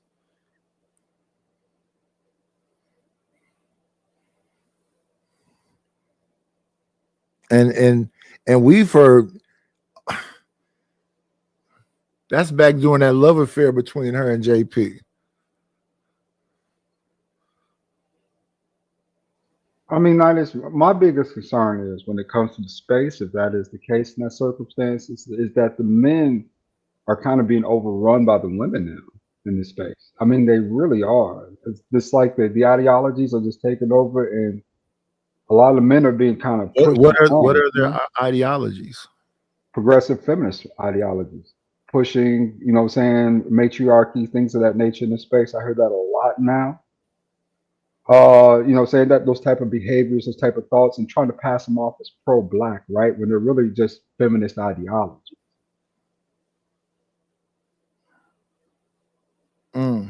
Who is that that's pushing those agendas? I won't say names. I'm just reporting information. Are you scared to say their name? Yeah, I'm gonna stay on good terms with folks for now. Don't be scared to say their name. I think that when I listen to Cynthia G, I don't know what the hell she's talking about. I remember she supposedly was with the brothers, and then the brothers didn't do what she wanted them to do, and then she turned on them. But at the same time, what is it? Black men have never built anything. Black men have that kind of thing. How can you sit there and listen to that? I'm always shocked when some of these names come up. I'd be like, oh wow, y'all still listening to that? No, I mean in the space in general. If you look at the panels, right? You watch the panels and you think to yourself, okay, if you stand for something as a black man, right, you're not going to go for this type of stuff. But I see you talking about? Okay, I know what you're talking about now. But I see brothers drifting that way, agreeing with talking points that aren't beneficial to them and don't make sense, right? And I'm thinking to myself, it's not like the women are. It's kind of like we saw with Pearlie, right? See, some of the talking points she gave out weren't exactly accurate, but no one could dispute them, so they took into law. You know what I'm saying, on that panel, right? Like now these are the new, how do you say it, the new bounds that we're setting based on this information when the information wasn't exactly correct in some cases. And nobody pushed back on it because no one knew. And I see that happening with the men, right? As well. You know what I'm saying? When it comes to women, they put out some information.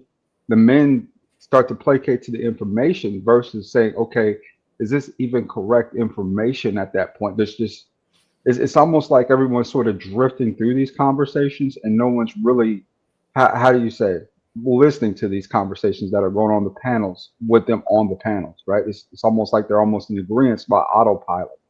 So it's really kind of strange to see that the black men are getting dominated by their own women, if you ask me the truth, in these debates on these panels, versus when you go to other communities, the other men have more rock solid foundation to the point where they don't fall for those type of ploys. But that's neither here nor there, right? If they go on a panel uneducated, unprepared, then that's what happens. And then you're on the panel not educated, and ill prepared, and you're answering. So there's nothing wrong with saying, I don't know that. There's absolutely nothing wrong with saying, let me verify that. It takes 2 seconds to do it. Yeah. But that's not what's going on up there. What's going on up there is just people that just want to be heard. Facts. I think a lot of people just are placating for attention. They want to be seen on the scene, right? So that's a lot of BS within itself, you know, especially if they're not contributing anything. They're just up there hanging out. It's just like you're loitering on a panel, right? What are you contributing to this besides, you know, a couple of yeses and a few no's, right? Well, yeah. So when people say, like, somebody came over here and said that somebody over here was a show killer, and they may be just on the panel hanging out. You want that person to at least be a contributor, either some stance or financially. You can't just have somebody just up there and just don't contribute, don't do nothing else. You don't blame that person, or you blame the host. Last night I was listening to that conversation that was going on Freezy channel, and you know, people yelling about and you don't even bring that better. You don't blame the panelists for that. You blame the host for that. Because what you do as a host, you pay attention to your panel, and if you have that thing actually going on, you tell a person, I appreciate you for coming through. I want to move it around, let some other people have an opportunity. You don't have to be nasty about it. But if you got somebody just sitting on your panel and they're not contributing nothing and they can't have an intelligent conversation, you as a host, move them around. So this person that's on your channel that's telling you somebody's killing the show, they really are talking to the hosts because they flexing a muscle. I want to say that this person is this and see what the hosts do. So they're really flexing a muscle. No, it's if I have Truth over here and his avatar is up here and he ain't saying nothing, or if I have Rufus over here and he just running down a whole, that's my fault because I'm allowing it to go on. If I let Nidus, let me say this much or anybody else, that's me. I'm running my channel, chat and panel. Now, Linus, let me say this. You know, Truth and them, I think they actually do contribute a lot. But some panels, you know what I'm saying, everybody needs, you know what I'm saying, just to listen sometimes, right? And I think you get a lot of that, you know what I'm saying, when it comes to, you know what I'm saying, Truth himself. He's a good listener. That's one thing I like about that. Now, Rufus, Truth, one thing I love about Rufus is that he's concrete about what he's saying. He's not waving, he's not dismissive, he's not letting you convince him either way. At least he stands for something. I can respect a man who stands for something, even though I might not agree with it. If you at least stand for something, at least knows you have some fortitude. But what I hear a lot of is the way you know, saying wishy conversations, right? That tend to be giving out false information, and you got brothers in there, you know, saying just in there begging for Scooby snacks, rum, more Scooby snacks. It's just it seems so desperate for attention and almost like a pseudo flex, right? But like I said, I'm not gonna call out people, but that's just some of the stuff I see. You know, it's like, why is he up there, right? And what is he contributing? You know, who determines false information? Yeah, there you go. I said, who determines it though? Who determines who information is right or wrong? Google or ChatGPT. Yeah, that's what I don't get. No, idiot. Like information changes all the time. So who determines what information is right or wrong? That's the current baseline. Shouldn't the conversation be based on current baselines, like you were just mentioning? So, for instance, you know, if I know there's a topic that I want to discuss, right, with the group, and I want to go up on a panel, one thing I try to do is, before I jump up there, depending on the situation, is do a little research on what they're talking about, right? Just to see exactly where that kind of fits in from what I see.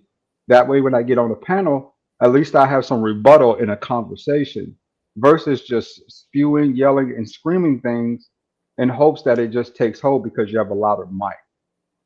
That's different. Yeah, but half the people I think people want people to think like them, and a lot of people just don't, and they're not going to. So you're just wasting your oxygen. Come on in.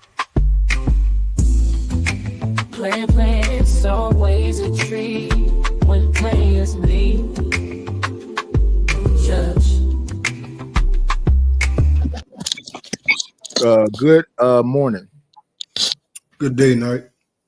What's going on? What's going on? What's going on? We're up here listening to whatever Lord ADS is talking about. You got to be able to what you say? You deal with these people that say, "Can I touch your hair?" by saying what? It's you. Simply asking them, why do you need to touch my hair? That would be the first. They've never seen one of you before. Don't mean you got to touch me, right? You go to museums and see paintings and art all the time. You can't touch. You just look at it and you keep walking by it. You take a picture and you keep it moving. You don't need to touch me unless I allow you to touch. Now there have been certain instances where I've allowed strange women to touch me for obvious reasons. You know, but men don't do keep your hands off me. Listen. There's a movie called Oleander with what's dude's name? Well, he was a teacher helping this student. I said, she just need a little after school help with her work. And she flipped that on her. Let me see. What's dude's name? The movie was Oleander.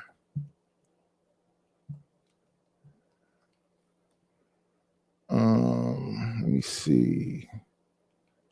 The dude from Fargo, what's his name? His name is, where's the cast? This was some BS, this movie. But I said, yeah, that's how it could happen like that. You're trying to be a good guy. 2002 cast. There go IMDb.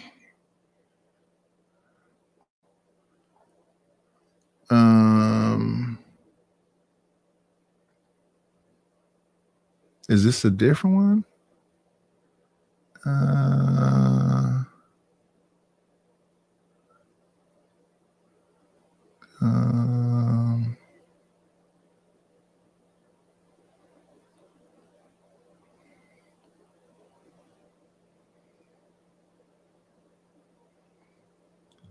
don't see his name.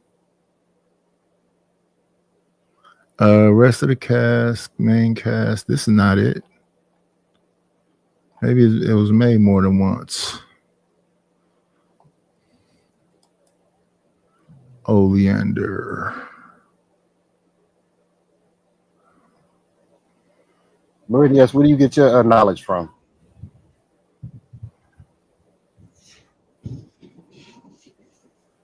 I do what black men don't do. I study. Yeah, but where do you get your knowledge from, though? Different sources, man. I mean, the internet is wide open with information, man. If you really want to research something, right? Like there are obvious sites like I even use Wikipedia still to this day. You know what I'm saying? I do a lot of the stuff. A lot of my research starts out with simple Google searches of components, right? Reading through, let's say, magistrate ordinances, stuff like that, right? Books, you know what I'm saying? Online books, things of that nature, like for engineering, IT, cloud solutions, all that stuff. You can read that online. It's free and available. Just most people won't read it. You know, that's my thing. I read the Tanakh every day because at the end of the day, I want to, you know what I'm saying, learn more about, you know, God.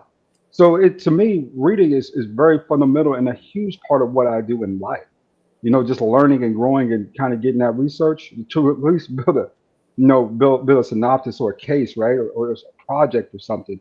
It usually requires a lot of reading, a lot of breaking down different materials, that like different questions involved with the project, you know what I'm saying, seeing what some of the best ordinances online for best practices, and then, you know what I'm saying, customizing that into powering to a PowerPoint, maybe an Excel document, something of that nature, right? Word document, maybe Notepad in some cases, just to make sure I correlate the information. There's for me, that's just kind of, you know, part, like I said, prep work, you know what I'm saying, stuff like that, right?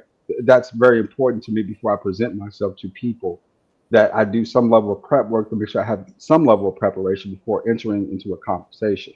Now, I might not know it all, and I might be missing a couple points because a lot of times when when it comes to, we'll keep it on this for now, right? This space. A lot of times when I jump on panels, the subject matter changes. And then sometimes I do get stuck, right? Because it's like, okay, I don't have much of a dog in this fight. But for the most part, if I do just a little bit of prep work, it goes a long way in those conversations. Like I said, for instance, just sit down and research the different sites, Wikipedia, Ninja. There's a lot of stuff out there, right? GitHub, get information from there, right? Just everywhere, really.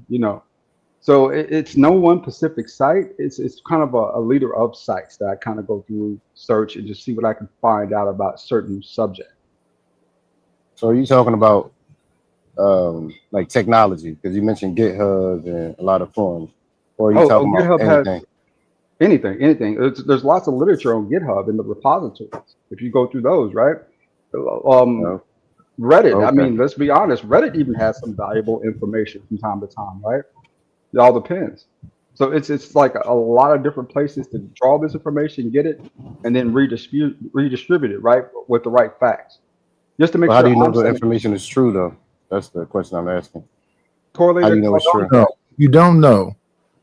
Hold on. There's a way to verify information. Like I said, trust but verify.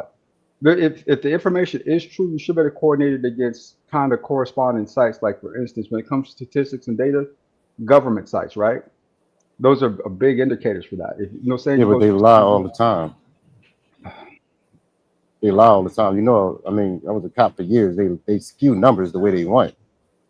I'm not saying you're wrong. I'm just saying, like, nobody knows.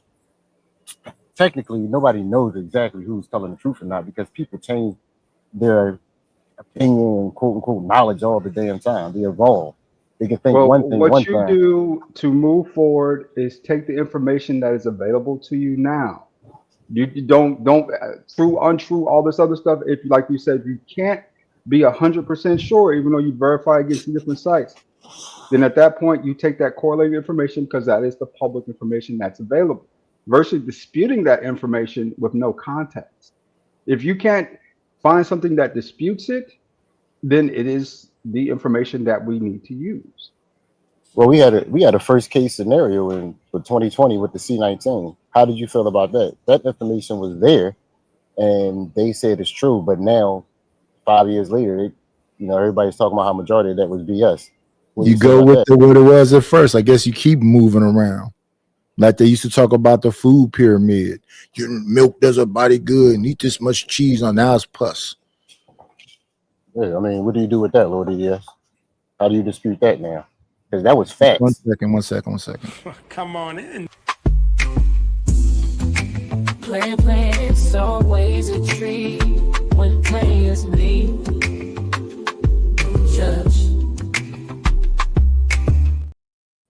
You do a lot of cross references. Good morning. Thank you. Good morning. Thank you, Natish. But just to add back to that, Wilkes, if the information changes, then you have to adjust to the new information, right? I mean, that's one thing about evolution. Mankind remember, this technology age that we're in has only been around a little bit over 100 years, starting with the first car, electricity, and all that stuff, right? It's all relatively new to man in our existence. So there's going to be some information out there that may not be, exactly correct in that circumstance, because we're only working off what we know right now, saying today versus what we're learning for tomorrow. So we have to adjust and adapt to that.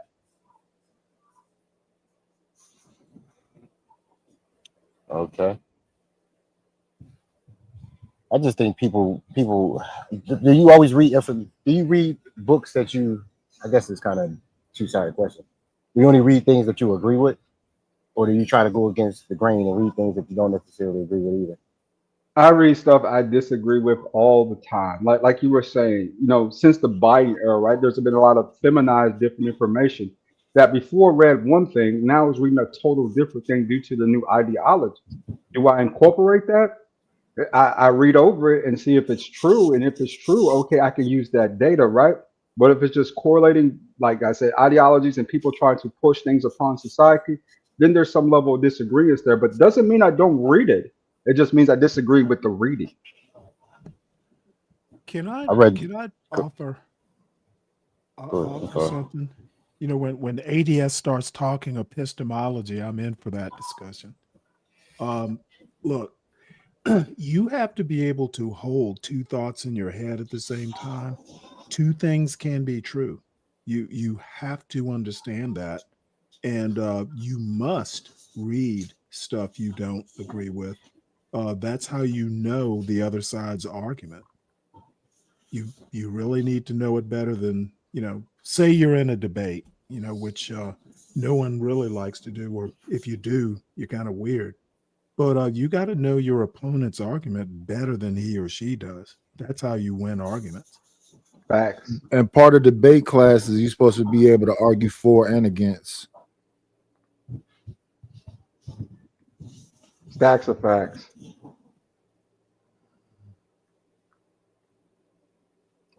So when you say facts are facts, so like attorneys when they go to court, they're able to argue for and against. But a lot of time, what I see in courts is that these attorneys have a relationship with the prosecutor and the judge. So sometimes it might be just about divvying up however much money you have. They don't care if it's right or wrong.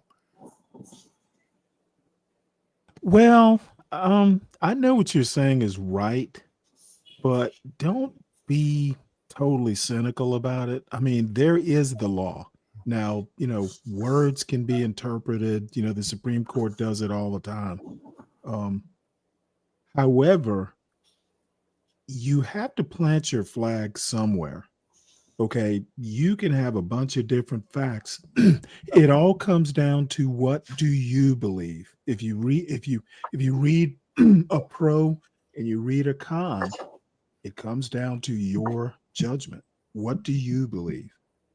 And someone else might believe something opposite, but in the end, you have to choose what you believe in or what you don't believe in.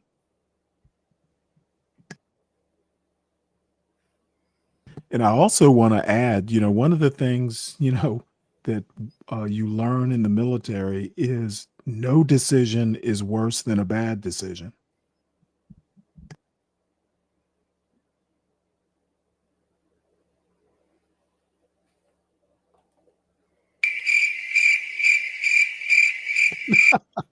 I was going to add to that too. I was going to add to that attention to details, right? A lot of people don't pay good attention to the details that they're reading. You know what I'm saying? They just kind of look over something, glance at it right quick, and then run with it. You got to pay attention to the details and the context of what it's talking about. Even when it comes to biblical references, right? You hear a lot of people talking about those biblical references in some cases. You know what I'm saying? Just a little bit out of context, right? Because to me, what's more important than church and mass itself as a Catholic? Bible study. A lot of people don't really study their Bibles. They just take the scriptures that are being preached as law, right? Not understand there's context in those scriptures that they're being read, because in the pulpit, a lot of times they leave out that critical context, right? Because people don't read the chapters and understand what the Bible is actually saying in that circumstance and situation.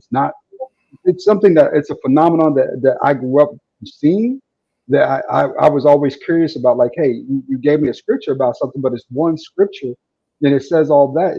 There's got to be more to it than just that, right?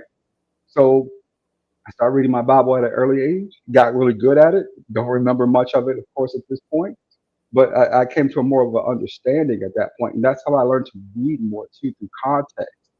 Comic books, right? If you read one comic book, and miss 4 comic books, you're gonna miss the whole story. You know what I'm saying? You're gonna miss, all these details in between this and that comic book because you missed 3 books. That type of stuff to me is more relative. You know what I'm saying? Information that I can use data wise versus just like you hear in some cases just high end talking points, right? With no context. Mm-hmm. Yeah, I was going to, excuse me, I was going to bring that up. You did it for me. A lot of people just do talking points. They don't. The devil is in the details. And that's how you win arguments too. You got to know the details. Now, nobody's going to know every detail all the time. But you should at least make an effort. And the other thing, my mother used to talk a lot about general knowledge. Read everything. You should read wide and very, just, if you got a hobby, say fishing, you know, for a while there, I did almost nothing but read fishing books, everything from Isaac Walton to How to Tie a Knot type books. You know, if you got a hobby, it's reading. Read about it.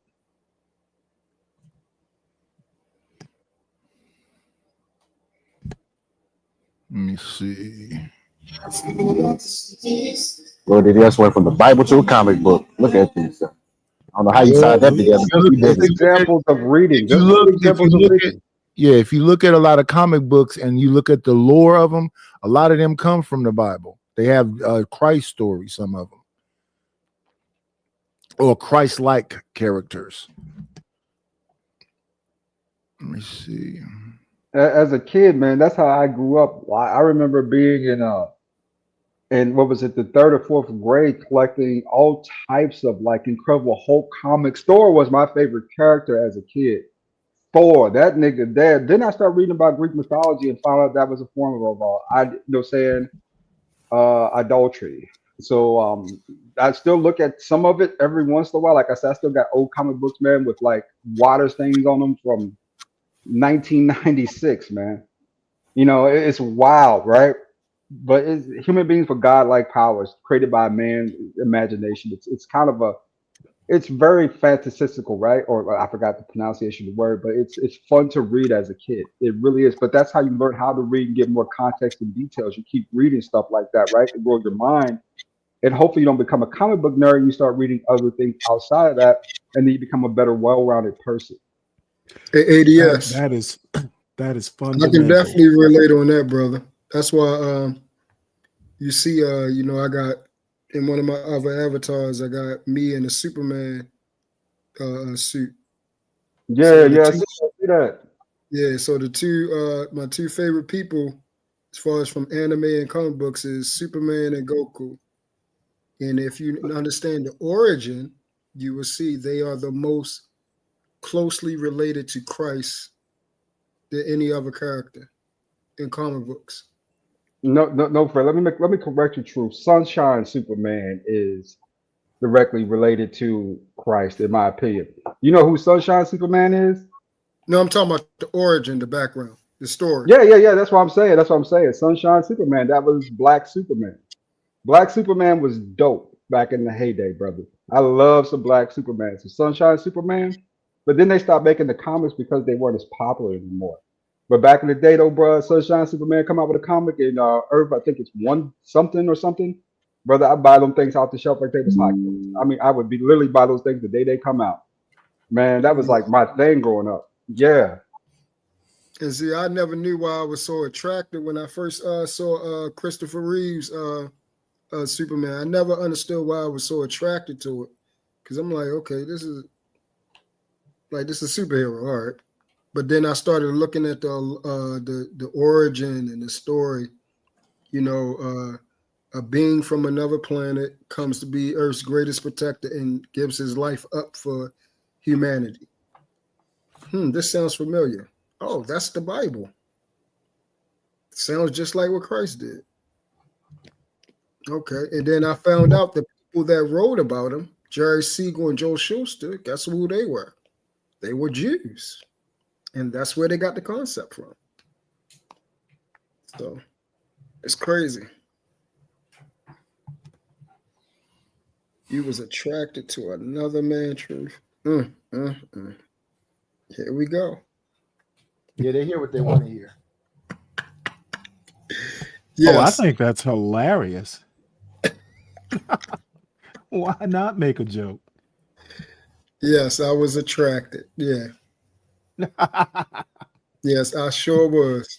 I was attracted to him.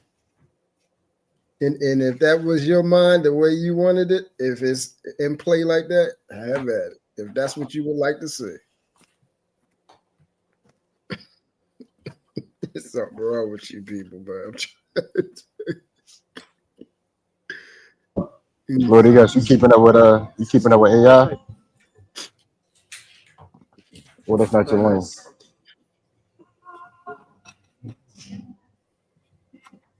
He must have walked away. Yeah, that white woman must have came into the room. Shout out to the shout out.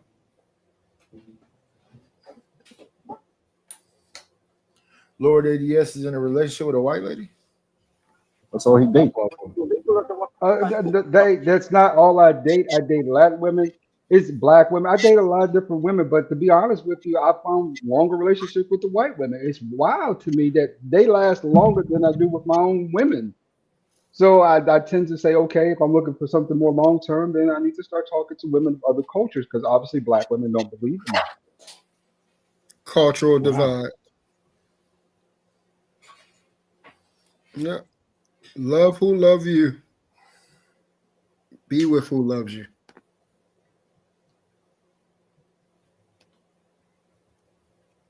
Yeah. And if people care about black folks and they say they're pro-black, they should be happy that that black person is happy with whoever they end up with. Absolutely. Instead of finding somebody else to call a coon.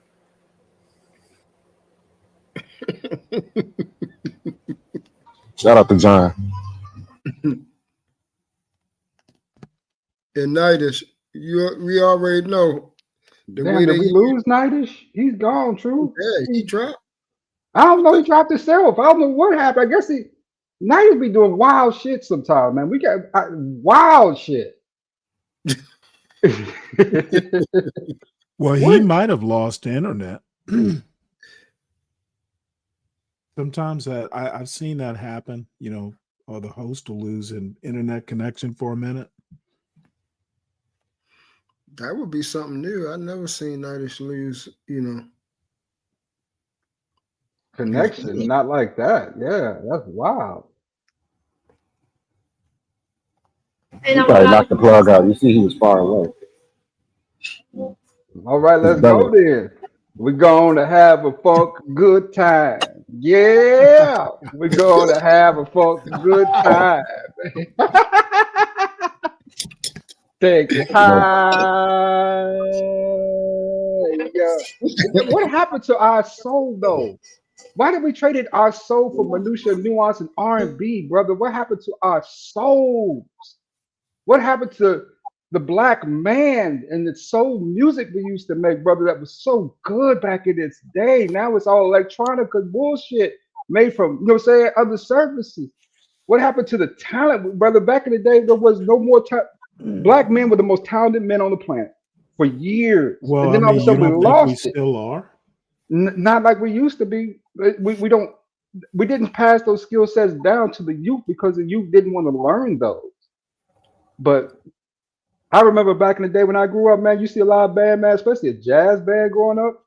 You see, you know, saying those black musicians, tell me that they make you feel a certain way. Like you didn't feel that energy just coming from the room. They turned into rappers, sir. What you talking about? They still pass music down. It's just rapping. It was quicker money. Oh. Yeah, ADS. I remember there was this jazz club in when I lived in Norfolk. I was in my 20s when I was in the Navy, and there was this jazz club downtown Norfolk, and man, that I've never been, you know, other than the standards, you know, Thelonious Monk is a favorite, Dizzy Gillespie, you know, just kind of like I'm not into jazz like that, but man, I'd go there like every Saturday, seeing people play their instruments and loving it. Man, that it is something that's good for the soul. I mean, these people aren't famous or anything like that, but man, they can play. Let me tell you, Stan, I remember back in, I played alto, baritone, and tenor saxophone from probably the 6th grade all the way up to the 10th grade, right? I was in band from, you know what I'm saying, from, I'd say elementary school at the tip all the way through to probably midway through high school, man. And you talk about something that soothes your soul. My alto, man, I put it on RAM, you know what I'm saying? I might try a little Dizzy Gillespie one night, you know, right? Just try some of the notes, you know what I'm saying? And that would just like motivate me, you know what I'm saying? I somehow or another, I fell in love with that, you know what I'm saying, for a long time. I played football and basketball, but with nothing like when I got home at night and broke out my saxophone. It just made me feel like like energy, like the air was clean. You know what I'm saying? Pure for me. You know, right? That just it inspired me, man. It really did. And we don't see kids involved with that like that nowadays, though. I mean, saying the band classes when my son was in high school were empty. You know, say you see a bunch of white Latin people in there, you know what I'm saying? But you might see one black girl playing clarinet, but you'll see like when I was growing up, it was like all black. You know what I'm saying? Like majority, you might have a couple white people, but it was mostly black folks in those bands. You know what I'm saying? Right.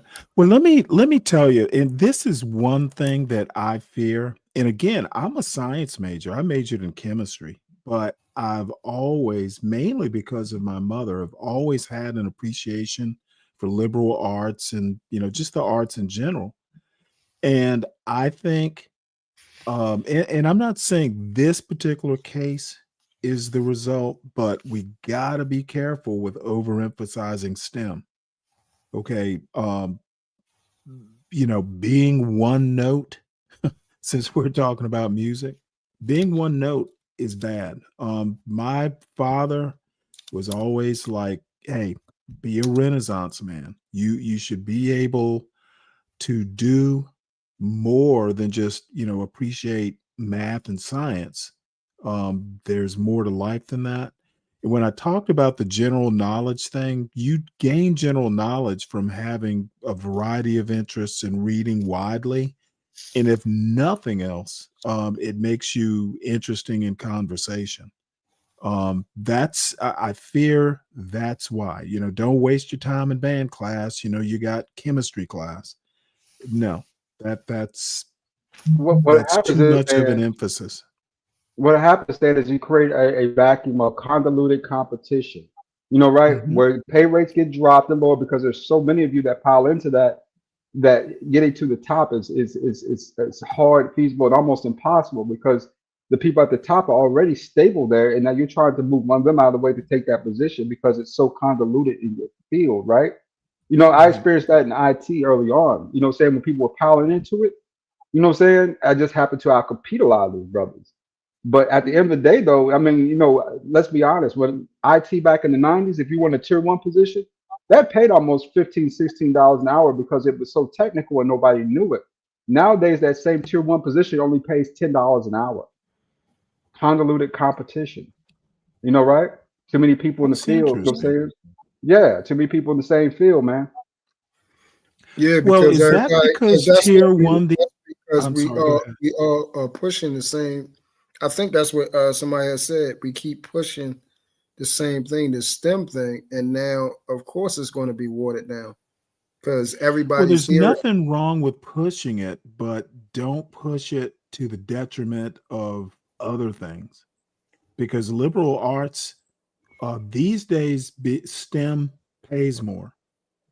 But remember, and it's going to be an odd point, but the Enlightenment was more about liberal arts. I mean, this country was founded on liberal arts. It's the law and all that stuff, which you actually need to understand. Reading is fundamental. Being numerate is fundamental too. But the nature of this country is not STEM. It is liberal arts. So ignoring liberal arts, ignoring the reading and reading comprehension, you do that to your detriment. Look at Sugar Bum down there, jelly. So critical thinking, creativity, and moral reasoning. That's pretty much the Enlightenment.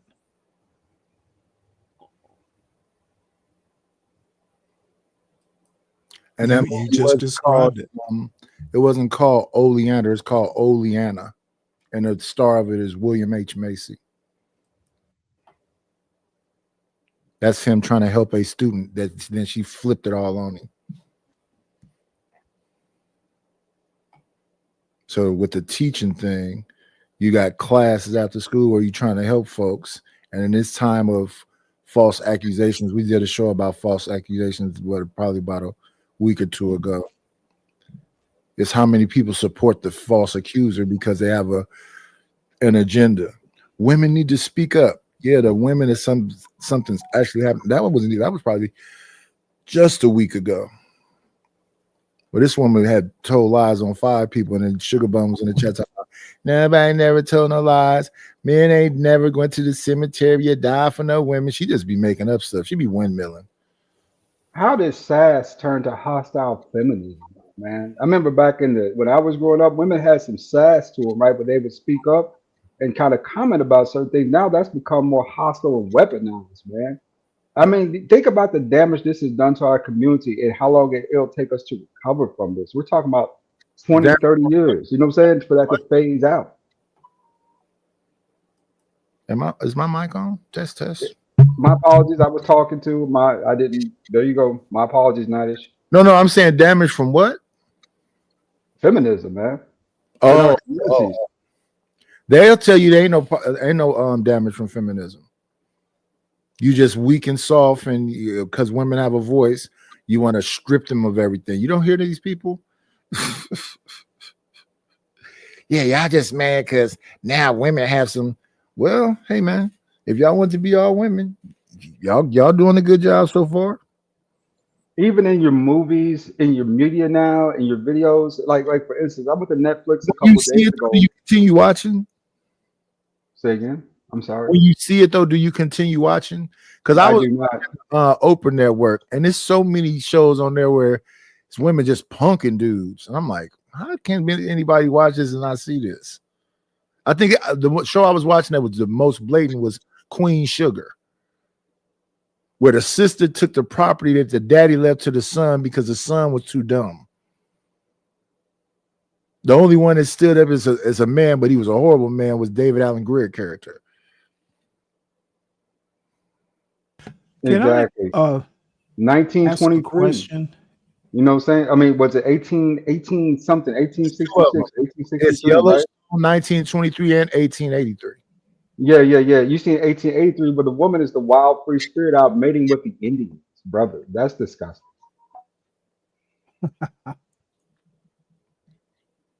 Hey, listen, she got a soil little while those too, right?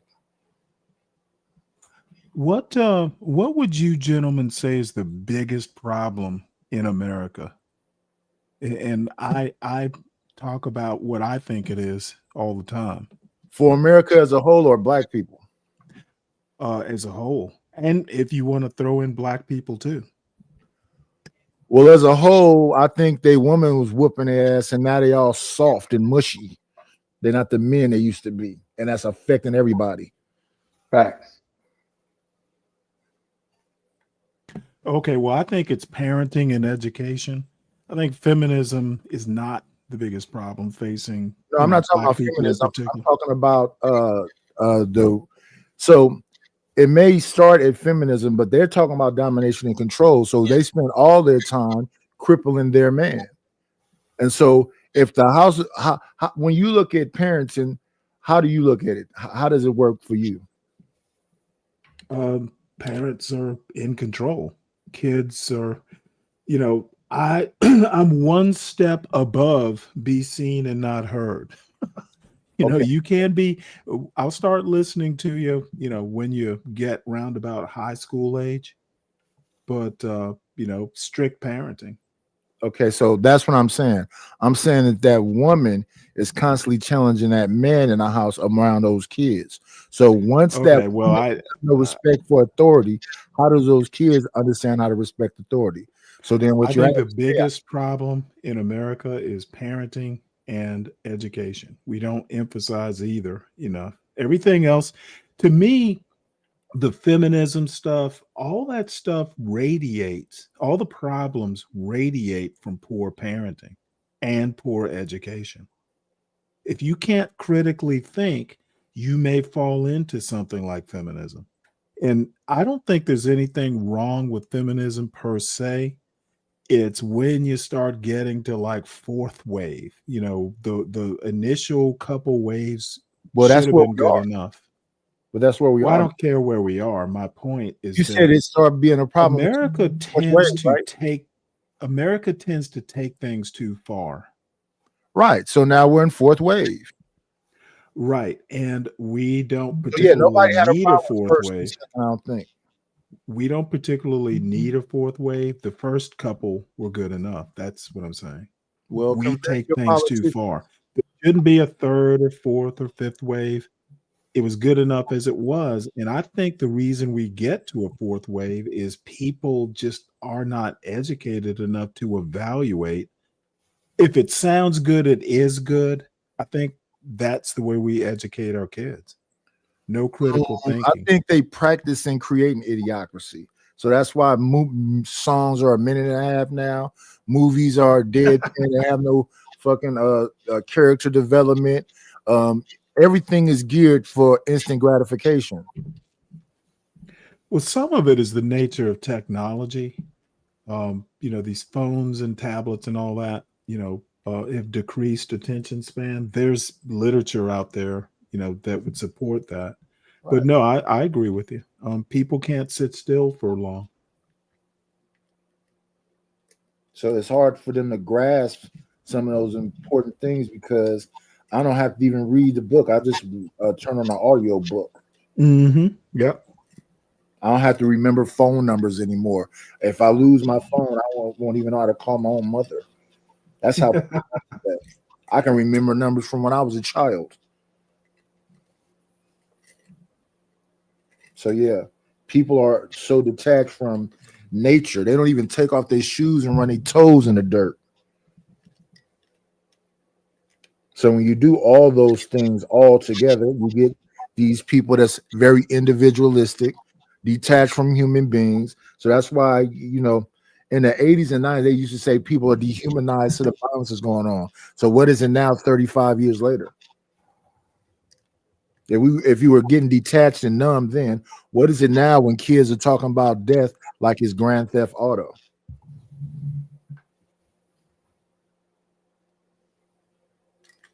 In fact, I just got to talk about The Man Not, that Tommy Curry book about George Stanley, that kid that got electrocuted when he was young. And Zoomer's response was, sometime you got to shock your kids. Wow. I hope that was a joke. I mean, it's a joke, but at an inappropriate time. It's not nothing for me to go call him all out of his name and get disrespectful with him, but it's just he's the king of inappropriate jokes at the inappropriate time. I see. He always does. So that. you weren't surprised that he made the joke. He comes in the chat saying "Booty Hole Brown." Wow, that is weird. Yeah, he's a strange character. Well, he's got an umlaut over over the first O, or the two O's. So Zuma. Is that how you pronounce it? Zuma. No, the umlauts. You got to pay attention to the umlauts. Oh, you're trying to make it fancy, so you can't just type his name. Well, the umlaut flattens the O into something in English sounds like an E, if I get that correctly. Also, Zimmer. Something like that. I've see the wide knowledge. I've taken German. I took German in college. Actually got good at it.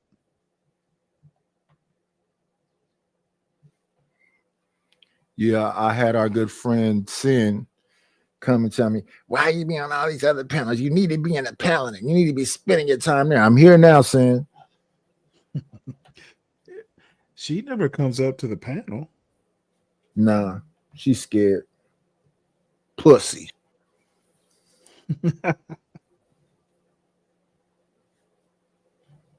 But she'll email you to death and be in the chat annoying you. Oh, that's all right. I like Sin. Stanley speaks for Stanley. The views of Stanley are not the views of the night. You gotta add the disclaimer. That's funny. But yeah, oh Lord ADS put the Afro Superman up there, huh? Sunshine Superman, brother. Black Superman. Superman should be darker than that. He should look like Akon. Brother, this is the best black Superman we got, okay? You know what I'm saying? We could be. I don't know who we is. You French? We. You know what I'm saying? But I can understand what you're saying, though. You would think he'd be like super dark, right? Like the color of, you know what I'm saying, roasted meat type black. You know what I'm saying? Yeah. But he's not. And believe it or not, this is who I grew up reading on, man. This is one of the cats I really grew up really looking into as a kid. When I first found out there was a Sunshine Superman, brother, I went crazy when I was a black Superman. Because there wasn't a whole lot of black representation. Huh? When was this popular? Back in the 90s. Okay, well, you know what? This is gonna sound weird, but Donovan, a singer called Donovan, back in the 60s, I think, had a song called Sunshine Superman. And I was wondering if the two were connected. Possibly. I don't. The origins were just from DC Comics, right? You know what I'm saying? Mm-hmm. So this could have been that could have been an inspiration for it. You know what I'm saying? But you know, like I said, it wasn't a whole lot of really good black representation back in the 90s when it came to comic book characters. So when they came out like with this, I mean, I went like bonkers, nigga. The first black kind of like superhero that I remember was from Schoolhouse Rock. I do my thing in action. Verb, that's what's happening. He was a superhero. Yeah, well, yeah, because well, you and I was reading comic books back in the 70s. So there were definitely you still have one or two, but you know, talk about no representation. Not a superhero, but another person I thought was cool would be Easy Reader, and that was Morgan Freeman on Electric Company. Oh, I remember. Oh, yeah, that's where he got his start, as far as I know.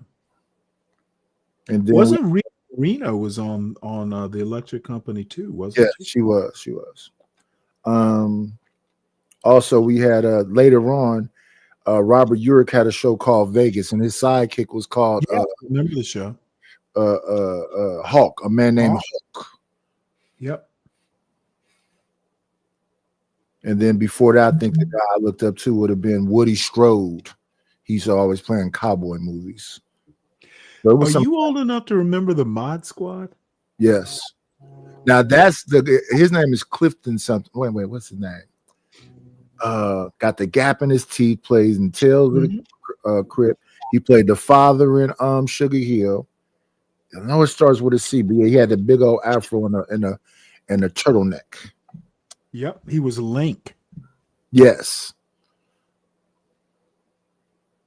And then at that time, another big thing was Cosby, the Cosby Kids, Fat Albert and them.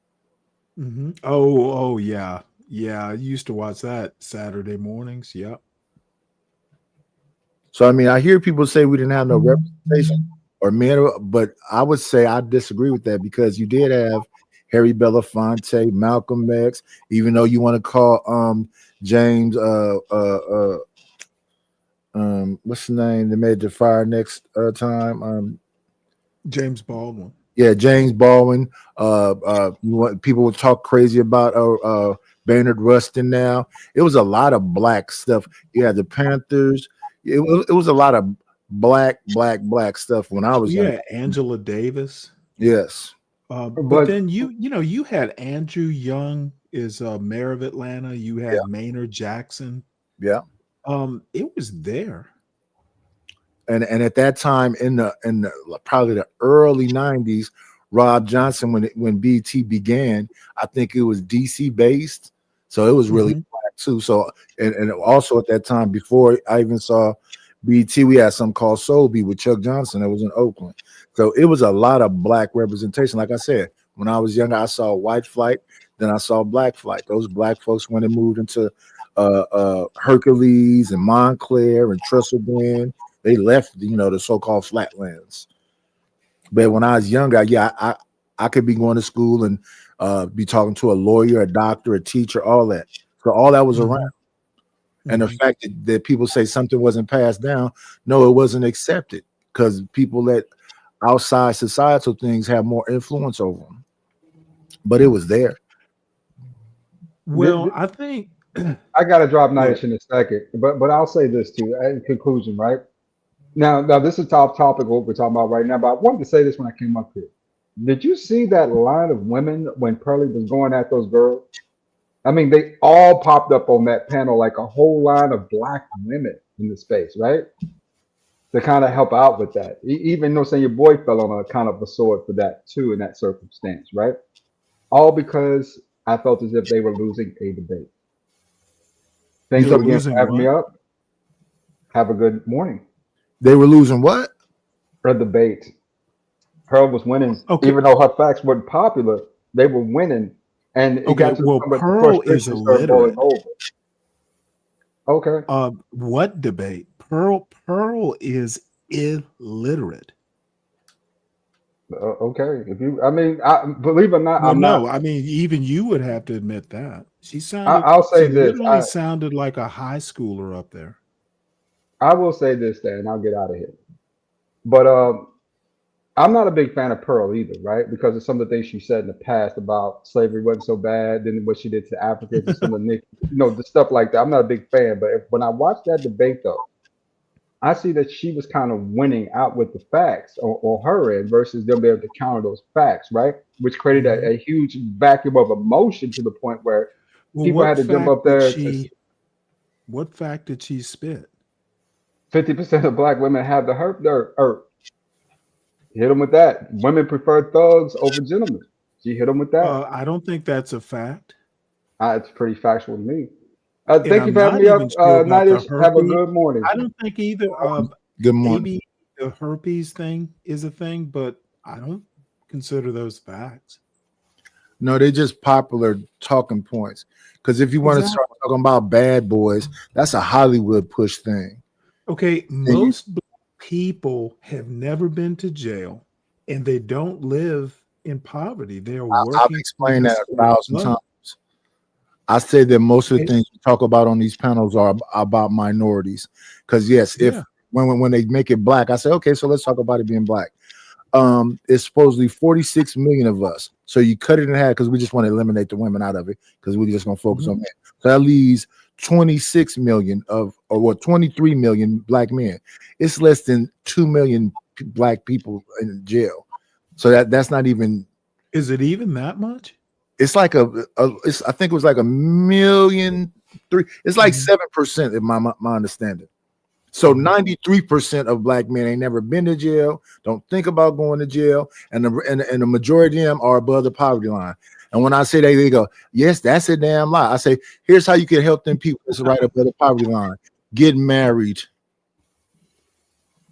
Look, it's a lie. That's a lie. No. See, this is what I get so frustrated with. You hear a talking point, but you have to do your own homework to either confirm or deny. Okay, and statistics are a funny thing. Statistics produce narratives. The statistics are just the actual numbers are just numbers. You have to put things into perspective. It is a true fact that the overwhelming majority of black men have never been in jail, even to trial. So why don't we concentrate on that fact? Now, is the percentage higher than other demographic groups? Yes. Is it a problem? Yes. However, the real actuality is 93% of black men have never been to jail. And if that's a lie, then you know what? I don't know how to help you. And like 60, it's not a huge percentage. Somewhere between 60 and 70% of black families are working class or above. And all this stuff, blackdemographics.com, in this argument, well, can we trust the stats? Well, you got to trust something. The one thing you shouldn't trust are talking points on a Pearly show, because she's not that bright. And you can listen to her and know that, she's got high school girls' bathroom talking points.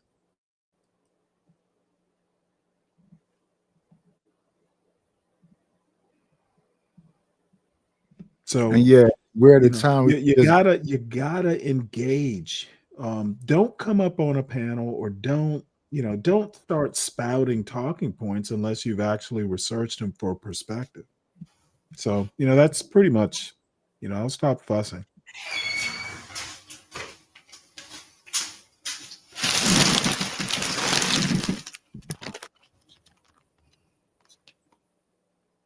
Almanaz, I don't know Pearly things, so it's not a matter of like or dislike. I dislike ignorance. I dislike illiterates, when they can help it. So I don't know her personally, so I don't like or dislike her at that level. I dislike her points. I dislike her argument. It's a blessing to be able to separate your feelings from contextual referencing facts. It takes practice. It's a discipline. And to me, that's just either women speak or psychobabble, because they always talk about my feelings. I'm not talking about my feelings. I'm talking about a number I looked at, a hard number. You can't separate that. This is the number that they say, and then when they talk about violent crimes, a lot of them dudes is in jail for non-violent crimes.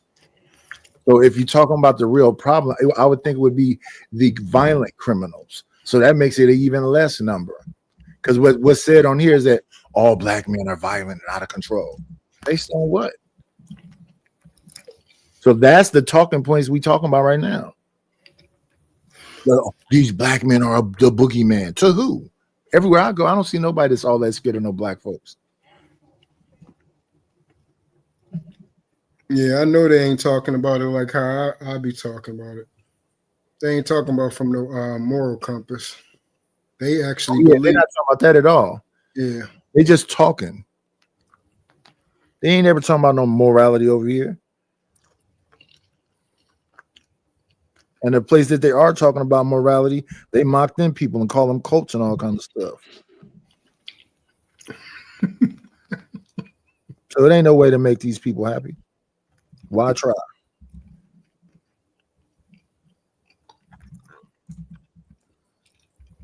And then they'll be in the chat talking about Nice just says stuff. Then I show them the stat. Well, that don't mean that. Okay, so what do it mean? They don't know what it means. It just don't mean whatever you say it don't mean. Well, yeah, they're just fighting to fight. Yes, that's exactly what's going on. And I realized that month one when I was on here. So they say, and see, that's why not you, but that's why when some people be like, "How you doing?" You think some goofy stuff you said to me the other day when I wasn't paying no attention, I took that to bed with me? That's crazy. Is there somebody on here actually doing that? Apparently, yeah. Yeah, evidently, yeah. Yeah. Not you and not me, but apparently, yeah. Because they come back, with the same stuff. Like you pointed out. It's people that clearly don't like you, right? Yeah. Clearly don't like me. Why are you trying to have a conversation with me at all? That's the part I don't understand. I'm not that desperate to talk to nobody. And I don't mind having a constructive conversation with somebody. But if it's like somebody finna say some shit I already heard you say a year ago, 2 years, like Ruthless hasn't said one new thing.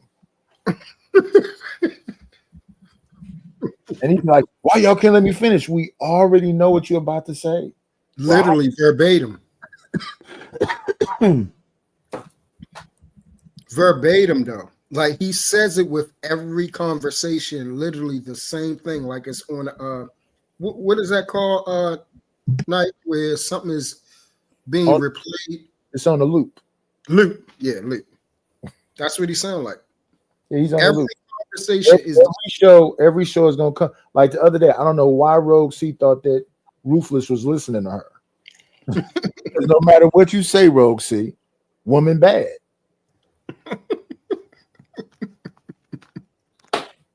Yeah. You going against his leadership if you have an opinion. In fact, nobody should be listening to you at all. You just here to follow my rules. And then, like I said to him years ago, why do you always put the man in a weak position? Yeah. We always that like it's like we're vulnerable or inferior. I'm like, is that how you see yourself? And it's always is everybody else except for them. It gotta be.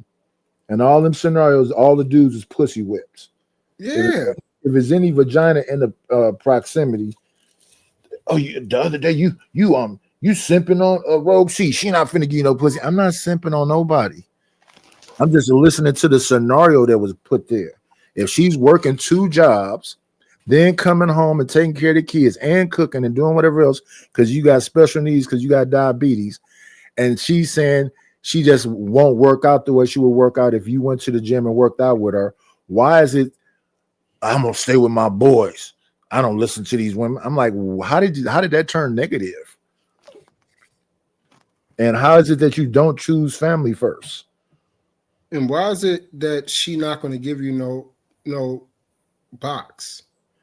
What that has in the scenario, she's married though, and she's just had a baby, so she's giving you box. So no, I'm talking about when he was saying that you were simping. He was like, "Why you simping?" Oh, yeah, because that's what they do. If you say anything where you're objective and you listen to a woman, oh nigga, you think she gonna give you some pussy?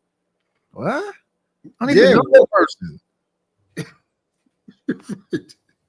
To me, she just an avatar on here. I went where?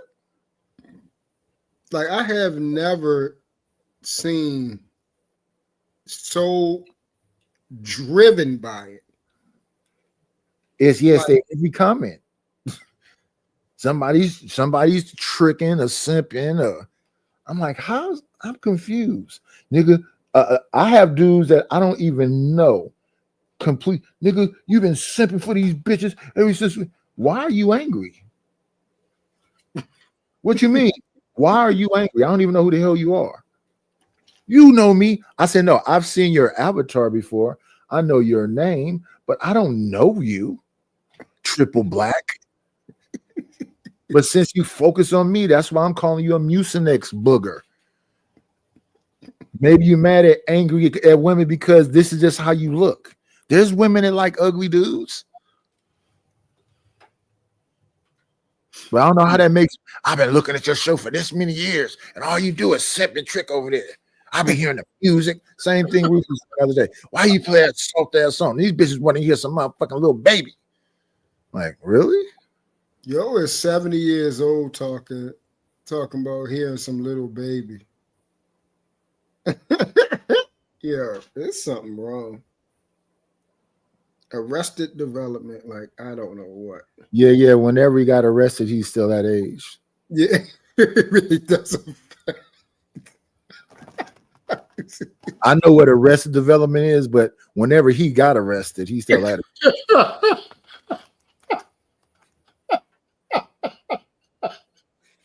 They call it failure to launch. Yeah.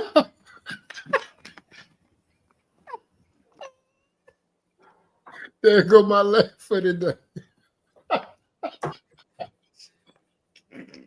Cussed me out the other day. Yo, you blocked me and you did. I said, I don't block nobody. Nobody's blocked, sir. Yeah, because you dropped. I said you had something up here, a video or something. I dropped the video, and when I dropped the video, you and the video both dropped. But then I was blocked. Again, I don't know how you're blocked because you're not blocked. I don't block anyone. as you'll see, I'm saying to people, if you hate me so much, why are you back? If I block them, there's no way for them to come back unless they change their name. Right. I do not be blocking people. It's not that deep.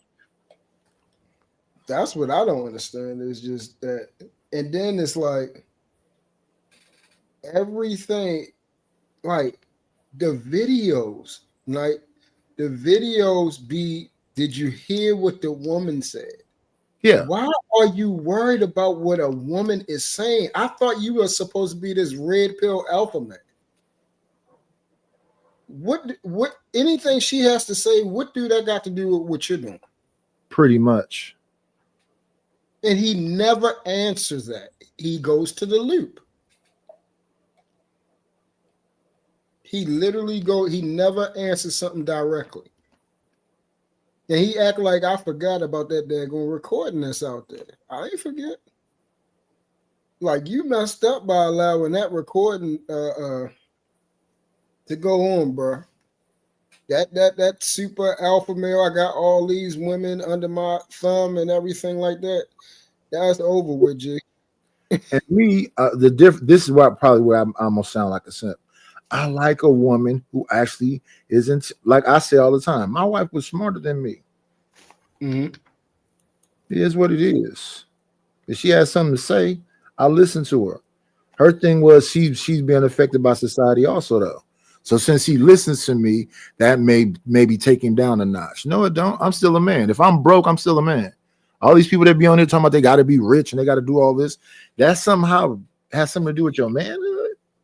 Yep, for them. And that says a lot, though.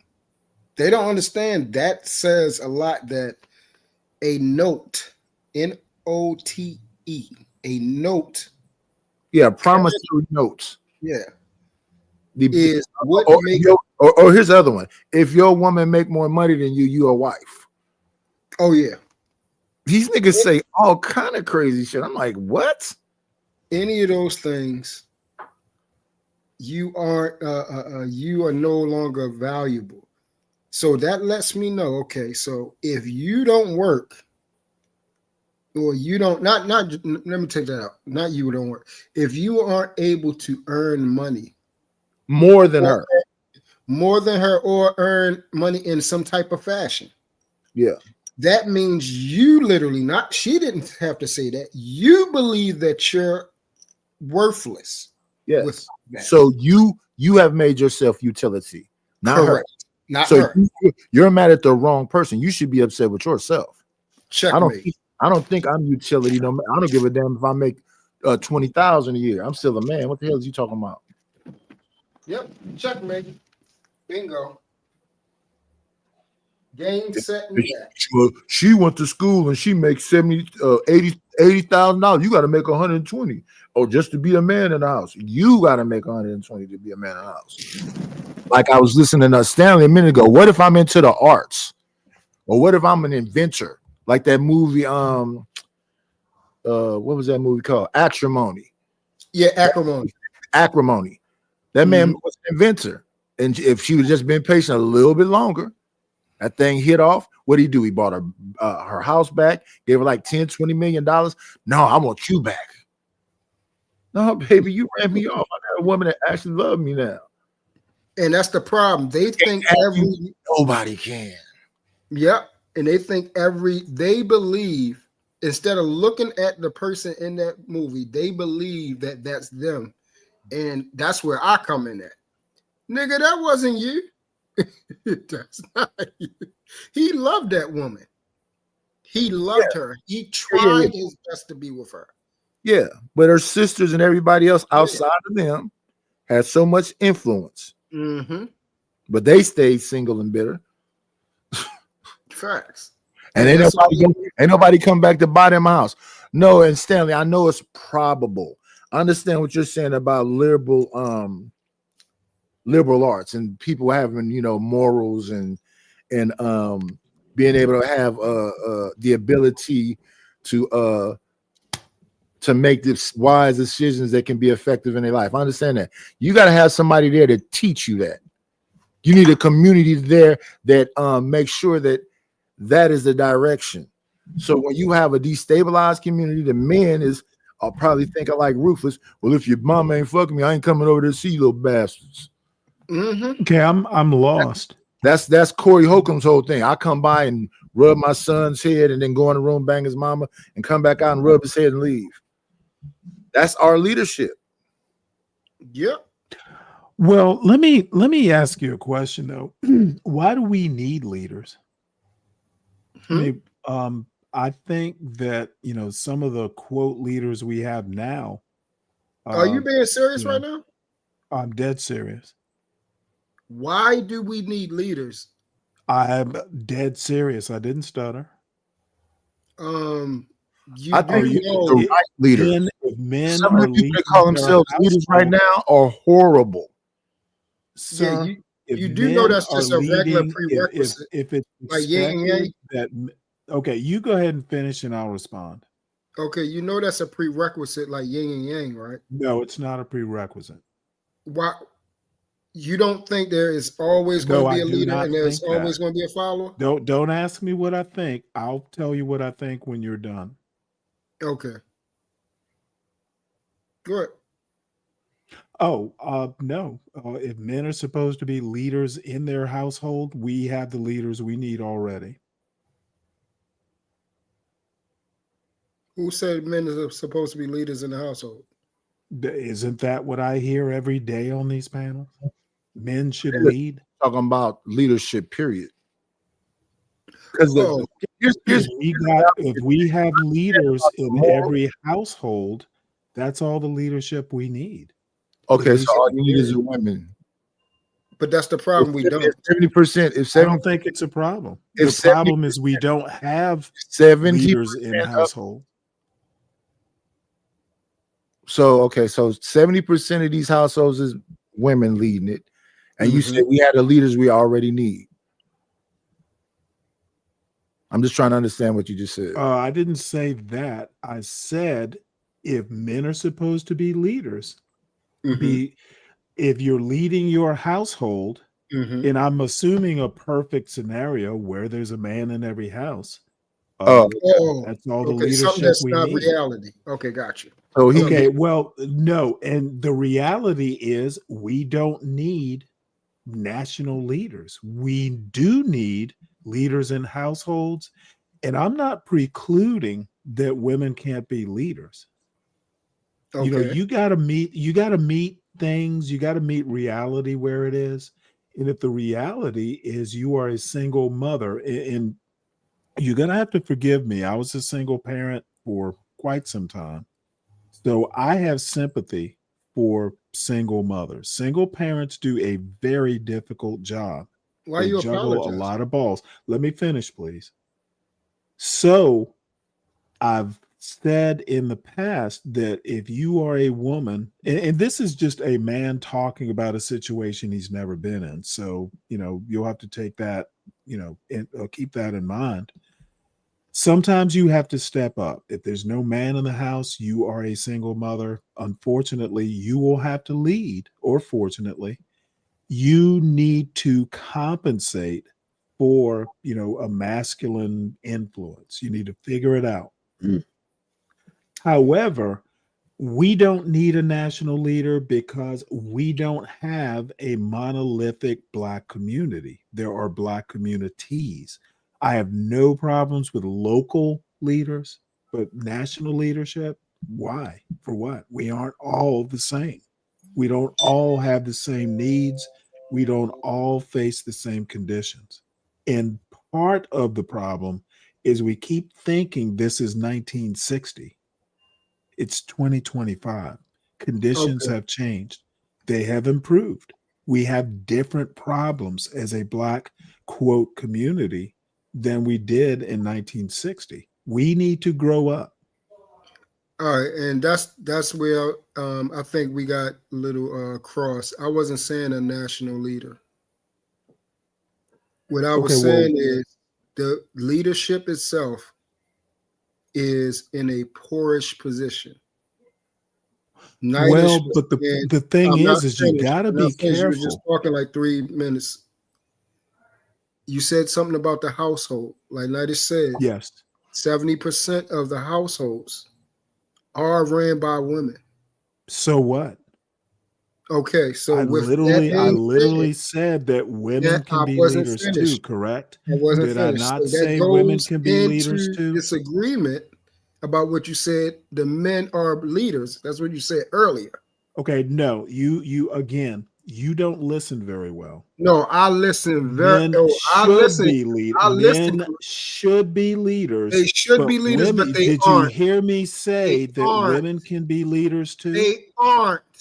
Did you They hear are me not. say? You know what? Well, then you and I agree on the problem. Then they're not. The women aren't. Exactly. The So single since we mothers have- aren't that's the being reality leaders. of it. Since Single we have mothers that aren't problem being then, leaders, right? and the YNs aren't being leaders Since we either. have that problem, then right, then the We utopia do you're have talking that about will problem. not exist. Well, let me go a step farther than you. We have that problem, and it's not going to be fixed. Correct.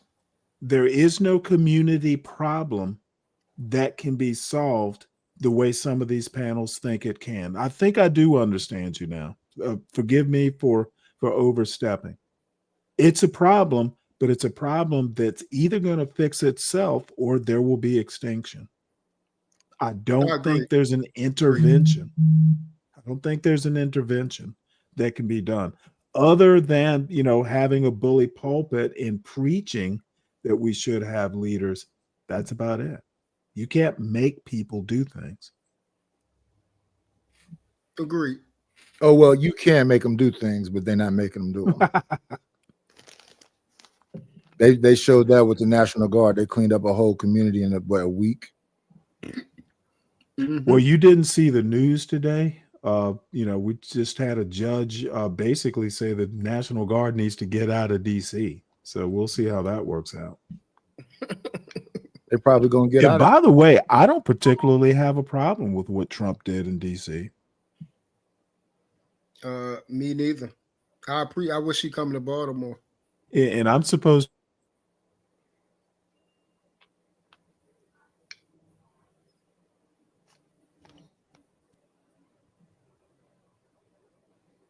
Yes, the thing is, this ain't none of this changing anything. It's over. It's going to be on an individualistic basis. Certain households is going to be ran. What we would say, I would say, semi. We're never going to go back into ultimate traditional. Well, there never was. See, that's the other thing. There never was. See, people want to go and glorify the past. They want to act like, there were Black Ozzie and Harriets back in the early 20th century. There were not. There were some. I said that wrong. There were some, if you were upper class or, you had money, if you were living, say, DC had a thriving, boule type class of people. Okay. Yes. However, out in the hinterlands, out in South Georgia, like where my father grew up, not so much. There were problems. There's a book called, Slavery by Another Name. Dude, it was horrible in Georgia, Alabama, Louisiana, and Florida. Black people in particular were terrorized. So these people, there weren't a class of people living in, say, Valdosta, Georgia, living, upper crust lives. Blacks were literally segregated. And, within that segregation, there would be people that were living pretty good. But when you have a court system, for instance, say in Georgia back in like 1910, where Black lawyers aren't even welcome in courtrooms, how is that a good life? Blacks couldn't even testify. If some white man, came and burned down your house, you couldn't even go to court and be a witness against him. That's not living high on the hog. And people need to, Black conservatives in particular, need to understand that that is not good. Stanley, let me ask you a question. for where if we do not have examples of leadership, because you said we don't need them, where would one learn how to be a leader? And examples of leadership, I'm not just talking about in a, mayor, government, president, those type of things. Not I'll talking be about honest, and probably people will have to help me out here. I'd say the military is one of the few actual places where you're either going to be a leader or fail. I can't think of other. Surely, I'm limited in my view. But don't that go to the But national if you leadership? don't learn that it- we talked about? National Guard isn't necessarily leadership. No, You need to not be an National active Guard. leader. I was talking about, you said we don't need a national leader. We So aren't the military under a national leader? I thought you were talking about like a black leader, like a Martin Luther King or Malcolm X. No. Okay, I misunderstood then. Yeah, when I talk about leadership, And I'm also going to tell you this, not to cut you off. Go ahead. The president doesn't matter that much out in the middle of the ocean. Nobody's thinking about the president. You're thinking about your captain. What'd you say, Knight? Joints and chiefs of staff, all them other people that he got to go through. He's just a figurehead. Correct. But that's I mean, Trump is a little bit more of a figurehead, but by and large, you're right. The thing is, everybody want to not do their job. Men don't want to be men no more. Women don't want to be women no more. So that's why they're out here talking about being robots and who knows, transhumanism. Yeah. If you had the mentors back, the coaches back, but see, what are the men saying? That those jobs were thankless. And I think that's in response to the women saying that their job was thankless. So we had a stalemate. Both people is, grabbing a ball and going home. Because when I listen to women talking about the shit they don't want to do, you don't want to have birth, that's like nature. You don't want to have a family, that's like nature. It's like you're going against. So my issue is if you start talking that religious stuff, you're going against God when you're talking about you don't want to have kids, and you don't want to raise family and do all this stuff. That's going against you say you're a religious person, or you believe in the Bible, so you believe in the stories in that Bible and how that works. So it's God, man, woman, and children. And you're supposed to be listening to your man because he's following God and he's leading you. That's based on the story I understand. But outside of that, if you make it all women, because that's what you're trying to make it, what Prince Ellis say, where it's just this whole women group and all y'all periods sync up at the same time. You don't think that's going to be dangerous? It really is crazy, that, and I'm glad you pointed that out. The most religious, and when we're talking about females that claim that they love the Bible, love God, they don't see that their worldly choices, emotional strongholds, and their beliefs aren't biblical at all. Like you said, your natural design was for a man and a baby, and that shouldn't be a bad thing. That's what your body is actually designed for. Okay, well, let me ask you a question on that. And you need to know that I was raised Catholic, but I'm not particularly religious. I find arguments like yours a little interesting at best. What if someone decides not to go with the natural order of things? It is their right. And I'll remind you that humans have been altering nature. You're asking me a question, you give me a statement. No, both. So wait till I'm done, please. Men have been, mankind has been altering nature for decades. Trans is not nothing new or anything new. I'll also remind you of that. So I'm prefacing my question. The question is, so what if someone decides to go against the natural order of things? Why is it anyone's business? It's not unless they try to impose it on you. I don't think anything's nobody gives a fuck if you want to be a woman or whatever. I don't think anybody is imposing anything. Yeah, that was delusional. Yeah, that was a crazy. Well, no, Right. I'm factual. You're the one who's delusional if you think You don't some- believe that community No, is I do not. I do not believe. society? I do not believe. Okay, yeah, you're delusional. Stanley, No, what type Fred, of question Fred, is I'm that? not who is dude, I just had a kid go through public school. No one was forcing anything anywhere. This idea that trans is being imposed on kids. You chose trans. We're not People are confusing talking a lot of knowing- trans shit. You the one brought up trans. We talking I about did. people against nature. Period. Oh, well, I mean trans, I mean LGBTQ overall.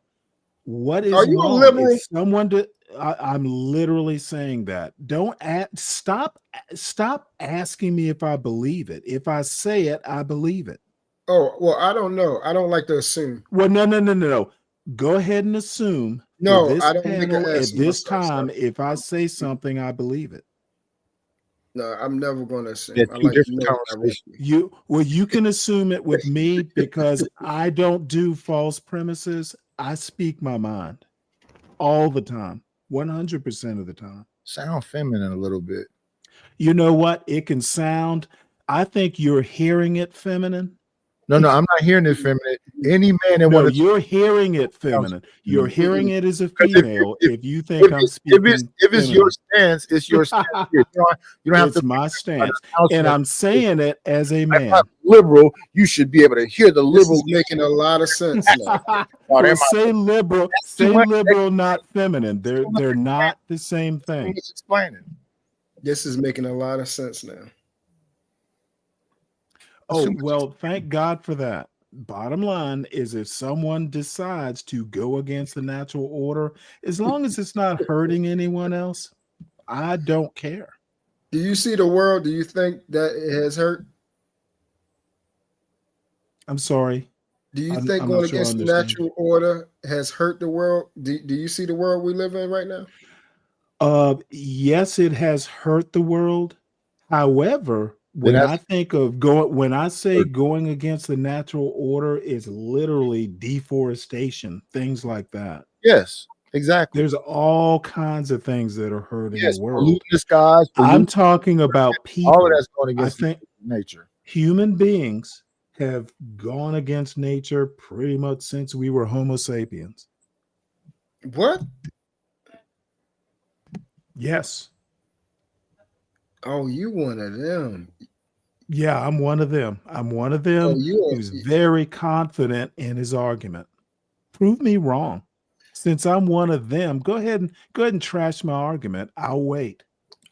I will. Yeah, I know better than that. I will agree. Okay, well, you know better, but you don't know much, apparently. I know better than to try with you. I think literally, that- then you Wait, come on, y'all. know your Let's not do limitations. this. You know your limitations, not argue- and I let's appreciate not the have an argument humility. about the discussion. Listen, I agree with him. We had kerosene lamps in damn closed quarters. That wasn't good for us. Yeah, we've been doing exactly what he said, for sure. Well, kerosene doesn't occur naturally. We had to process petroleum So into what I'm kerosene. agreeing with you, why are you saying I'm not agreeing with you? Well, no, See, that's why I said I was wasn't just doing it. hold on, Knight. told you. Knight. I was emphasizing your point. Oh, That's why I said I know better, Nidus. Okay, son, I knew you it. can know better, but you know limits. You was just agreeing That's with the that man, problem. and he You're chose to not. argue Your with me. argument is not going to survive mine.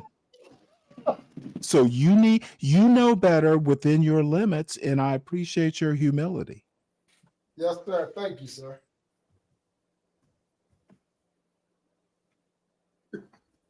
yeah, but I think I don't even think I know that's a fact. We wear shoes is not perfect for our feet. Everything.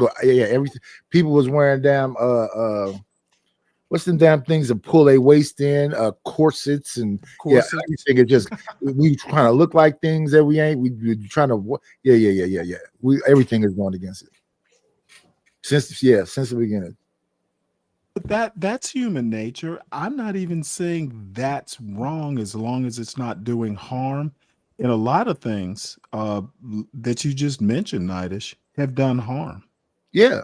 Blood leading people. Oh, she got a cold. Let's blood lead her. Boiling witches, the hysteria witches. Yeah, all that stuff. Yeah. And a lot of them witches was dudes, they warlocks, but they say witches, but yeah. That's why in that case with OJ Simpson, when Marsha Clark said something and Johnny Cochran said, "Stop acting hysterical," she went, "My goodness, you're a learned man."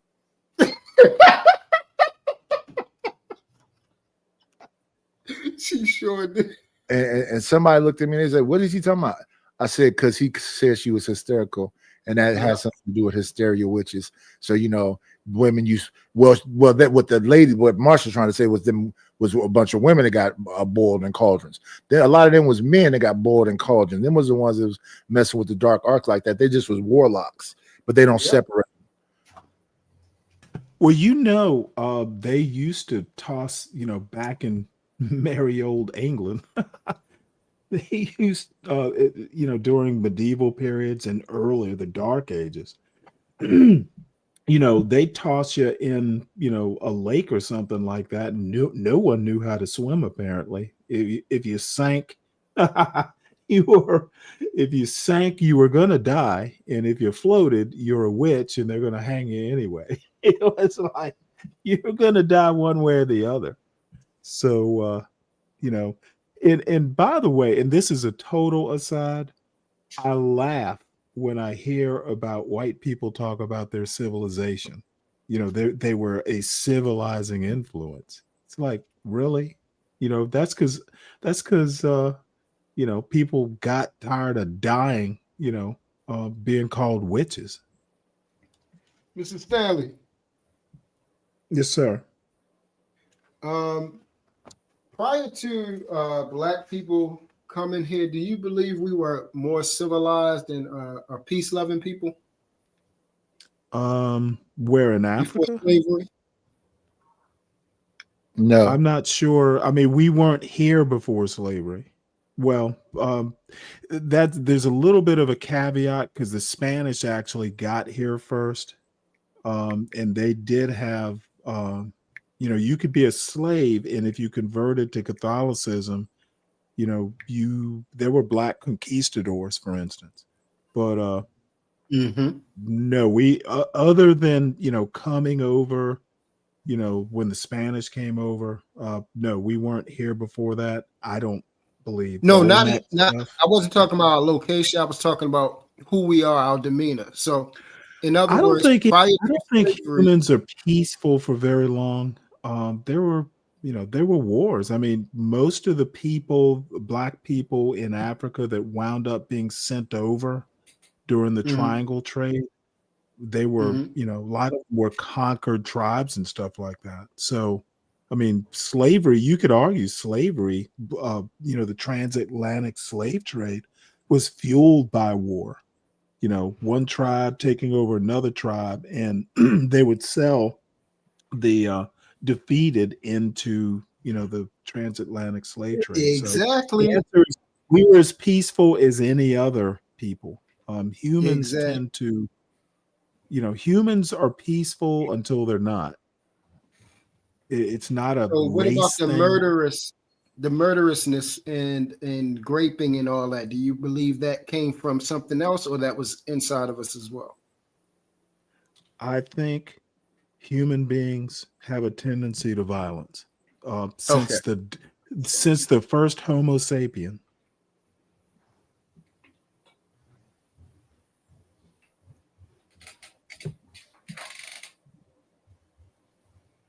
Okay.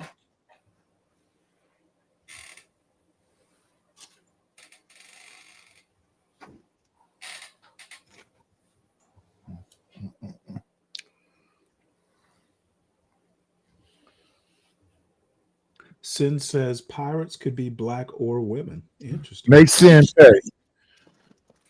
Super chat for it. I ain't got no super chat. Send the cash out.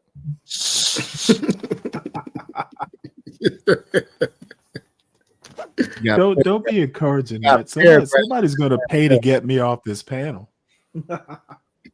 No, I doubt. I doubt it. Which is fine. I have an oven to clean. You know, thank you, Nidish, for letting me up on this panel so I can avoid responsibility. Salute. Take it Next easy, week is Stan. Thanksgiving. I'm actually going to do a turkey this year. I haven't done one in quite some You time. frying it or you baking it? No, I'm gonna go ahead and roast it. Now I'm thinking about smoking it, but that would take hours. That would take, I have to start it like the day before. So I think I'm Yeah. just gonna. I haven't had a roasted turkey, and I'm actually good at baking stuff. You just have to have patience. And one of these days, I'll tell you about the time I did a Christmas goose. Took me fucking 10 hours to get the thing right, but I actually got it right. And so I've had years of practice.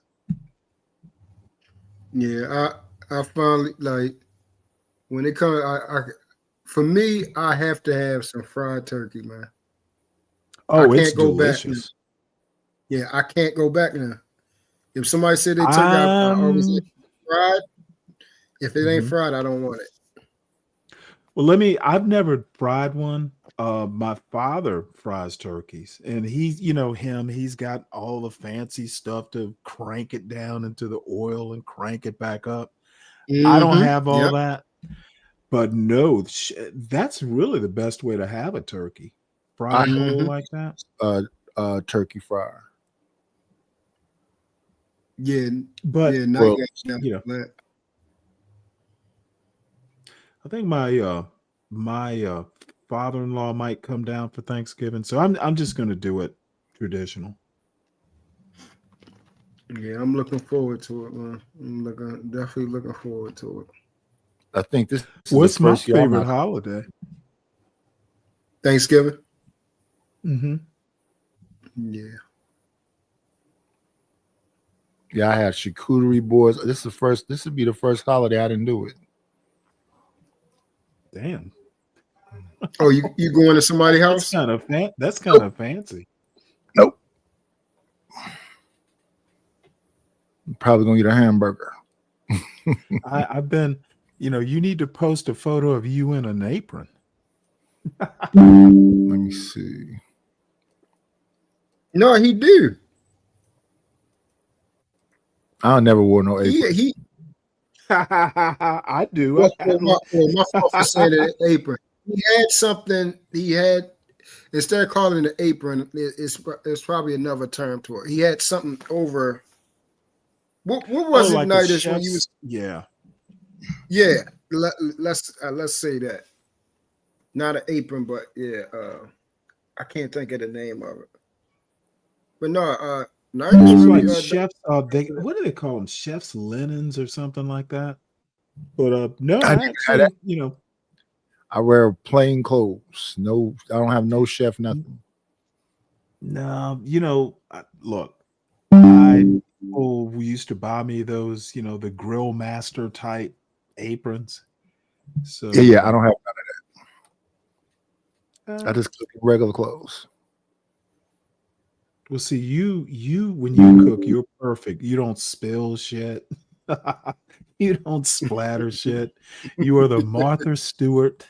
You're the I Martha just got a Stewart bunch of type, aren't you? different grills and crap. Mm-hmm. Well, So, grilling is a lot less messy. Let me see. Let's pull some of these up right quick. So let's see. We do a spatchcock turkey on the grill. Oh, nice. Yeah, that's Now, why I did you said cut the spine out, or did you split the breast? Spine. Yeah, interesting. How'd you do it, with a knife or a kitchen shears? Kitchen shears. Nice. Yeah, he Here we- really does this, man. That's why I was saying I'm surprised. I could have sworn I. Let me see. Let's take it away and get the finished product. Get this out. Then we did a duck on the grill. Nice. Sprayed it with orange juice. Let me see. Where's the finish? You know, I thought about it. They had they had a sale. Publix. I don't know if they have them out west. They There you probably go. don't. After the grilling. See, where is that? But I thought about doing a duck, except it was like That's pretty. $25 per pound or something. Yeah, see. it probably don't get no better texture than that. Yeah, you got to get it right to the perfect crisp. There go the duck. Yeah, and there go the duck. I cooked it on the barrel. Let me tell you Nice. something. That right there, I can just see it. That was everything. Oh yeah, it's delicious. That was everything. I could just tell it was everything, man. I'm jealous. Well, looking at it duck right with now. all it's all dark meat or red meat in the breast. The goose is the same way. It's pretty much all dark meat. So, it's so oily that it's almost hard to overcook it, but you can get it perfect and it stays moist. Nothing like chicken. Mhm. Duck, if duck were as cheap as chicken, I'd never eat chicken. Yeah, I like, instead of dealing with the big birds, I deal with the Cornish hens. That's Those are my that's some favorite. good stuff too. Yep, Yes. Cornish hens. As a So, matter of Steve, a fact, if fried my turkey. father-in-law doesn't come down, I might just do two, one for me and one for my son, and be done with it. Mm-hmm. Yeah, that's how we. If we didn't do the turkey, we went with the Cornish hens, and Yeah, those everyone would things, have their if own you, hen. yeah, they, you herb them up. My mother used to make them, and I've never Yes, been able to get them. I've never been able to get them to taste the way she used to do it. And I didn't, I never that's thought the to fact. ask Yeah, her, I well, can't do it exactly. either. Hmm. I can't. Like that woman is by far the greatest cook I have ever seen, and I can use the same ingredients, put them in there the same way, and it's not going to taste. It's going to taste good, but it's not going to taste like how I'm Right. thinking me at 8, 9 years old at the table, full of love because I'm eating this food, just full and feeling ready to go to sleep. Sleep good. Not the itis. Yes. Yeah, that feeling. But not the bad itis, like when you're eating a cheesesteak or something like that, and they put a hurting on you and everything. I'm talking about that smooth one, man. Like you just you want to sleep good and you ain't gonna wake up your stomach hurting or none of that stuff. That food, man. Yeah, I remember, back in the day, like when I was small, we would go to my father's parents' house for Thanksgiving, and it was Mhm. real traditional. Like, the women would get together and they would do all the cooking, and the men would go Mhm. out to the farm, with some Yep. with the guns. So we would spend a few hours out there just target shooting. And We would be out in the backyard while they yep. cooking. And we had the china closet, and we used to bring out the Hmm. china dishes and everything. We always Hmm. drank wine with the Thanksgiving dinner and everything. Like Hmm. that's how we ate. We had the That's nice. spoons, Yep. forks, soup spoons, all that laid out with the napkins, everything. It was crazy. You couldn't Yeah, tell when I me was we wasn't growing part of up, if we were home, that might be the only time that, the good china came out. We would actually use a Mhm. dining room. Yep. No, The china in the 364 days a dining room. Yep. year. We're eating in the den. Yep. That's a fact.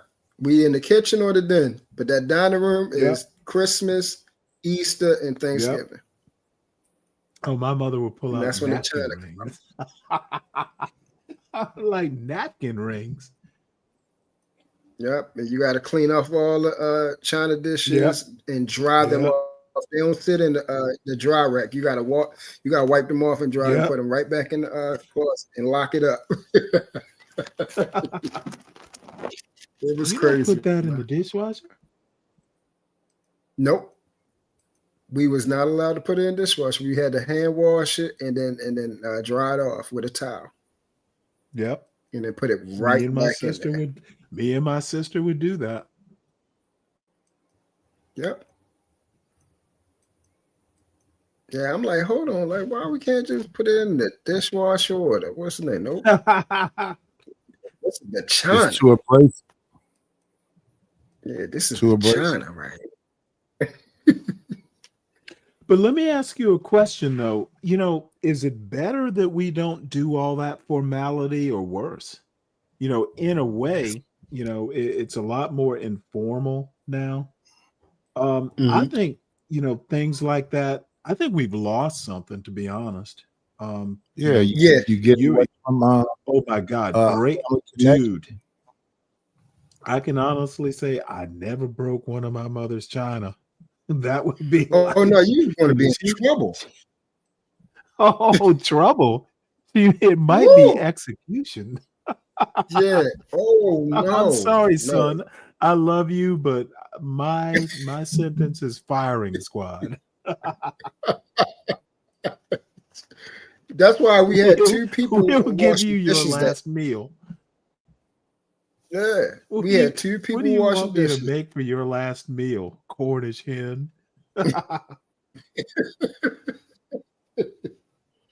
yeah, I agree with Nightish. Those traditions, for me, we've lost something. I think they meant Yeah, I think more, you're right. and I'm trying to recalibrate those traditions. I'm trying to bring those back, you know, with my family. Like one thing that my father used to do for me is we used to the swans used to come by this creek that used to flow through all the way up Gwen Oak and come through this graveyard. So we used to take bread from the store and go there and sit on this little pasture and feed the swans.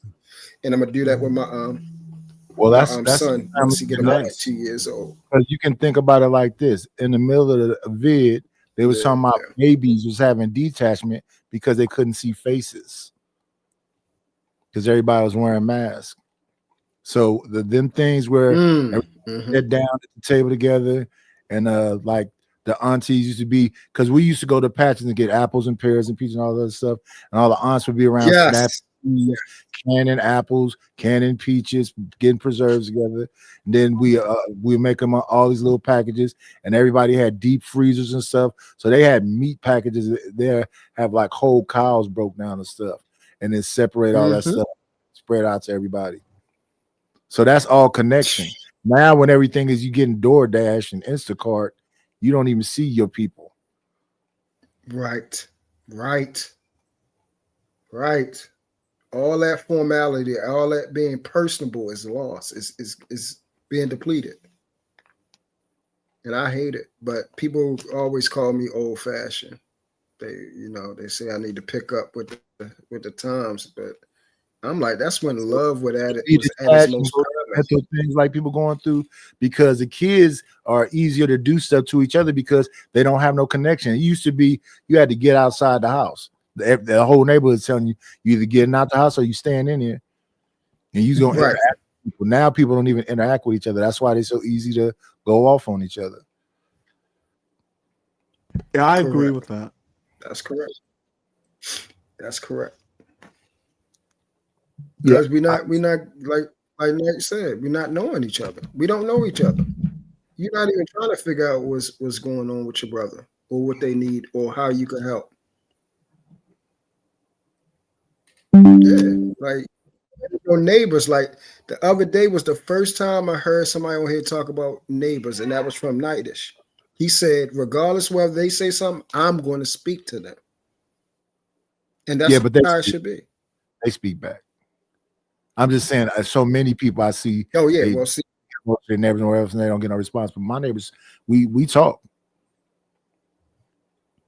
Yeah. Let me see. But see, it's been a long time since I heard somebody say that. Oh. Because that's how it's supposed to be. Like, hey, good morning. How are you? The day it looks nice out here, or it's about to be brick out here. Just a regular conversation. Yeah. Don't take much. Sure, you go outside, grill on, just take a couple pieces of meat, grill on there. They smell it. Oh, okay. What you over there doing? So that was trout on the barrel cook, compound butter and lemons and Dang. You got the lemon stuffed in them? Yeah. Yo. And then this is crab salad. I used to be doing a whole lot of cooking. I ain't cooking this year though. That stuff take time. It does. It does. That's why you're supposed to have the whole family doing it. Everybody had their own part. Me and my cousins, when we was young, we used to make the cakes. With the little beater and everything like that. Taste the cake mix and all that. Like I miss that, man. I'm trying to tell you. Yeah. It's real simple. It made it big. Like it made it huge. So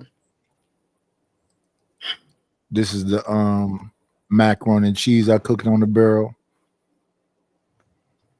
So that a smoky taste in the mac. Got that charcuterie board I was talking about. Oh yeah. Yep. Mm-hmm. And that macaroni and cheese that you had up there, man, that looked it. Oh yeah, it was delicious. Let me see. What do I have up here? Yeah, so this is like broccoli with the ranch, then the pecans and the walnuts and the different cheeses, salami, supersado, the whole little get down. Here go another one. If y'all get a chance, make yourself some what is it, spicy chicken dip. Yeah. It's kind of similar to the crab dips. The crab dip got cheese in it. Yeah.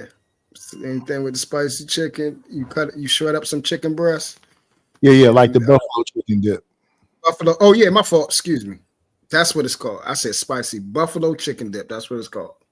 That thing is fire. Oh man, that's fire. Let me see. Sit on there, smack on that. Watch me a good movie. Give me a little bit of Moscato and get me some chips and be good. Buffalo chicken dip. Yeah, I'm a foodie, man. I love, man. Food be good. Food be good, especially when you got some people that can really cook, like not just cook, but that has that right flavor. Oh yeah, man. Flavor is everything. I done been over so many people's house with that damn pasta noodle and wasn't cooked in no broth. It's just plain water. It don't be right all the way. It's al dente, the cheese. I was like, oh no, this ain't it. Right, because when cabbage is made right night, I can eat it by itself. When it's made right and it's smoked and put the turkey neck, and you man, everybody not cooks. They haven't boiled that smoked turkey leg down all the way. Yeah. This is the way all this stuff got to be done.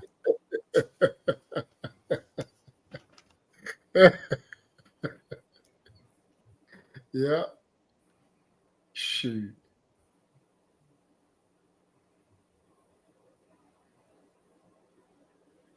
Yeah, so Sin 7, stop saying that I'm neglecting the paladin when I'm here every night.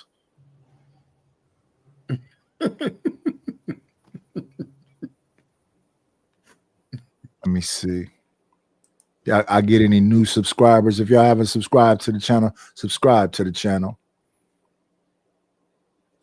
We still at 169. So yeah, subscribe to the channel if you haven't subscribed to the channel.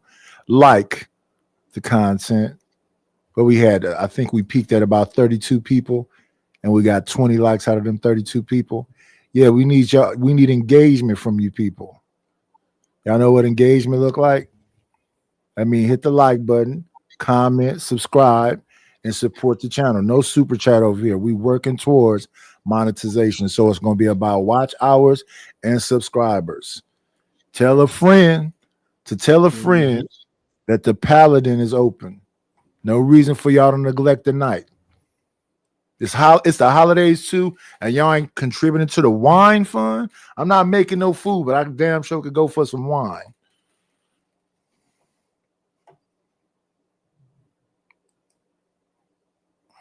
Yeah, I'm having burgers, turkey burgers, and they'll be delicious, but they won't be like all them other holidays where I had duck and paella and gumbo and that paella. I'm so thankful that you and they got a bunch of different paellas, but yeah, I like them all. The one I made was the one with the mussels, clams, boneless, skinless chicken thighs. I had the chorizo. We had a little bit of saffron, some Pinot Grigio, and then all the vegetables, and then the bomba rice. Yeah, the bomba rice. Yeah, the liquid from it, the juices from it is delicious. The rice from it is delicious. The whole thing is delicious. Yep, that runoff.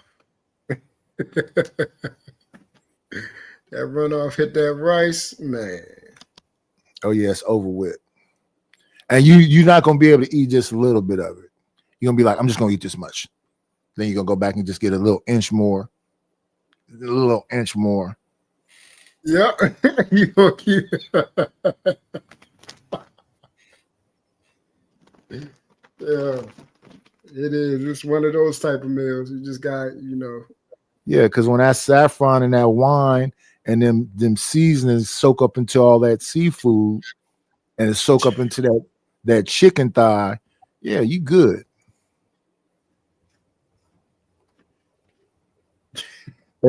All of it is good. Damn bell pepper and garlic and onion and the onions and oh man, and the green peas, everything in there, the little carrots, all of it. Yeah, I'm That's having when all of the season just marinate through the whole thing, and that's just the first day. The next day after it's been soaked and just settled. Yeah. Oh my gosh.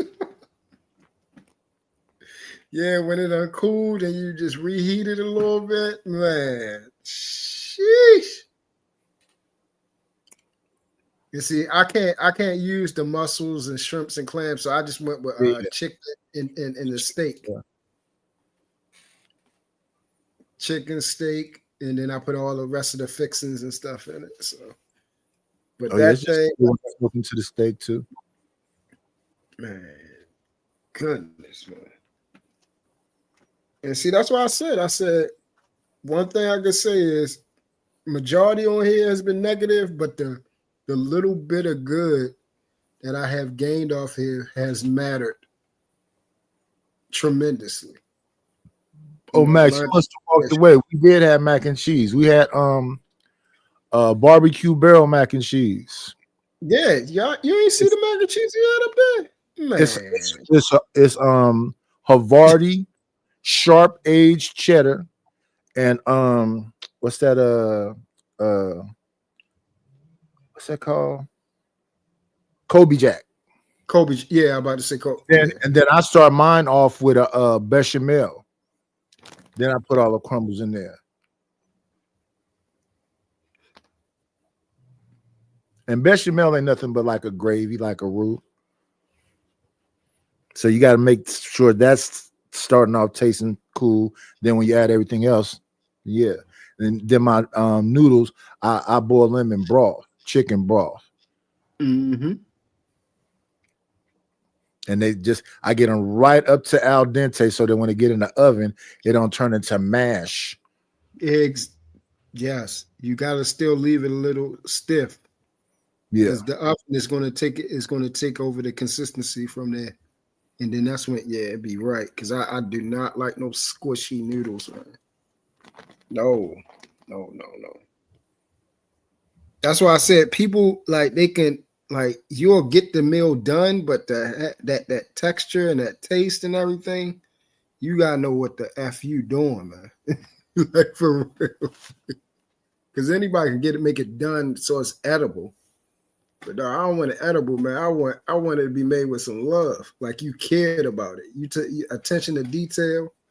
Noodles was right. Like you said, you didn't just put it in water, you put it in chicken, man. Let me see. Today is Friday. Okay. Damn, so Thanksgiving is what? Sunday? No, it's next Thursday. Next Thursday. Decent. Wait a minute. Yeah, Thanksgiving is always on Thursday. Yeah, next Thursday, the 27th. It's a little late this year. That's what I'm tripping off. I'm looking. I got my damn days all the way off. Today is the 21st. Yeah. Okay, I got you. I see it. Come on, old man. I'm looking at the 23rd and right under it saying the first because I'm skipping that whole week right there. So yeah. Okay. I'm the one who's supposed to be closer to Alzheimer's. Oh my goodness. Let me see. Oh, yeah. Yeah, and I gotta pick this tradition back up because we started on Black Friday, Friendsgiving. So Friendsgiving is when we're still eating the leftovers from Thanksgiving, but that's when other people like when you're done with your family, we get together and we bring certain things like a little potluck. But you bring up such a good point with the pick up the traditions. Let me tell you something. There are people out there who would probably find this conversation feminine, and tradition can never be feminine. What your grandparents did, the care they took care of your parents, etc. And many people, if you're living in a single mother household, there may be traditions. You may not have, a set of grandparents, on your father's side, but that doesn't preclude necessarily. This is where I think, if the family structure as it is now is broken, then, then schools may be more important. I think schools are there for education, not parenting, but you gotta deal with the hand that you're dealt. But right, I don't know that I haven't heard anyone in a long time actually talk about we need to pick up those old traditions. And I like that. I like the way you put it. Yeah, It it's important. This stuff is feminine because all them traditions was typically held by like my grandmother, my aunts. They used to literally tell them, get out of the kitchen. Yeah, but the men were doing something too. Yeah. We was outside making fires. We were getting out of the way. Yeah. For the time they was inside that garage drinking and doing We always had a football game. Right. Yeah. But also you gotta understand, Nightish, like I'm the only drinker in my family. I honestly don't think we go out to the farm and do all that stuff. No. My uncle, my father, my grandfather. Nope. No alcohol in sight. Yeah. I've literally never seen my grandfather. I don't think he drank. I've never asked. And then my father, occasionally, and I know he doesn't now. I think I'm the only black one sheep in my of the family. that didn't drink was my Uncle Houston. Everybody else Mhm. drank though. Literally no one in my family did. My mother did. And that's probably kind of where I got it from, maybe. But even she, it was on a weekend. Yeah. It was never during the week. Oh yeah, I don't think I ever saw. Let me see. The majority of them, I don't think I really saw them drinking during the week either. I only had my father and my one uncle that drank during the week, and his great uncle. And the funny thing, my mother would have a couple, and she, me, her, the kids, my sister, she put on some fucking Marvin Gaye, and we'd be dancing. She was actually kind of fun. It wasn't so buttoned down. So, or we would go over. She had a best friend at the time, and we'd go over there, and we'd all be dancing in the living room. It was actually fun. Yeah, my grandmother on my father's side is where all them people were. My grandmother on my mother's side, I think she drank wine, maybe, but usually on the holidays, it was a lot of gospel music. On my other side, my father's side, it was all in the blues. So it was a lot of Bobby Blue Bland and Johnny Taylor and all that kind of stuff. Mm-hmm. Rarely any Marvin Gaye though. A lot of Sam Cooke, Otis Redding, that kind of thing. No, my mother was actually really into Marvin Gaye. Now, next time I go home, I'm gonna have to ask my father where all those records, all those vinyl albums are. I mean, my mother kind of had a fairly eclectic taste. Not so much into blues as much as into Motown. Mm. And she had a thing for Hugh Masekela also. So she had a little bit of back in like the 70s or early 80s. What would you call it? It wouldn't be Afrobeat. Hugh Masekela actually predated.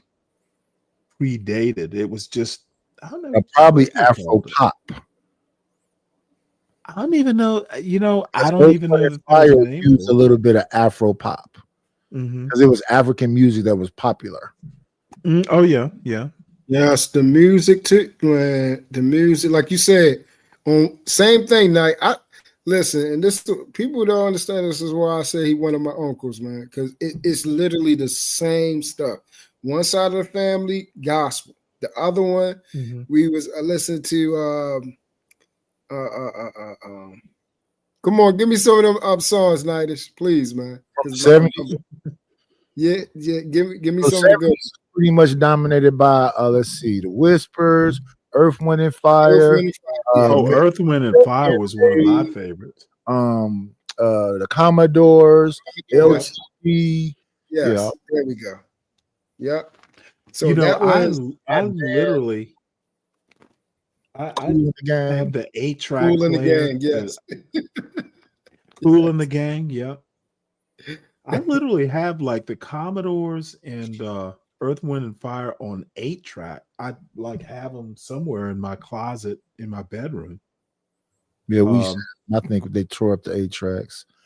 Well, who else we used to listen to? The Stylistic, the Dramatics, Floaters, the Floaters, yes. Curtis Mayfield, Isaac Hayes, Barry White, Lou Rawls. Parliament Funkadelic was a bit different. Bootsy Collins was huge.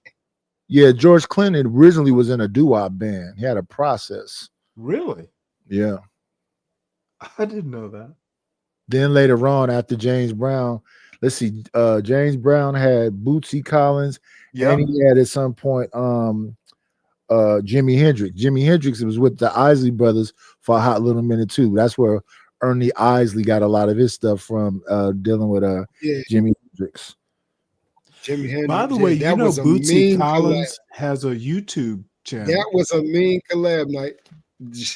Yo, that's crazy. Yeah, but you A got to lot of understand people don't know the about Isley brothers. The Isley brothers started off doing doo-wop also. Yeah. Yeah. You know you make me want to shout. Throw your hands up and shout. Come on now. Don't forget to say you will. Turned into, hey girl, ain't no Mr. B.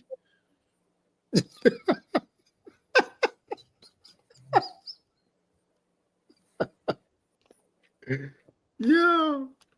I'm trying to tell you. See, and that's the stuff I still love to this day. My heart won't go. I listen to some of this stuff out here, the new stuff, but it don't have it, man. It just don't have it. I can't compare it to like what we used to have.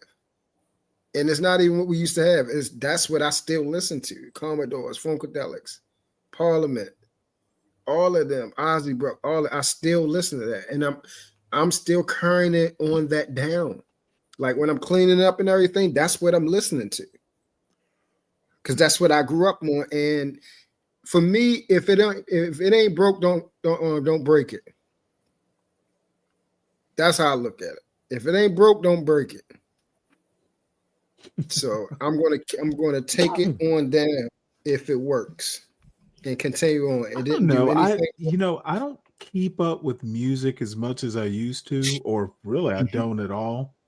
But I saw Jill Scott somewhere on YouTube. I remember I was in the middle because I go through phases in my life where I'll just get all into, like, believe this or not, when I lived in upstate South Carolina, I lived between Greenville, South Carolina, and Spartanburg, and I got into bluegrass, like the old type of bluegrass, because it has a lot of African influence, the banjo, for instance.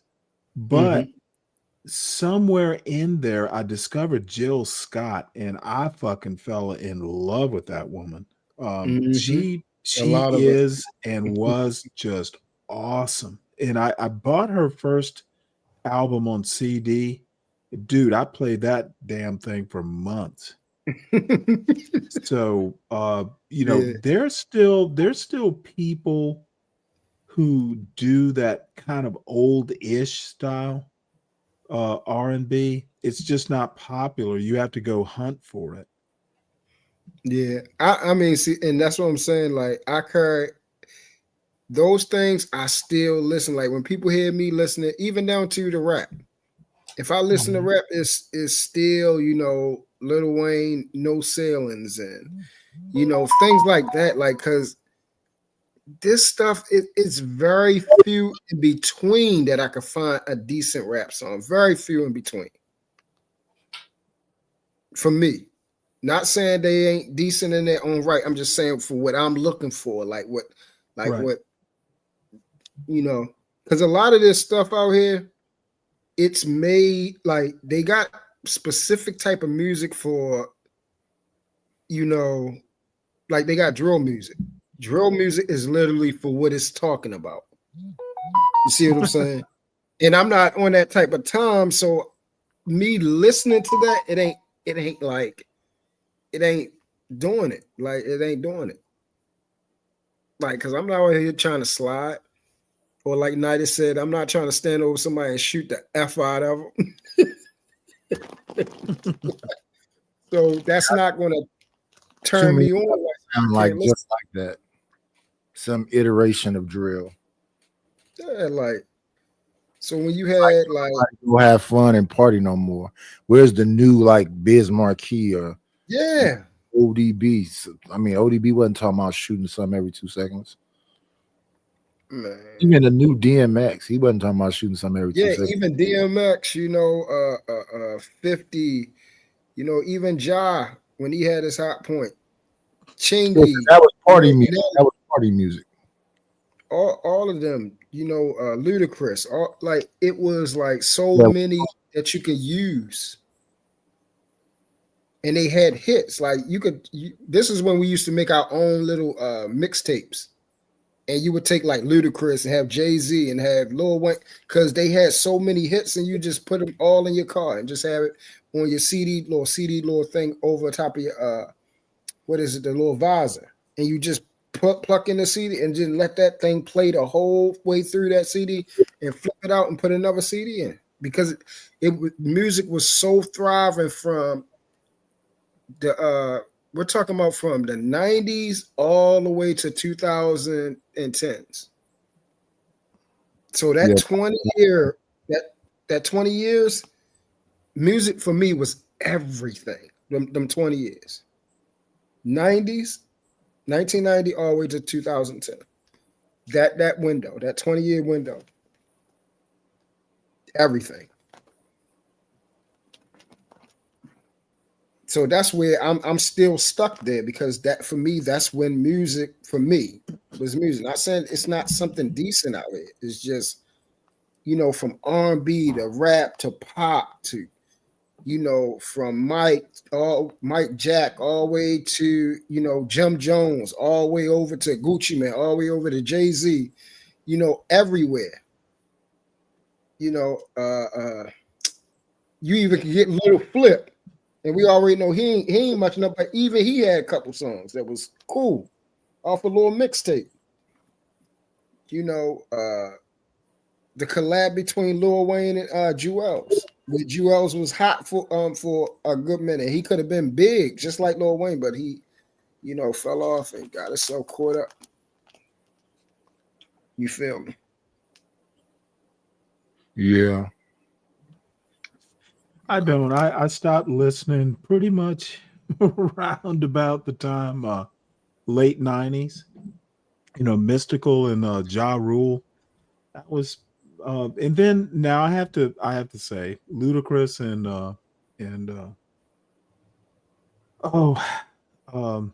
God damn it. Just had a senior moment here. Ludacris, the Atlanta stuff. But that's even kind of late 90s, right? Or early 2000s. Yep. So I pretty much stopped there. So I don't know. I've not heard any music. I probably didn't recognize it from like Lil Wayne. I know who he is. That's about it. Oh, my the last normal people who were kind of outrageous would be like Ludacris,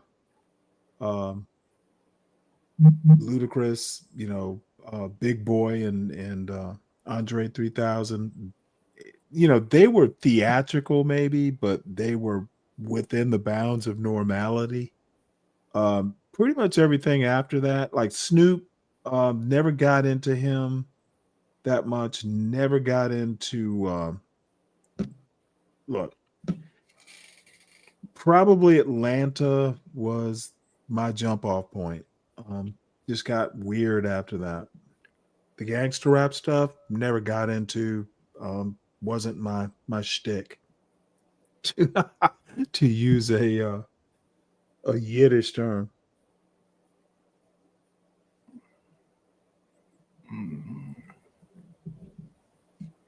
Let me see.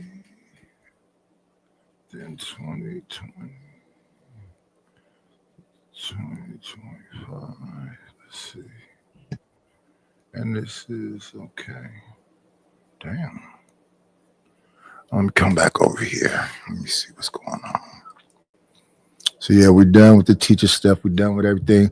Hopefully y'all was entertained if y'all even got this far in the thing. We got 13 people still watching. Thank you to Lamar for coming through. Thank you for Truth coming through. Thank you for Stanley coming through. I think that's all that came through today, right? Am I having a let me go look right quick.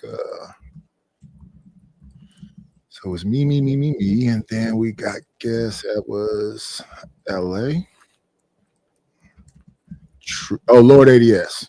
Shout out to Lord ADS. Thanks, Lord ADS, for coming through. Hopefully we didn't bore y'all too much talking about all this old stuff.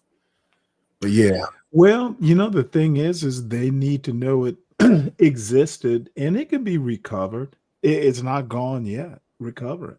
if it Yeah, interests you. long as these libraries are still around, we walk in libraries. We telling y'all about what it was. Yes.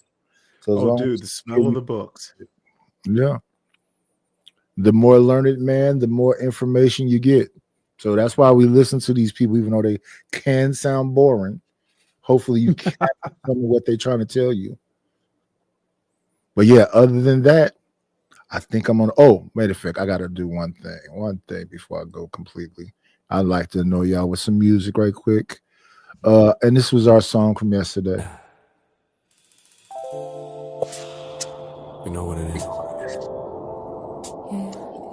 It's toxic, baby. Still want you. Every time I say I'm done, I come right back. Got me scrolling through your page, heart under attack. You know that mouth cut deep, but that love cut deeper. You my poison and my healer, my dream and my reaper. I'm tired of the fights, but I can't let go. Cause when you touch me, girl, my pride moves slow. We crash, we burn, we still run it back to. Yeah, we toxic, but I'm fiending for you. We toxic, girl. We toxic, boy. We toxic, boy. But I'm fiending for you. We ain't shit. We ain't shit. I don't wanna talk to you, but I can't stop calling you. Even though it's bad, it's true. We ain't shit. We ain't shit. I'm still fiending for you.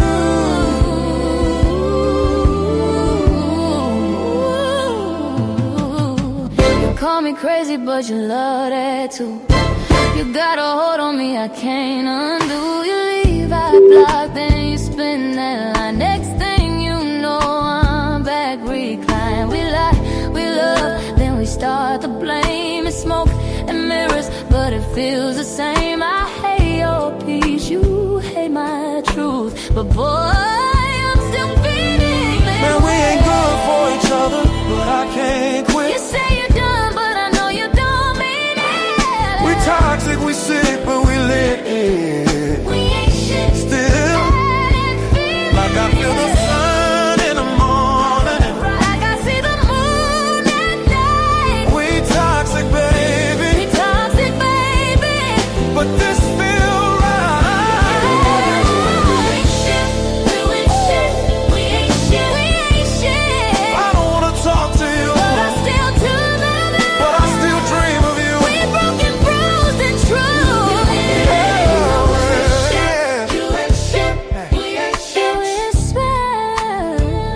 I don't wanna talk to you, but you already in my veins.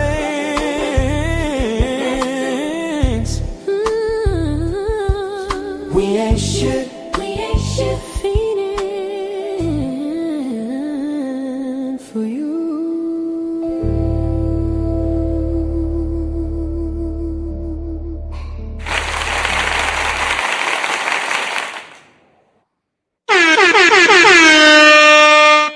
Shout out to y'all. Y'all ain't shit.